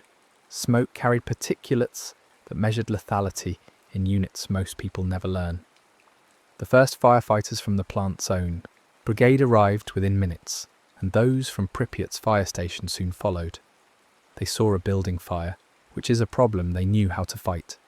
They unreeled hoses, climbed ladders, directed water onto visible flames, and worked with the kind of focused urgency that comes from training and courage. What they couldn't see was that they were operating inside a radiation field strong enough to deliver lethal doses in minutes. The graphite burning on the roof wasn't just a fuel source for the fire. It was scattering radioactive isotopes into the air they were breathing, onto the surfaces they were touching, into the water they were using. Lieutenant Vladimir Pravik led his crew onto the roof of the turbine hall, where chunks of ejected reactor core lay glowing with heat that had nothing to do with chemical combustion. His men worked through the night, exhausting themselves in the effort to contain what they could see, unaware that their bodies were accumulating damage at the cellular level, that the nausea some of them started to feel wasn't from smoke or exertion, but from their bone marrow beginning to fail. By dawn, they'd controlled the visible fires. By dawn, many of them had received doses high enough that survival was no longer a medical likelihood, but a matter of how much time remained. The workers who'd been in the reactor building, trying to execute Dyatlov's orders to cool the core, encountered conditions that should have been impossible. Valves that wouldn't open because the structures around them had been destroyed. Water that poured into spaces and disappeared because the circulation systems no longer existed. Radiation meters that went off scale, which meant the actual exposure was higher than the instruments could read. Some understood immediately that something irrevocable had happened. Others worked on, driven by the belief that effort mattered, that doing something was better than accepting catastrophe.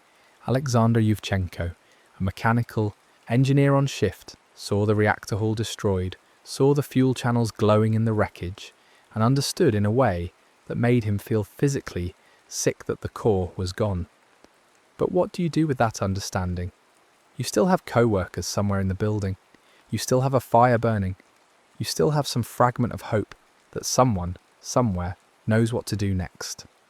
By the time the sun came up, 2 workers were confirmed dead from the immediate trauma of the explosions, and dozens more were showing symptoms of acute radiation syndrome. Nausea, vomiting, skin reddening, the kind of distress that means cells are dying faster than the body can replace them. They were taken to the medical unit at the plant, then transported to hospitals in Pripyat and later to specialised facilities in Moscow, where doctors with experience treating radiation exposure began the grim work of trying to support patients whose bodies were failing at the molecular level. The workers with the highest exposures, including many of the firefighters and plant personnel who'd been closest to the exposed core, faced doses above 4 to 6 grays, the threshold where survival becomes statistically unlikely even with intensive medical care. Over the following weeks, 28 of them would die. Their deaths were not quick. Radiation doesn't kill like a bullet. It kills like a slow unmaking, immune systems collapsing, infections blooming, organs failing, as the cells needed to maintain them can't divide anymore. In Pripyat, morning arrived with an unsettling normalcy. The explosion had been loud enough to wake some residents, but the city was 3 kilometres from the plant, and explosions in industrial settings, while alarming, aren't necessarily interpreted as catastrophic. Some people looked toward the plant and saw smoke. Some called friends who might have information. Some went back to sleep. Children woke up for school. Adults prepared for work. The mechanisms of daily life continued because there was no visible rupture in the social order. No announcement, no sirens wailing the specific pattern that means evacuate immediately. The radiation moving through the air didn't make itself known in any human perceptible way. It had no colour, no taste, no smell, no temperature. You could stand in a place where the dose rate would kill you in hours and feel nothing wrong except perhaps a faint metallic taste that you might attribute to anything. Officials in Pripyat and in the regional governments were receiving fragmented information, reports from the plant that something serious had happened, but initial assessments that downplayed the severity either out of genuine confusion or institutional reluctance to declare a disaster without certainty. The Soviet system in 1986 did not reward local officials for sounding alarms that might later be deemed overreactions. So the morning proceeded with deliberation that felt responsible, gathering information, consulting with experts, waiting for measurements to clarify the situation, while the invisible contamination spread. Children played outside. People went to the market. A wedding took place. These details matter because they illustrate the gap between physical reality and social reality. The danger was already present, already inside people's bodies, already settling onto surfaces and into soil, but it hadn't yet been named as danger in the official language that makes danger real to institutions. Radiation measurements in Pripyat began to show elevated levels, but the numbers were hard to interpret without context, and the context was being controlled. By midday, on April 26, dosimetry teams with functioning instruments were recording readings high enough to indicate that evacuation should be immediate, but the decision-making apparatus moved at the speed of committees and phone calls and the psychological difficulty of accepting that you might need to move an entire city. Pripyat was a young city, purpose-built to house the workers of the Chernobyl plant and their families. It had schools, a hospital, an amusement park under construction, a population proud of being part of the Soviet Union's nuclear energy program. The idea that this city would need to be abandoned, and quickly, was not an idea that fit easily into anyone's plans. The decision to evacuate came late on April 27th, more than a day after the explosion. Residents were told to prepare for a temporary absence, 3 days, maybe a week, just until the situation at the plant was stabilised. They were instructed to bring minimal belongings, to leave their apartments secure, to proceed in an orderly fashion to the buses that would transport them to other towns. The tone was calm, even reassuring. This was a precaution, not a disaster. People believed it because believing it allowed them to stay composed, to pack a small bag instead of confronting the possibility that they might never return. They left, behind family photographs, furniture arranged just so, dishes in the sink, books half read, children's toys on bedroom floors. The city emptied in a matter of hours, roughly 45,000 people moving through the streets toward buses, and then the buses moving away, and then the city standing empty in the spring afternoon, still intact, still waiting, as if its residents might return any moment. They would not return. The radiation levels in Pripyat would remain too high for permanent habitation, and the decision that felt temporary would become permanent.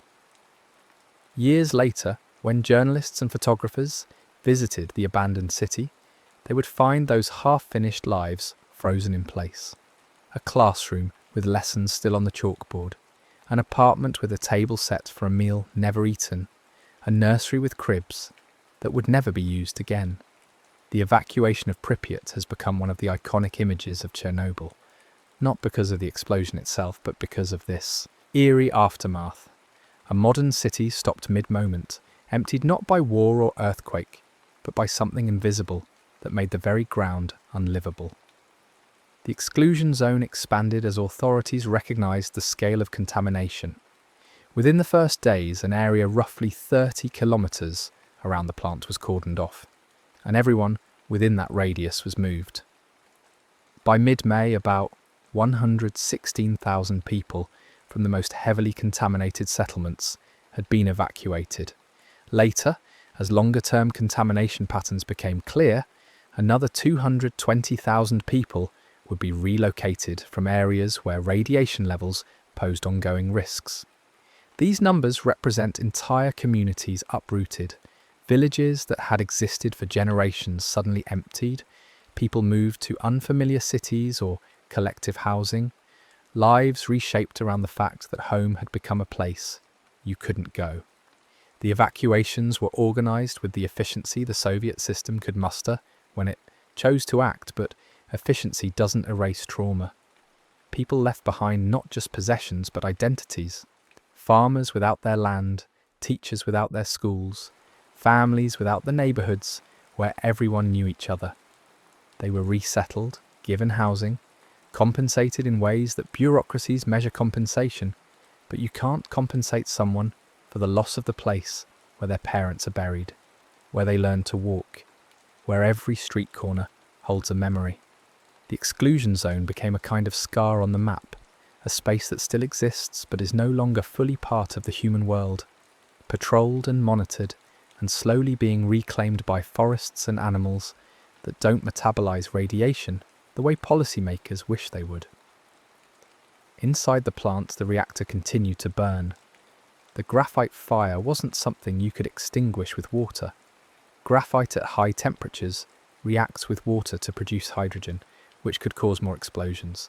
So the response involved helicopters dropping loads of sand, clay, boron, and lead onto the exposed reactor, trying to smother the fire and absorb the radiation.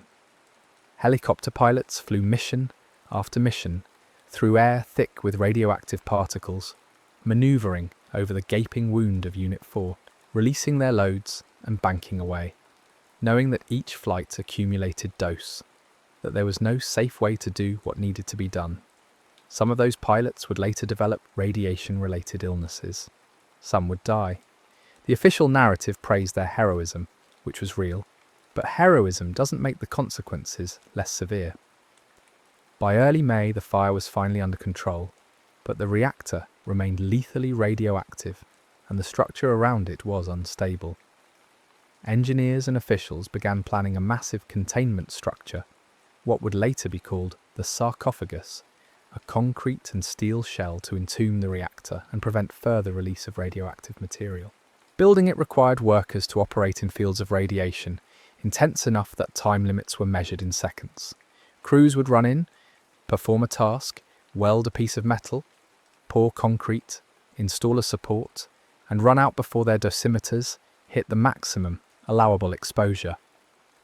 Thousands of workers rotated through the site, each contributing a small piece of the containment effort, each accumulating dose that would stay with them for the rest of their lives. The sarcophagus was completed by November 1986, a brutal industrial feat accomplished by treating human bodies as expendable resources, dosing them up to limits and then rotating in fresh workers over and over until the structure stood.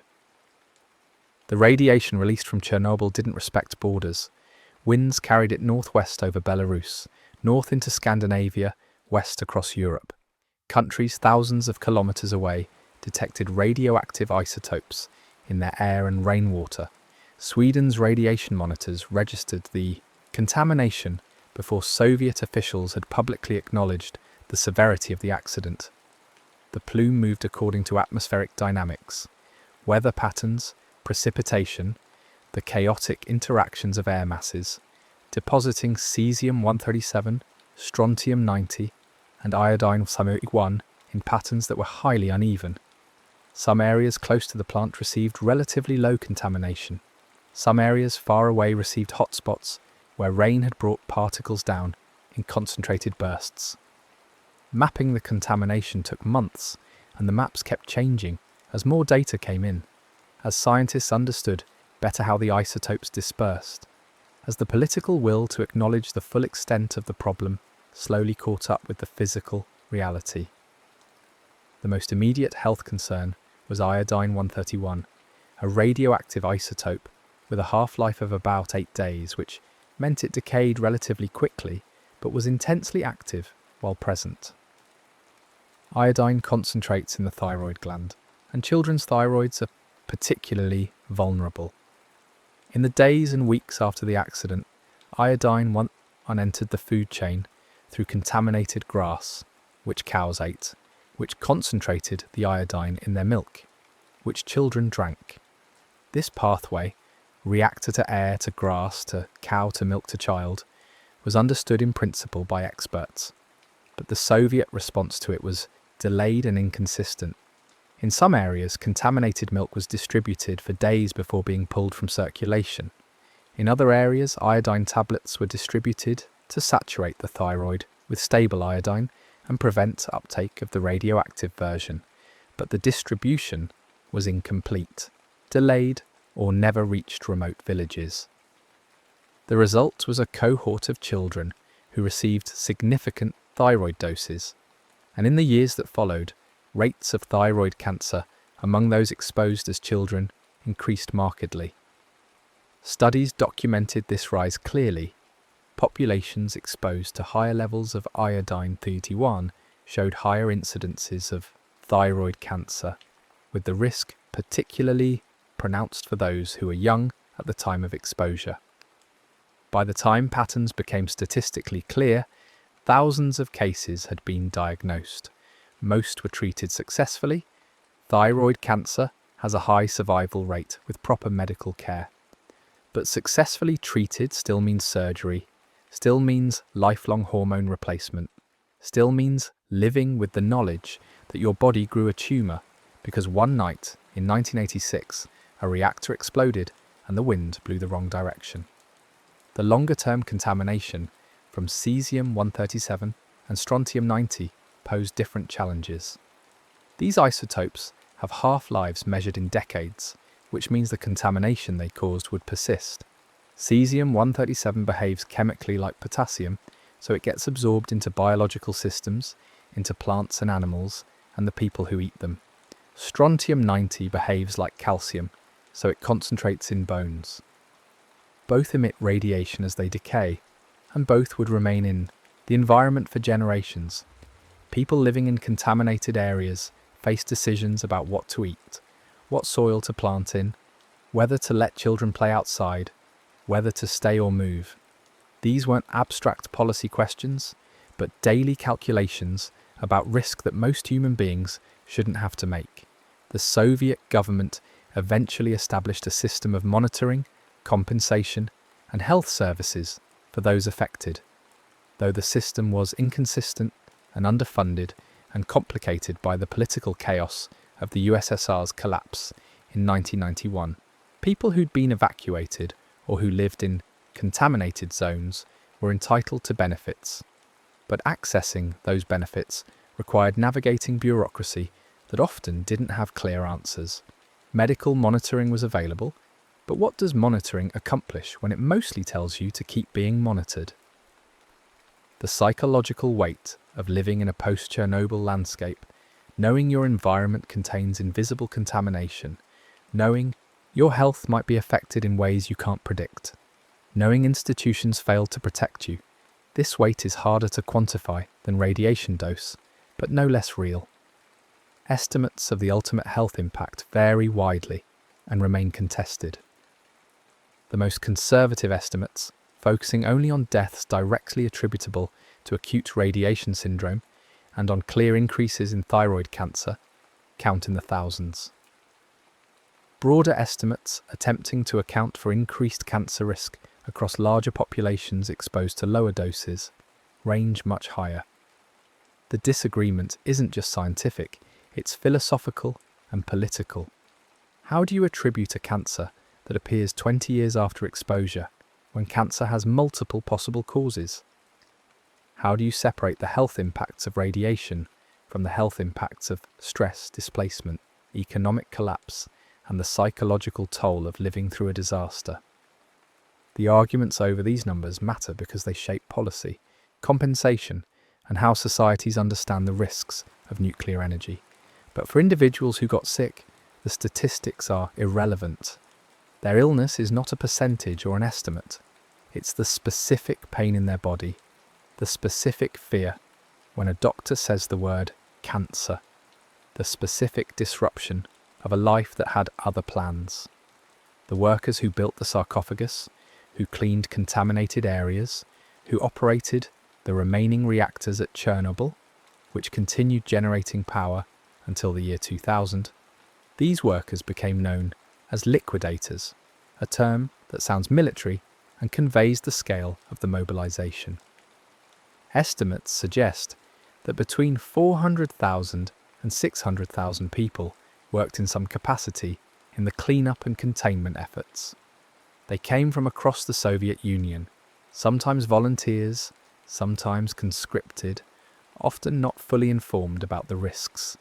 They bulldozed contaminated soil, washed buildings, buried equipment, constructed barriers, all under conditions where radiation exposure was a constant variable in every task.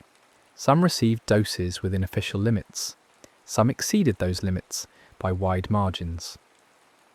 The long-term health outcomes for liquidators as a group show elevated rates of various illnesses, but individual experiences varied enormously.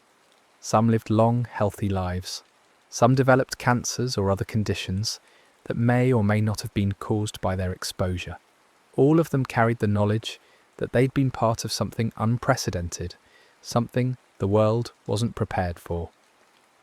The international scientific community mobilized to study Chernobyl, to understand what had happened and what it meant. The IAEA, the World Health Organization, national research institutions all sent teams to measure, model, and make sense of the disaster. The data they collected has shaped global understanding of radiation health effects, informed safety protocols for nuclear facilities, and provided a grim natural experiment in what happens when containment fails. But the studies also became sites of disagreement. Different organizations reached different conclusions about health impacts, about the effectiveness of evacuations, about the costs and benefits of nuclear energy. Chernobyl became not just a disaster, but a symbol, and symbols get used in arguments that extend far beyond the specific facts of what happened in Ukraine in 1986. For people living in the affected regions, the disaster didn't end when the fire went out or when the sarcophagus was completed. It continued in the form of altered landscapes, reshaped economies, and changed relationships with the environment. Farmers in contaminated areas couldn't sell their produce, or could sell it only after testing, or watched markets collapse as consumers refused to buy anything from Chernobyl regions, regardless of actual contamination levels. Forests became reservoirs of radioactive material, concentrated in fungi and berries that animals ate, that hunters might harvest, that entered food chains in unpredictable ways. Rivers carried contaminated sediment.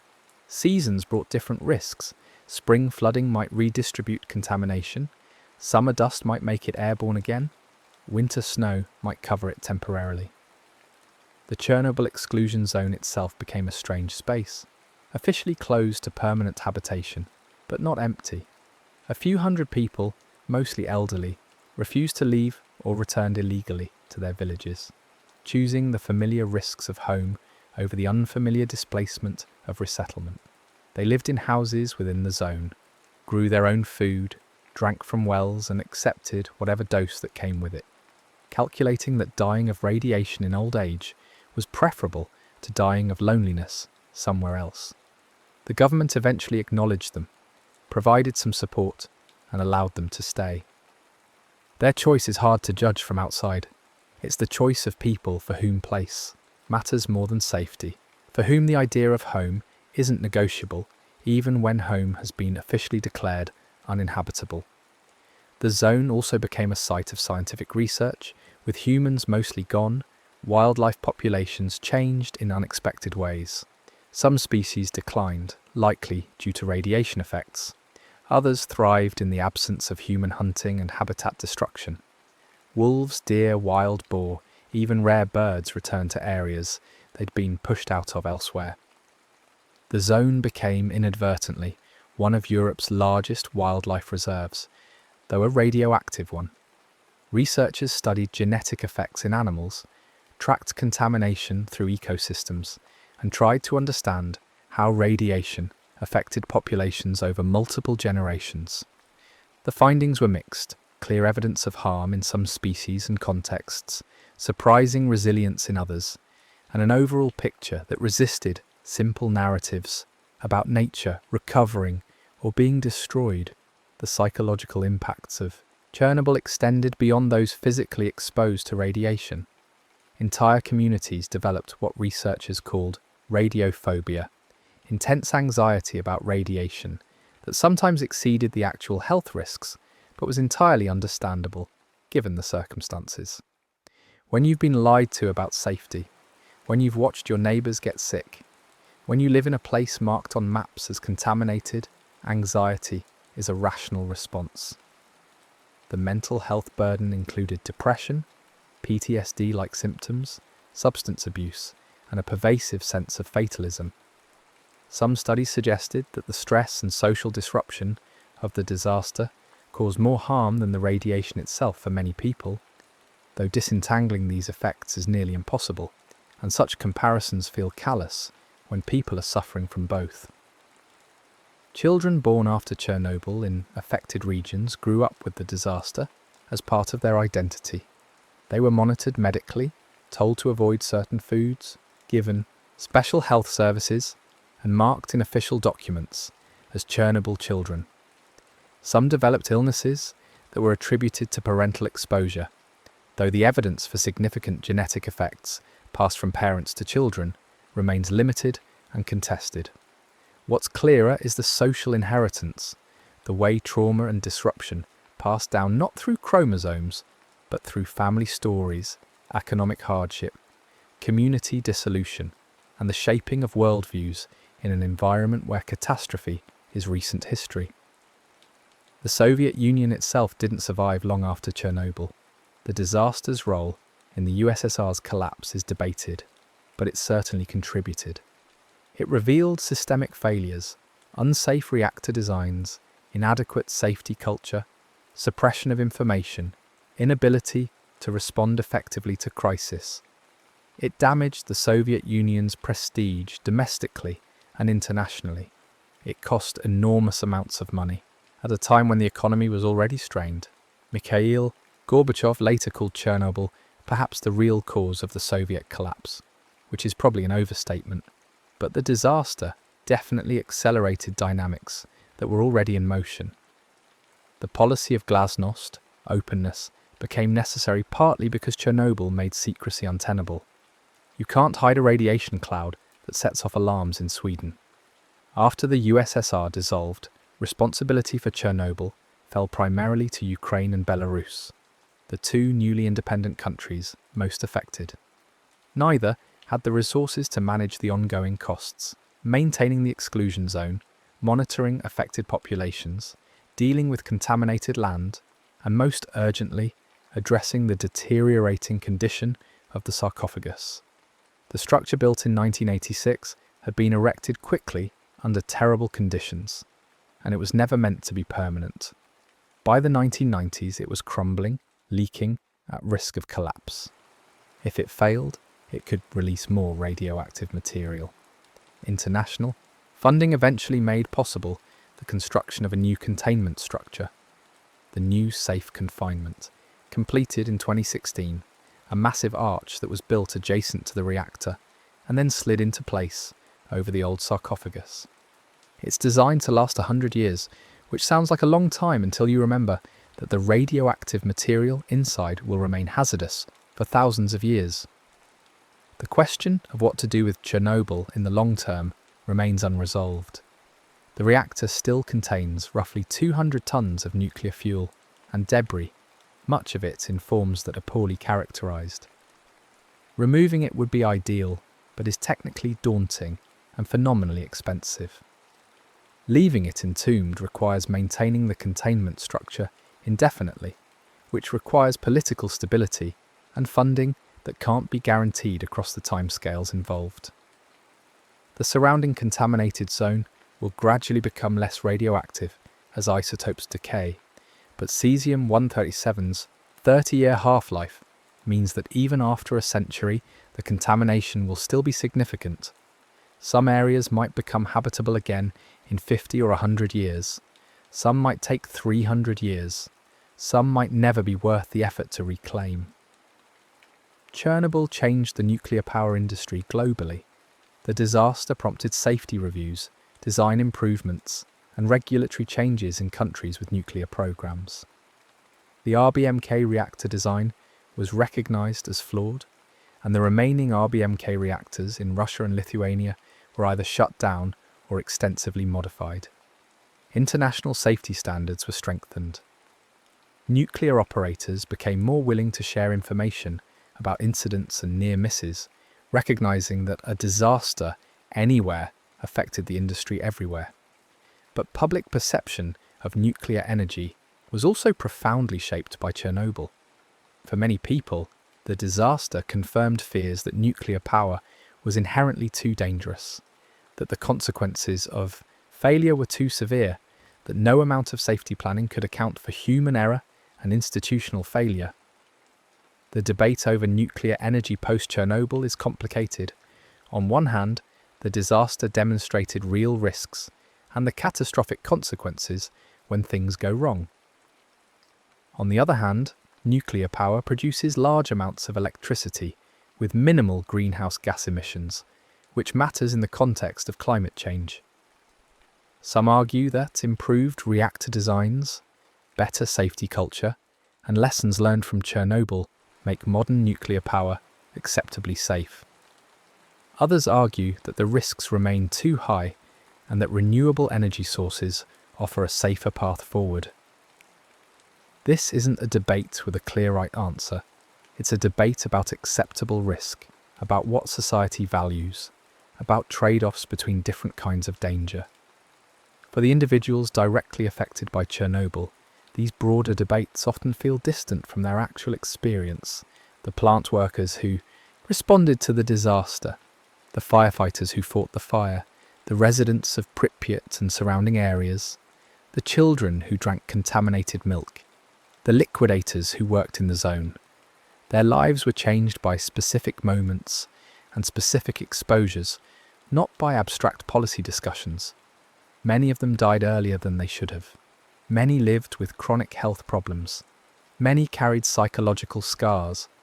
Many also lived full lives, raised families, found meaning and joy, and resisted being defined solely by their connection to the disaster.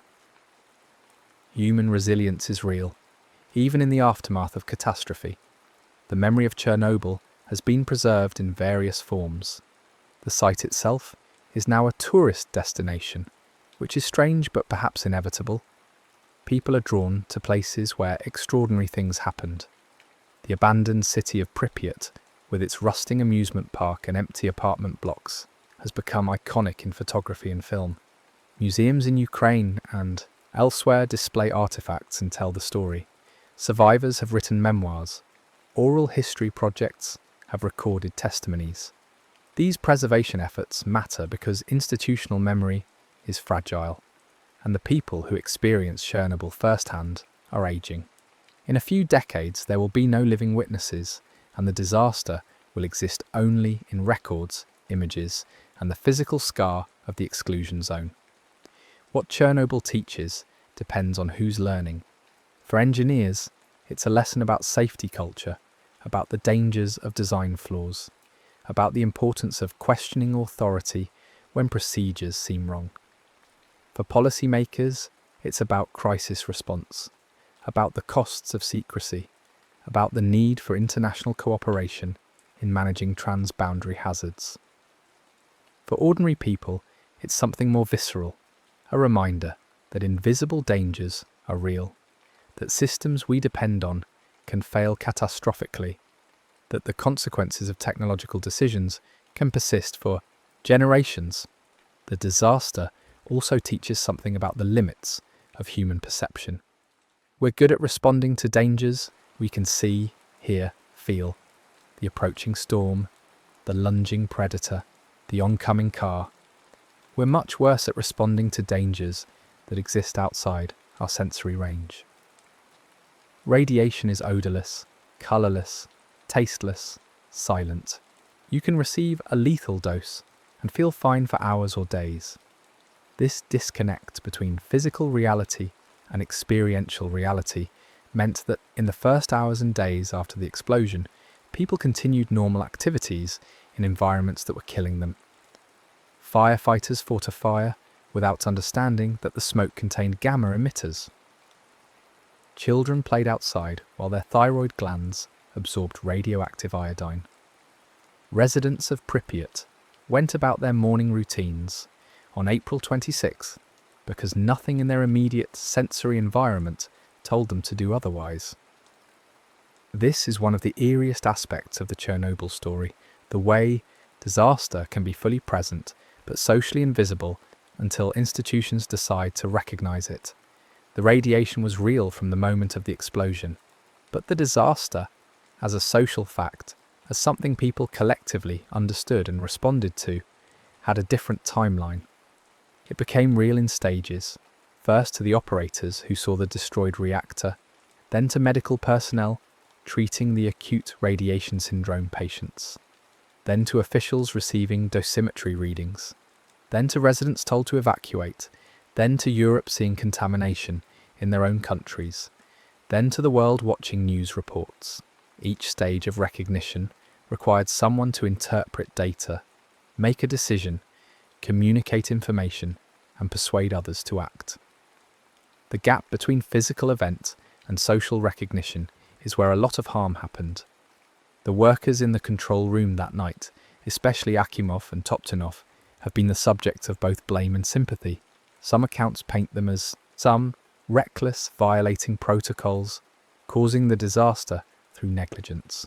Other accounts emphasize their impossible position, following orders from superiors, working with a reactor design whose flaws they couldn't fully understand, making decisions based on incomplete information in a system that punished deviation from authority. They both died from radiation exposure in the weeks after the disaster, suffering through acute radiation syndrome in Moscow hospitals. They didn't live to defend themselves or tell their full story. The question of culpability is complicated. Yes, protocols were violated. Yes, decisions were made that increased risk. But those decisions were made within a system, a political system, a technological system, an institutional culture that set them up to fail. Dyatlov, who survived, faced criminal charges and served time in prison. He maintained until his death that the reactor explosion was caused by design flaws, not operator error, and that he and his team were scapegoated for institutional failures. There's truth in both narratives. The operators did make decisions that contributed to the accident, and the reactor design had inherent instabilities that should never have been allowed in a commercial power plant. Assigning blame in complex systems failures is often an exercise in choosing which level of causation to emphasize. You can blame the operators for their actions that night. You can blame the designers for creating an unstable reactor. You can blame the regulators for approving it. You can blame the political system that prioritized rapid nuclear expansion over safety. All of these factors contributed. The people of Pripyat, in many ways the disaster's most visible victims, didn't make any decisions that contributed to the accident. They were simply living near a power plant that failed. Their victimization was complete and involuntary, yet their lives were profoundly altered. The children who grew up in evacuation, who never saw their childhood bedrooms again, who lost the continuity of place that most people take for granted. What do you say to them about why this happened? That a test was poorly planned? That a reactor had design flaws? That bureaucracy moved slowly? None of those explanations restore what was lost. The disaster also revealed the deeply interconnected nature of modern technological systems. The Chernobyl reactor didn't exist in isolation. It was part of an electrical grid that powered cities and industries. It was part of a Soviet nuclear program with political and military dimensions. It was part of a global nuclear industry that shared designs and expertise. When it failed, the consequences rippled outward, electrically, environmentally, economically, politically. Other countries had to reassess their own nuclear programs. Global food trade was disrupted. Scientific research was redirected. Insurance policies were rewritten. A single event in one location reshaped countless systems worldwide. There's also a strange temporal quality to Chernobyl's impact. The disaster happened in a specific moment. Those explosions at 1:23 on April 26, 1986. But its effects have unfolded across decades and will continue for centuries. The iodine-131 exposure was acute, lasting weeks. The cesium-137 contamination will persist for generations. The geopolitical and cultural impacts are ongoing. People are still getting sick from exposures that occurred nearly 40 years ago. The new safe confinement will need to be maintained for a century. The spent fuel and contaminated materials will remain hazardous for millennia. How do you hold in mind a disaster that spans timescales from seconds to thousands of years? One of the recurring themes in survivor testimonies is the sense of betrayal, not just by the reactor that exploded, but by institutions that were supposed to protect them. People trusted that nuclear plants were safe because they were told they were safe. They trusted that if something went wrong, authorities would act quickly to protect citizens. They trusted that their government wouldn't lie about dangers that affected their children's health. Chernobyl broke those trusts in ways that went beyond the physical damage. It created a pervasive cynicism about official information, a suspicion of technological optimism, a sense that ordinary people were expendable in the calculus of state priorities. This betrayal was compounded by the initial secrecy and misinformation. For the first days, Soviet media said little about the accident. When they did report, it was minimized. The evacuation of Pripyat wasn't announced publicly until it had already happened. Neighbouring countries learned about the disaster from their own radiation detectors, not from Soviet officials. This pattern of secrecy had consequences beyond the immediate harm. It meant people couldn't make informed decisions about protecting themselves. It meant contaminated food entered distribution networks. It meant workers at the plant didn't receive adequate warnings. And it meant that when information finally did come out, it was often disbelieved because the source had already proven unreliable. The later Soviet and post-Soviet governments made efforts to be more transparent, to provide compensation and services, to acknowledge the scale of the disaster. But rebuilding trust is harder than destroying it. People who'd been lied to once had little reason to believe subsequent assurances. When officials said certain areas were safe, people remembered being told the reactor was safe. When evacuation guidelines were issued, people remembered that the Pripyat evacuation came too late.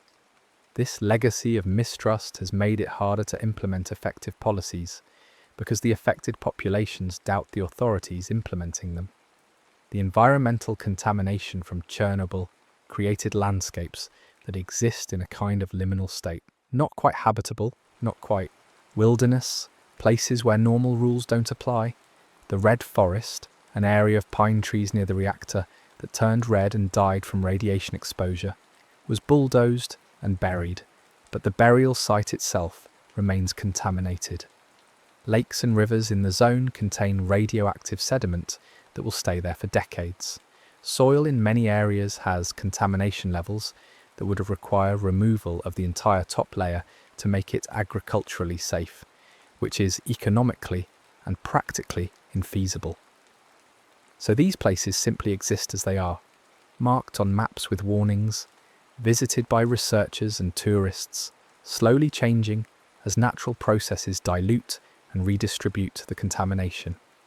There's a particular poignancy to the infrastructure left behind in the exclusion zone. Schools with desks still in rows, hospitals with patient files scattered, apartment buildings with balconies overlooking empty streets. These places were built for futures that never happened. The children who would have studied in those schools, the patients who would have been treated in those hospitals, the families who would have lived in those apartments, all of them had to go elsewhere, had to make different lives. The buildings remain as monuments to disrupted intentions, to the fragility of plans, to the way a single night can make an entire city's future impossible. Some of the most haunting images from Pripyat are from the amusement park, which was set to open on May 1st, 1986, just days after the disaster. The Ferris wheel has become an iconic symbol, yellow carriages that never carried riders, a wheel that never completed its first public rotation. It stands now as a rusting sculpture, visible in photographs and videos that circulate online, representing childhood joy that was anticipated but never experienced. The bumper cars are still in the pavilion, decades of weather having degraded them into twisted metal and faded paint. These aren't just abandoned objects, they're promises that couldn't be kept. The human stories from Chernobyl resist simple narrative arcs. There's no clean resolution, no moment where everything becomes okay. Some survivors rebuilt their lives successfully in new locations. Some struggled with health problems, economic hardship, and psychological damage for the rest of their lives.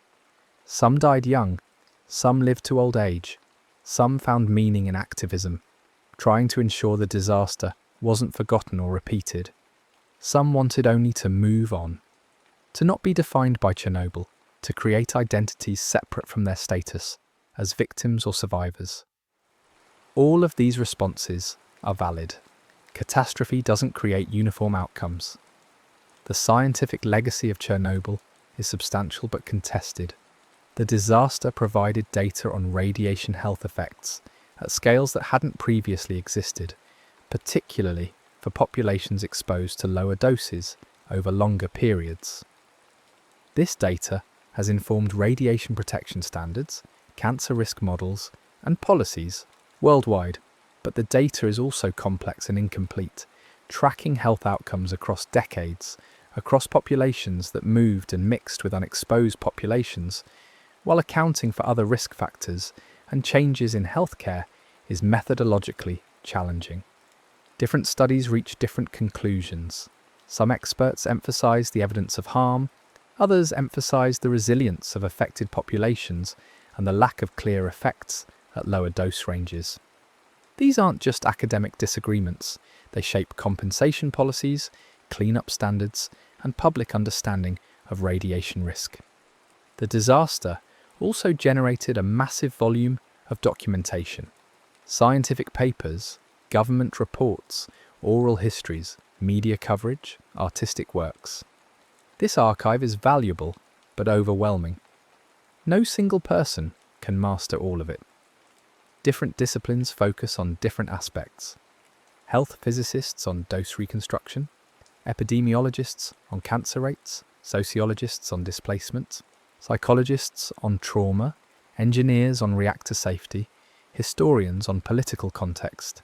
Each discipline brings insights, but also limitations. The full picture of Chernobyl exceeds any single framework for understanding it. Art and literature about Chernobyl have tried to capture what technical reports cannot: the subjective experience of living through and after disaster, the emotional texture of loss and fear and uncertainty. Svetlana Alexievich's Voices from Chernobyl collected oral testimonies that convey the human reality in ways statistics never could. Films and documentaries have visualized the exclusion zone, making its strangeness accessible to global audiences. These artistic works serve a different function than scientific analysis. They preserve emotional truth, make abstract suffering concrete, and remind us that behind every number is a person. The question of whether Chernobyl could happen again is complicated. The specific circumstances an RBMK reactor operated in violation of safety limits during a poorly planned test are unlikely to recur, especially since most RBMK reactors have been shut down or modified. But the broader lessons about complex systems, safety culture, institutional failure, and the gap between designed safety and operational reality remain relevant. The Fukushima disaster in 2011, though caused by an earthquake and tsunami rather than operational error, showed that even modern plants in safety-conscious countries can fail catastrophically when circumstances exceed design assumptions. The specific mechanisms differ, but the pattern, assumptions proven wrong, consequences exceeding containment, displacement of populations, long-term contamination, echoes Chernobyl. What we choose to remember about Chernobyl shapes what we take from it. If we remember it primarily as a Soviet failure, we might miss the broader lessons about technological hubris and institutional accountability that apply regardless of political system. If we remember it primarily as an anti-nuclear cautionary tale, we might overlook the specific design and operational failures that distinguish Chernobyl from other nuclear facilities. If we remember only the death toll and contamination, we might miss the stories of resilience, adaptation, and life continuing in changed circumstances. The disaster is large enough to contain multiple lessons, and which lessons we emphasize reveals what we think is important. For the people whose lives were most directly shaped by Chernobyl, memory is not abstract. It's in their bodies. The scars from surgeries, the pills they take daily, the medical appointments that structure their years. It's in their geographies, the places they can't return to, the cities where they rebuilt lives, the distances between where they are and where they're from. It's in their families, the relatives who died, the children who grew up as Chernobyl kids, the stories told and retold until they become part of identity. They don't have the option of forgetting.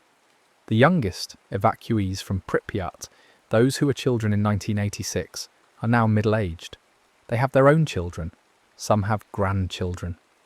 The disaster is receding into generational memory, becoming history rather than personal experience for more and more people. But the physical legacy persists. The exclusion zone exists. The new safe confinement stands. Radiation levels continue to be monitored. The waste that was created that night remains dangerous, and will remain dangerous long after everyone who lived through the disaster has died. There's something deeply unsettling about creating a problem that outlasts the people who created it by orders of magnitude. The engineers who designed the RBMK reactor are dead. The operators who ran the test are dead. The officials who made decisions about evacuation and information are dead. But the radioactive material they released will be hazardous for thousands of years. Future generations will inherit responsibility for managing contamination. They had no role in creating, for maintaining containment structures they didn't build, for living with consequences of decisions made before they were born. This intergenerational burden raises ethical questions about technological development. What obligations do we have to futures we won't live to see? How do we weigh present benefits against long-term risks? Who gets to make decisions that bind descendants for millennia? These aren't questions specific to nuclear power. They apply to climate change, toxic waste, resource depletion, and many other issues where the timescale of consequences exceeds the timescale of human lifespans or political accountability. But Chernobyl makes them concrete in a way few other events do. The zone itself has become a kind of monument, though not an intentional one. It exists as evidence of what happened, a physical reminder that certain mistakes have permanent consequences. Unlike monuments built to commemorate, which can be torn down or reinterpreted, the exclusion zone will persist whether we want it to or not. The contamination doesn't care about our narratives or politics. It decays according to physics, indifferent to human meaning-making. Some researchers have proposed that the zone could eventually serve as a nature reserve, a space where ecosystems develop without human interference, even if those ecosystems are radioactive. This is both pragmatic and strange, accepting that the land can't be reclaimed for human use, but can still have value as wildlife habitat.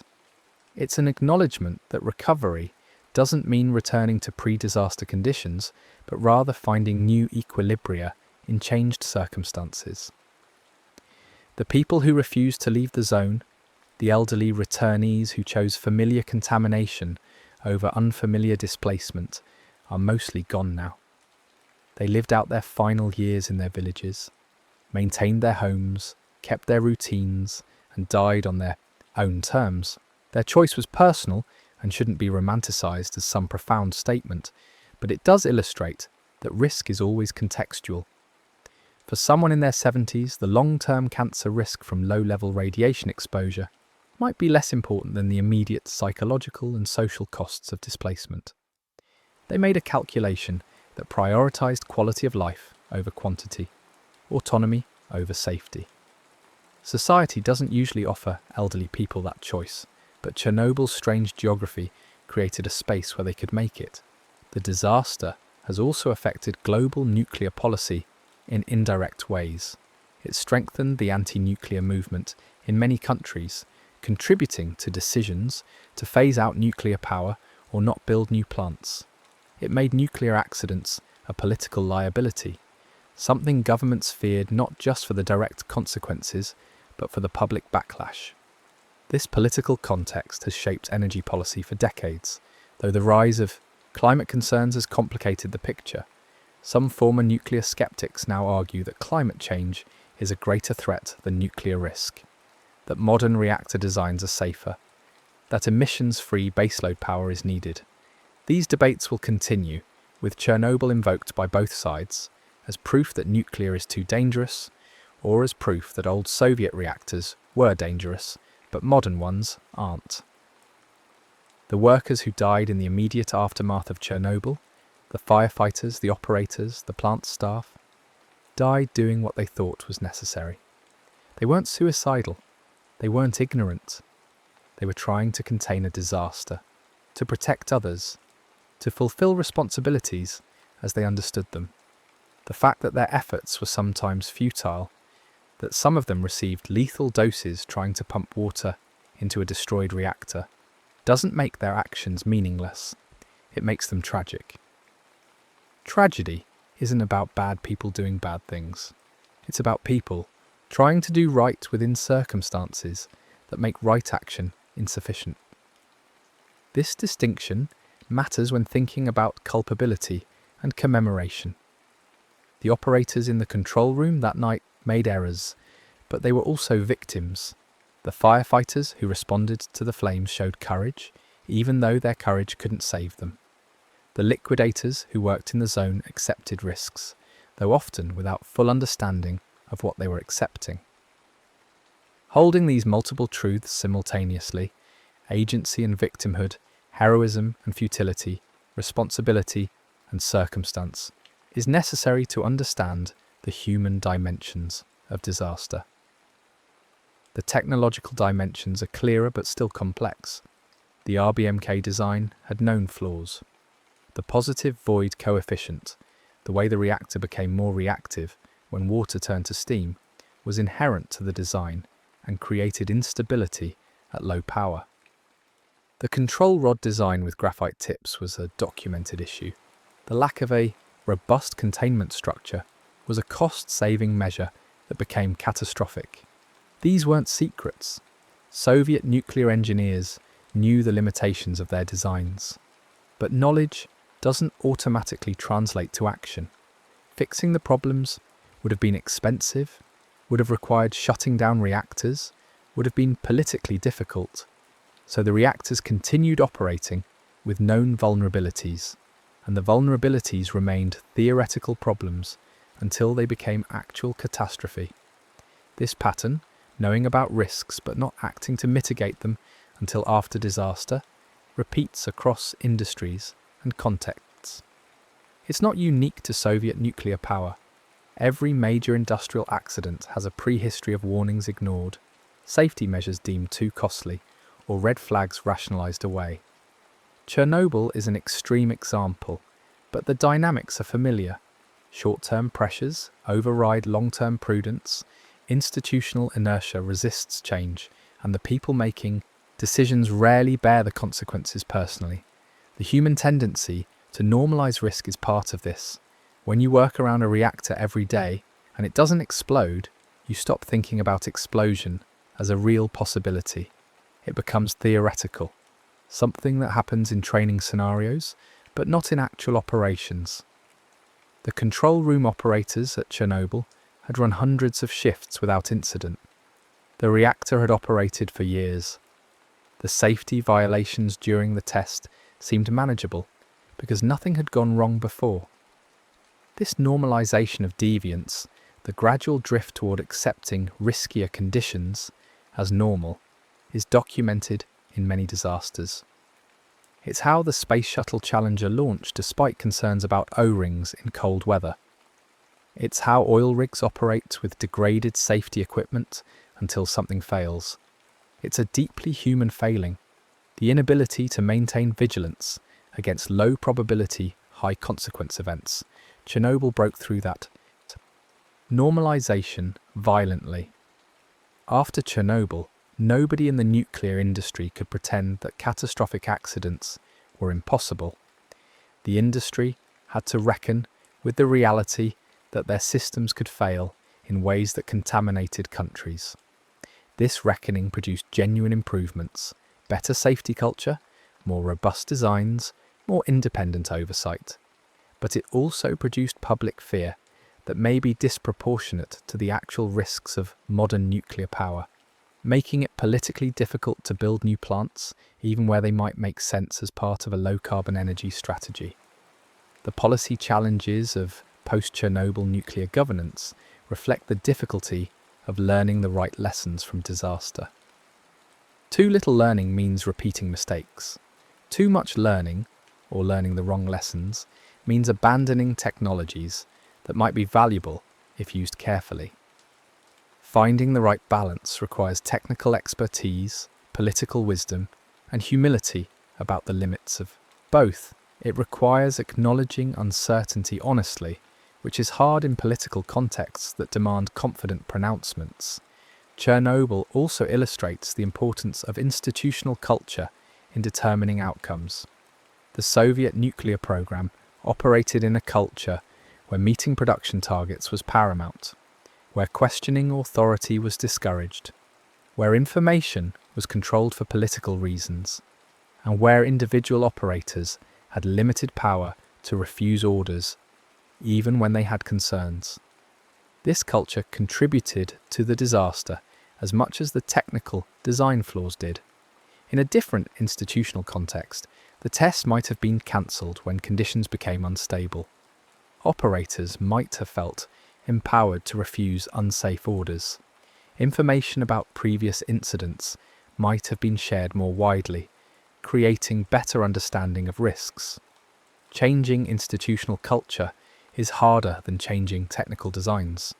You can redesign a reactor, but redesigning the social systems within which reactors operate requires changing incentives, hierarchies, training, communication patterns, and deeply embedded assumptions about authority and responsibility. The nuclear industry has worked on this, emphasizing safety culture as a priority, but culture is always vulnerable to erosion under pressure.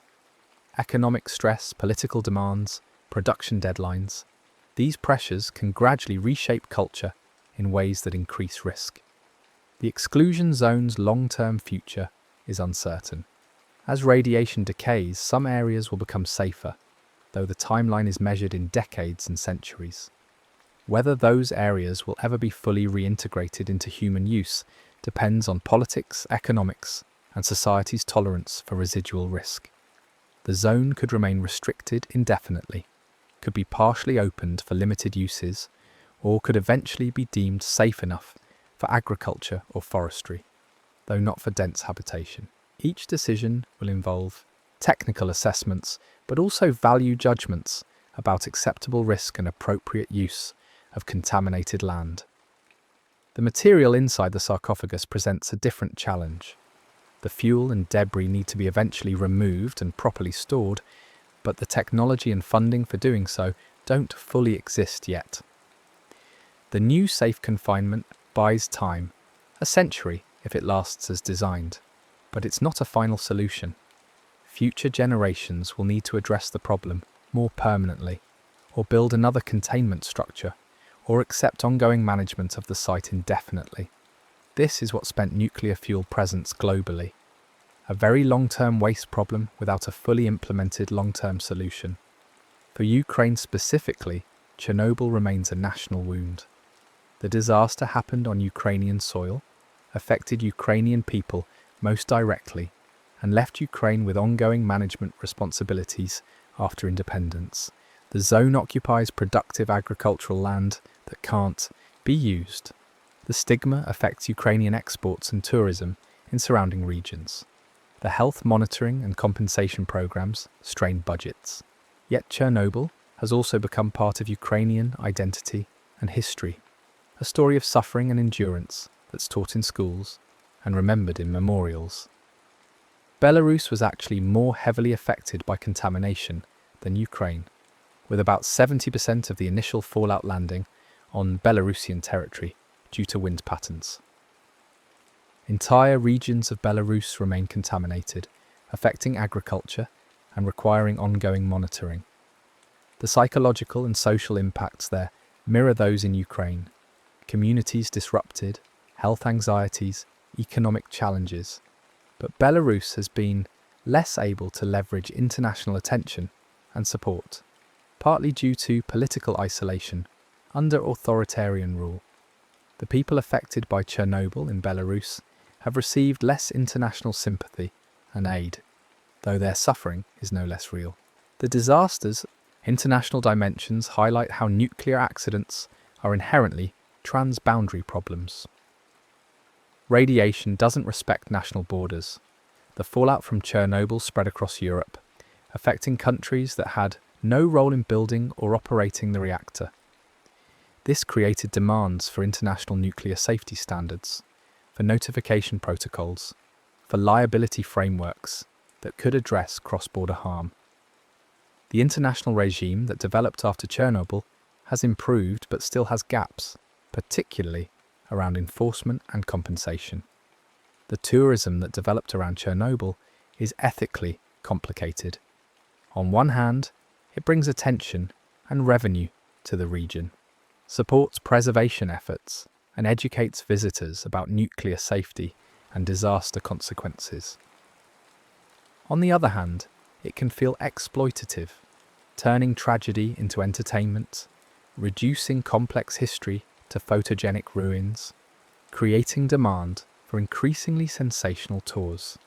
The tourists who visit the zone are often seeking dramatic imagery for social media, experiencing the site as spectacle rather than engaging seriously with its meaning. Yet some visitors do engage seriously, coming away with deeper understanding and renewed commitment to safety. Like many aspects of Chernobyl's legacy, tourism resists simple judgment. The disaster has entered global culture in various ways beyond tourism. It appears in video games, horror movies, novels, and countless documentaries. The 2019 HBO miniseries Chernobyl reached massive audiences and shaped popular understanding of the disaster, though historians noted various inaccuracies and dramatizations. This cultural presence keeps Chernobyl in public consciousness, but also risks oversimplifying or sensationalizing what happened. The real story is complicated, technical in places, ambiguous in others. Drama requires narrative clarity, heroes and villains, emotional payoffs.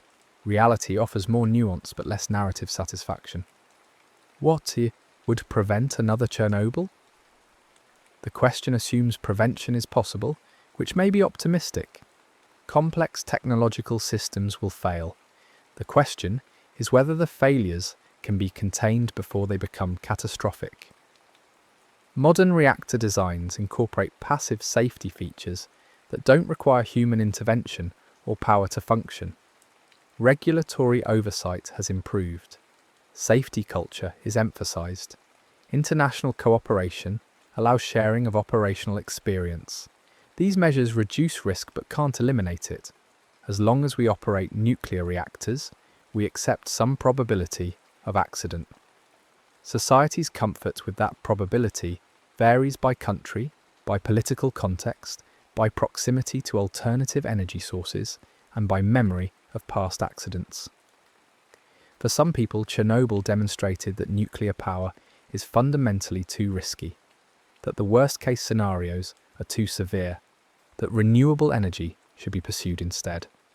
For others, Chernobyl demonstrated that old, Soviet reactor designs were unsafe, but modern designs are fundamentally different and acceptably safe, especially compared to the certainty of climate change impacts from fossil fuels. Both positions have technical and ethical arguments supporting them. Neither is obviously wrong. This is the nature of many policy debates, not a choice between right and wrong, but a choice between different risks and values. The people living in areas near the exclusion zone have their own relationship with Chernobyl, different from visitors or distant policymakers. For them, it's not an abstract policy question or a historical curiosity. It's geography, the direction where you don't go, the land that's marked on maps differently, the source of various anxieties and regulations. It's economy, the stigma on local products, the restrictions on agriculture, the challenges attracting investment. It's social identity. Being from near Chernobyl carries meanings both inside and outside the region. They live with the disaster's aftermath in mundane daily ways that don't translate easily into documentaries or policy papers. The children exposed to iodine-131 in 1986 are now in their 40s and 50s. Many have lived full lives without serious health consequences. Some developed thyroid problems that were treated. A smaller number developed thyroid cancer, which in most cases was cured. These outcomes exist on a probability distribution. Exposure increased risk, but didn't guarantee illness. For individuals, this creates an uncomfortable uncertainty. If you developed thyroid cancer after exposure, you can't know for certain whether Chernobyl caused it or whether you would have gotten it anyway. This uncertainty affects identity, medical care, compensation claims, and psychological well-being. The debate over long-term low-dose radiation effects continues in scientific literature. Some evidence suggests that even small doses carry some cancer risk, supporting the linear no threshold model that underlies most radiation protection standards. Other evidence suggests that at very low doses, biological repair mechanisms might prevent most damage, or that other health factors overwhelm any radiation effect, making precise risk calculation impossible.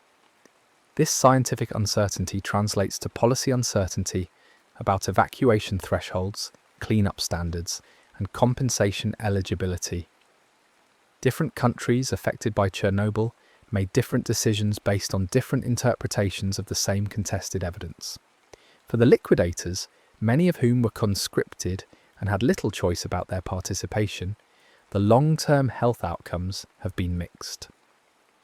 Some studies show elevated cancer rates and other health problems in liquidator populations. Other studies find less clear effects, especially for those who received lower doses. Individual liquidators face the same uncertainty as other exposed populations. Was my illness caused by Chernobyl? Would I have gotten sick anyway? The lack of clear answers is frustrating and makes it harder to prove disability claims or seek compensation. Compensation systems in the former Soviet states have been inconsistent and often inadequate. Benefits exist on paper, but may not be funded reliably. Proving eligibility requires documentation that may not exist or may have been lost in bureaucratic chaos following the USSR's collapse. The systems also create perverse incentives, where people have reasons to identify as victims even when their actual exposure was minimal, because victim status provides access to benefits.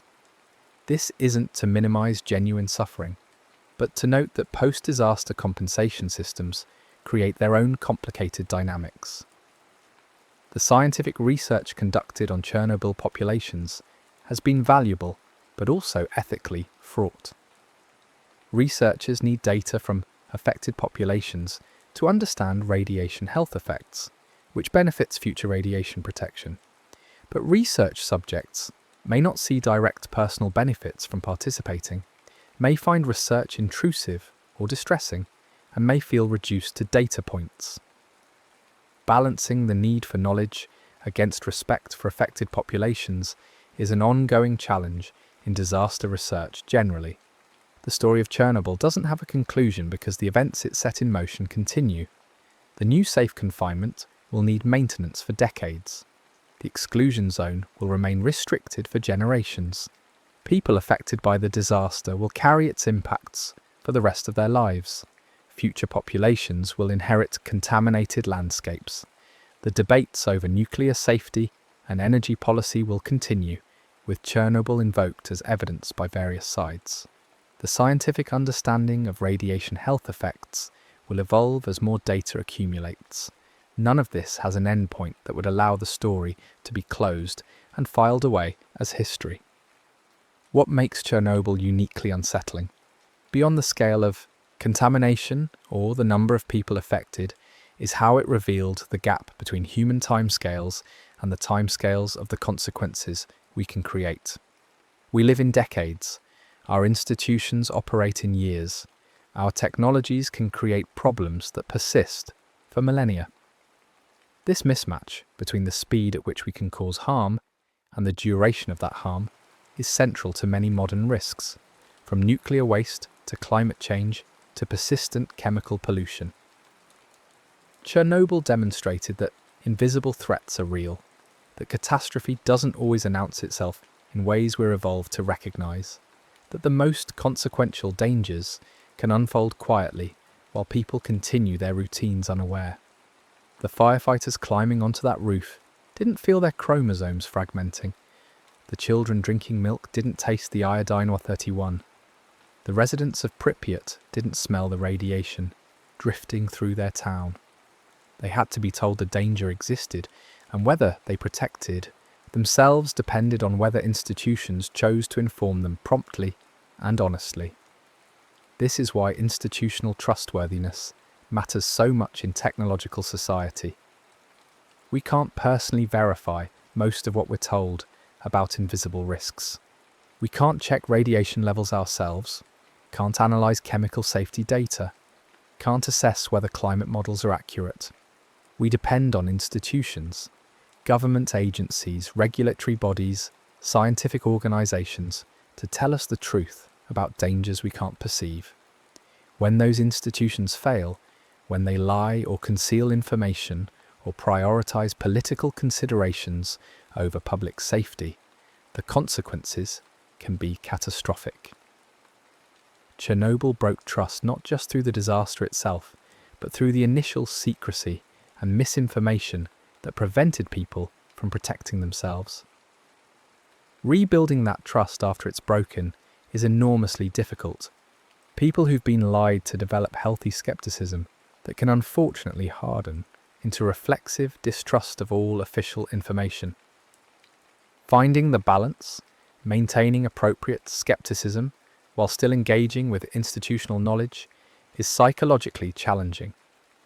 For many people affected by Chernobyl, the experience created a permanent wariness of government assurances about safety, a wariness that has shaped their relationship with authority ever since. The children who were evacuated from Pripyat as young children have only fragmented memories of the city. They remember moments, being carried to the bus, watching their hometown recede through the window, arriving somewhere unfamiliar.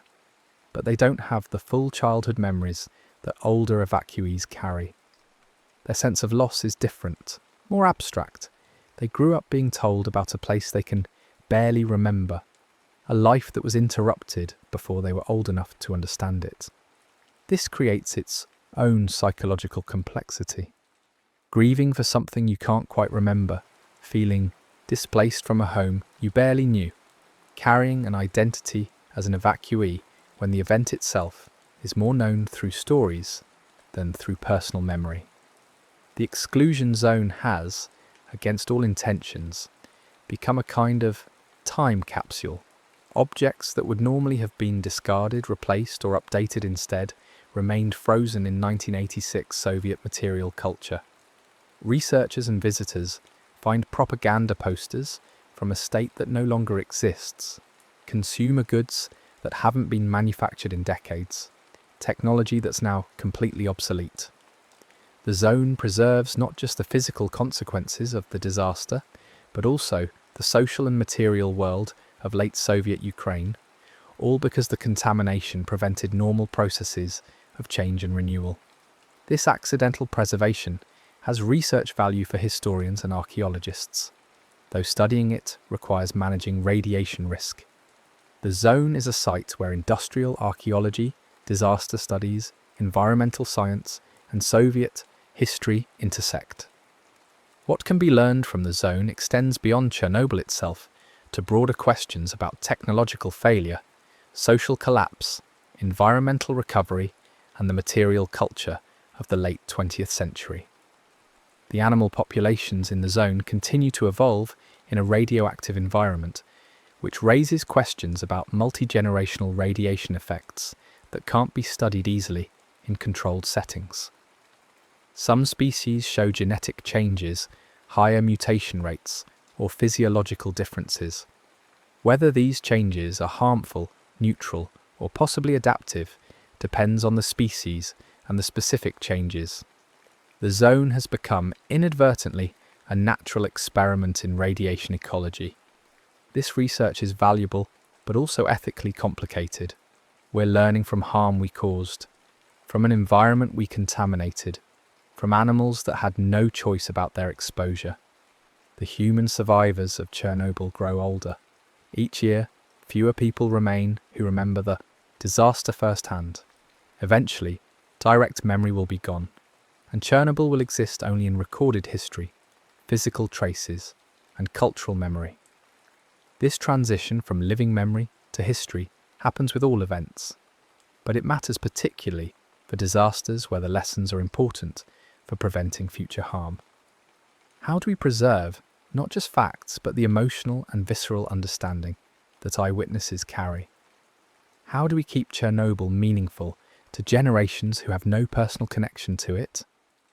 Memory preservation efforts include oral history projects, museums, archival collections, and educational programs. These are important but incomplete. They can't fully capture the experience of living through the disaster, the texture of daily life in its aftermath, the specific anxieties and adaptations. Future generations will understand Chernobyl differently than those who lived through it, which is inevitable, but involves some loss. For those who did live through it, Chernobyl often represents a dividing line in their personal histories, before and after, when life was normal and when everything changed. This bifurcation of identity is common in disaster survivors. The disaster becomes a reference point that organises memory and self-understanding. Before Chernobyl represents lost normalcy, lost innocence, lost futures. After Chernobyl represents adaptation, resilience, changed circumstances. For some, this framework is empowering. They survived, they adapted, they continued. For others, it's limiting. They're permanently defined by victimhood, unable to escape the disaster's shadow. The question of how to remember Chernobyl remains contested. Should it be remembered primarily as a technological failure, a political failure, an environmental catastrophe, a human tragedy, or a cautionary tale? Each framing emphasizes different aspects and suggests different lessons. Technological framing emphasizes design flaws and safety culture. Political framing emphasizes Soviet secrecy and institutional dysfunction. Environmental framing emphasizes long-term contamination. Human framing emphasizes suffering and displacement. Cautionary framing emphasizes risks of nuclear technology. All are valid. None is complete. The disaster exists at the intersection of technology, politics, environment, and human experience. Understanding it requires engaging with all these dimensions. But different audiences need different framings. Engineers need technical details. Policymakers need governance lessons. Affected populations need acknowledgement of their experience. Students need context. Each framing serves a purpose but risks oversimplifying if presented as the only important perspective. Chernobyl resists simple narratives. It wasn't just operator error, or just design flaws, or just institutional failure. It was all of these, compounding. It wasn't just acute radiation deaths, or just long-term contamination, or just social disruption. It was all of these, creating layers of harm. It wasn't just a Soviet problem, or just a nuclear problem, or just a historical event. It connects to ongoing issues of technological risk, institutional trust, and intergenerational responsibility. The disaster exceeds any single frame we place around it. This complexity is uncomfortable. Simple narratives are easier to remember, easier to teach, easier to use politically. But simplification can obscure important truths. The reality is that Chernobyl happened because multiple systems failed simultaneously, because small decisions compounded into catastrophe, because the safeguards that should have prevented disaster were inadequate, or disabled, or overwhelmed. Understanding this requires holding complexity, acknowledging uncertainty, resisting the urge to reduce the disaster to a single cause or lesson. For the people living with Chernobyl's legacy, complexity is daily reality. They navigate contradictory information about risk, make decisions based on incomplete knowledge, balance fear against normalcy, remember trauma while trying to move forward. They don't have the luxury of simple narratives. They live in the ambiguity, the uncertainty, the ongoing challenge of adapting to consequences they didn't choose. The world continues to operate nuclear reactors, continues to generate waste that will remain dangerous for thousands of years, continues to face questions about acceptable risk and energy policy. Chernobyl informs these discussions but doesn't resolve them. Different societies make different choices based on different values and circumstances. Some have phased out nuclear power entirely, others continue expanding it. Still others maintain existing plants while debating new construction. Each choice involves trade-offs. What Chernobyl undeniably demonstrates is that when nuclear accidents happen, the consequences are severe, long-lasting, and extend far beyond the facility itself. Whether that demonstration justifies avoiding nuclear power entirely or instead justifies being extremely careful with nuclear power is a question that admits multiple defensible answers. The disaster doesn't settle the debate. It provides crucial evidence that must be considered. But people considering the same evidence reach different conclusions based on different values and priorities. For those whose lives were shattered by Chernobyl, the policy debates probably feel distant from their experience. Their reality isn't about weighing nuclear power against climate change or comparing reactor designs. Their reality is the body that got sick, the home they lost, the childhood that was disrupted, the uncertainty that never quite goes away. Policy matters. It shapes compensation, health services, environmental cleanup. But it can't undo what happened or fully address the harm. The exclusion zone will outlast everyone currently alive. The contamination will persist beyond the lifetimes of the youngest children exposed in 1986, beyond their children's lifetimes, possibly beyond their grandchildren's lifetimes. This temporal scale is difficult to comprehend. We're not good at thinking in centuries, much less millennia. Yet the consequences of that night in April 1986 will echo forward in time farther than we can imagine, affecting people not yet born, requiring management by societies not yet formed. This is what Chernobyl ultimately reveals, that some storms don't gather visibly in the sky, that some disasters begin inside the hum of routine work, that catastrophe can be fully present before anyone recognizes it. The danger existed in the design from the beginning, hidden in technical specifications most people never read. It existed in the institutional culture that prioritized production over safety. It existed in the gap between procedures on paper and procedures as practiced. It existed in the decision to run a test during a night shift, in the pressure to complete what had been started, in each small choice that narrowed the margin for error. At a 1:23 on April 26, 1986, those accumulated vulnerabilities became kinetic. Containment failed. The invisible became consequential. A routine night became the beginning of the disaster. And the world learned slowly and painfully what happens when complex systems fail beyond their safeguards, when invisible threats overwhelm institutional capacity to respond, when the gap between what's real and what's perceived allows harm to multiply before recognition arrives. The people sleeping in Pripyat that night didn't know the air had changed. The firefighters responding to the flames didn't know they were walking into radiation fields that would kill them. The operators in the control room didn't know the reactor they were trying to cool had already been destroyed. Knowledge came later, came slowly, came too late to prevent much of the harm. And that delay, that gap between event and understanding, between physical danger and social acknowledgement of danger, is perhaps the most haunting aspect of the whole terrible story.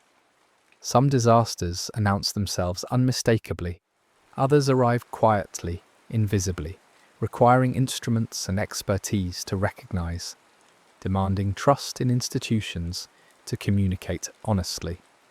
Chernobyl was the latter kind, and the consequences of that invisibility are still unfolding, decades later, in landscapes that remain contaminated, in bodies that remember exposure, in memories that can't be erased. The zone stands empty now, silent except for wind and wildlife. A monument built not from stone, but from absence, from all the futures that were interrupted when one night, inside a routine safety test, the ordinary became irrevocable, and the world learned what invisible can mean. The next story is about to begin. Please relax and enjoy.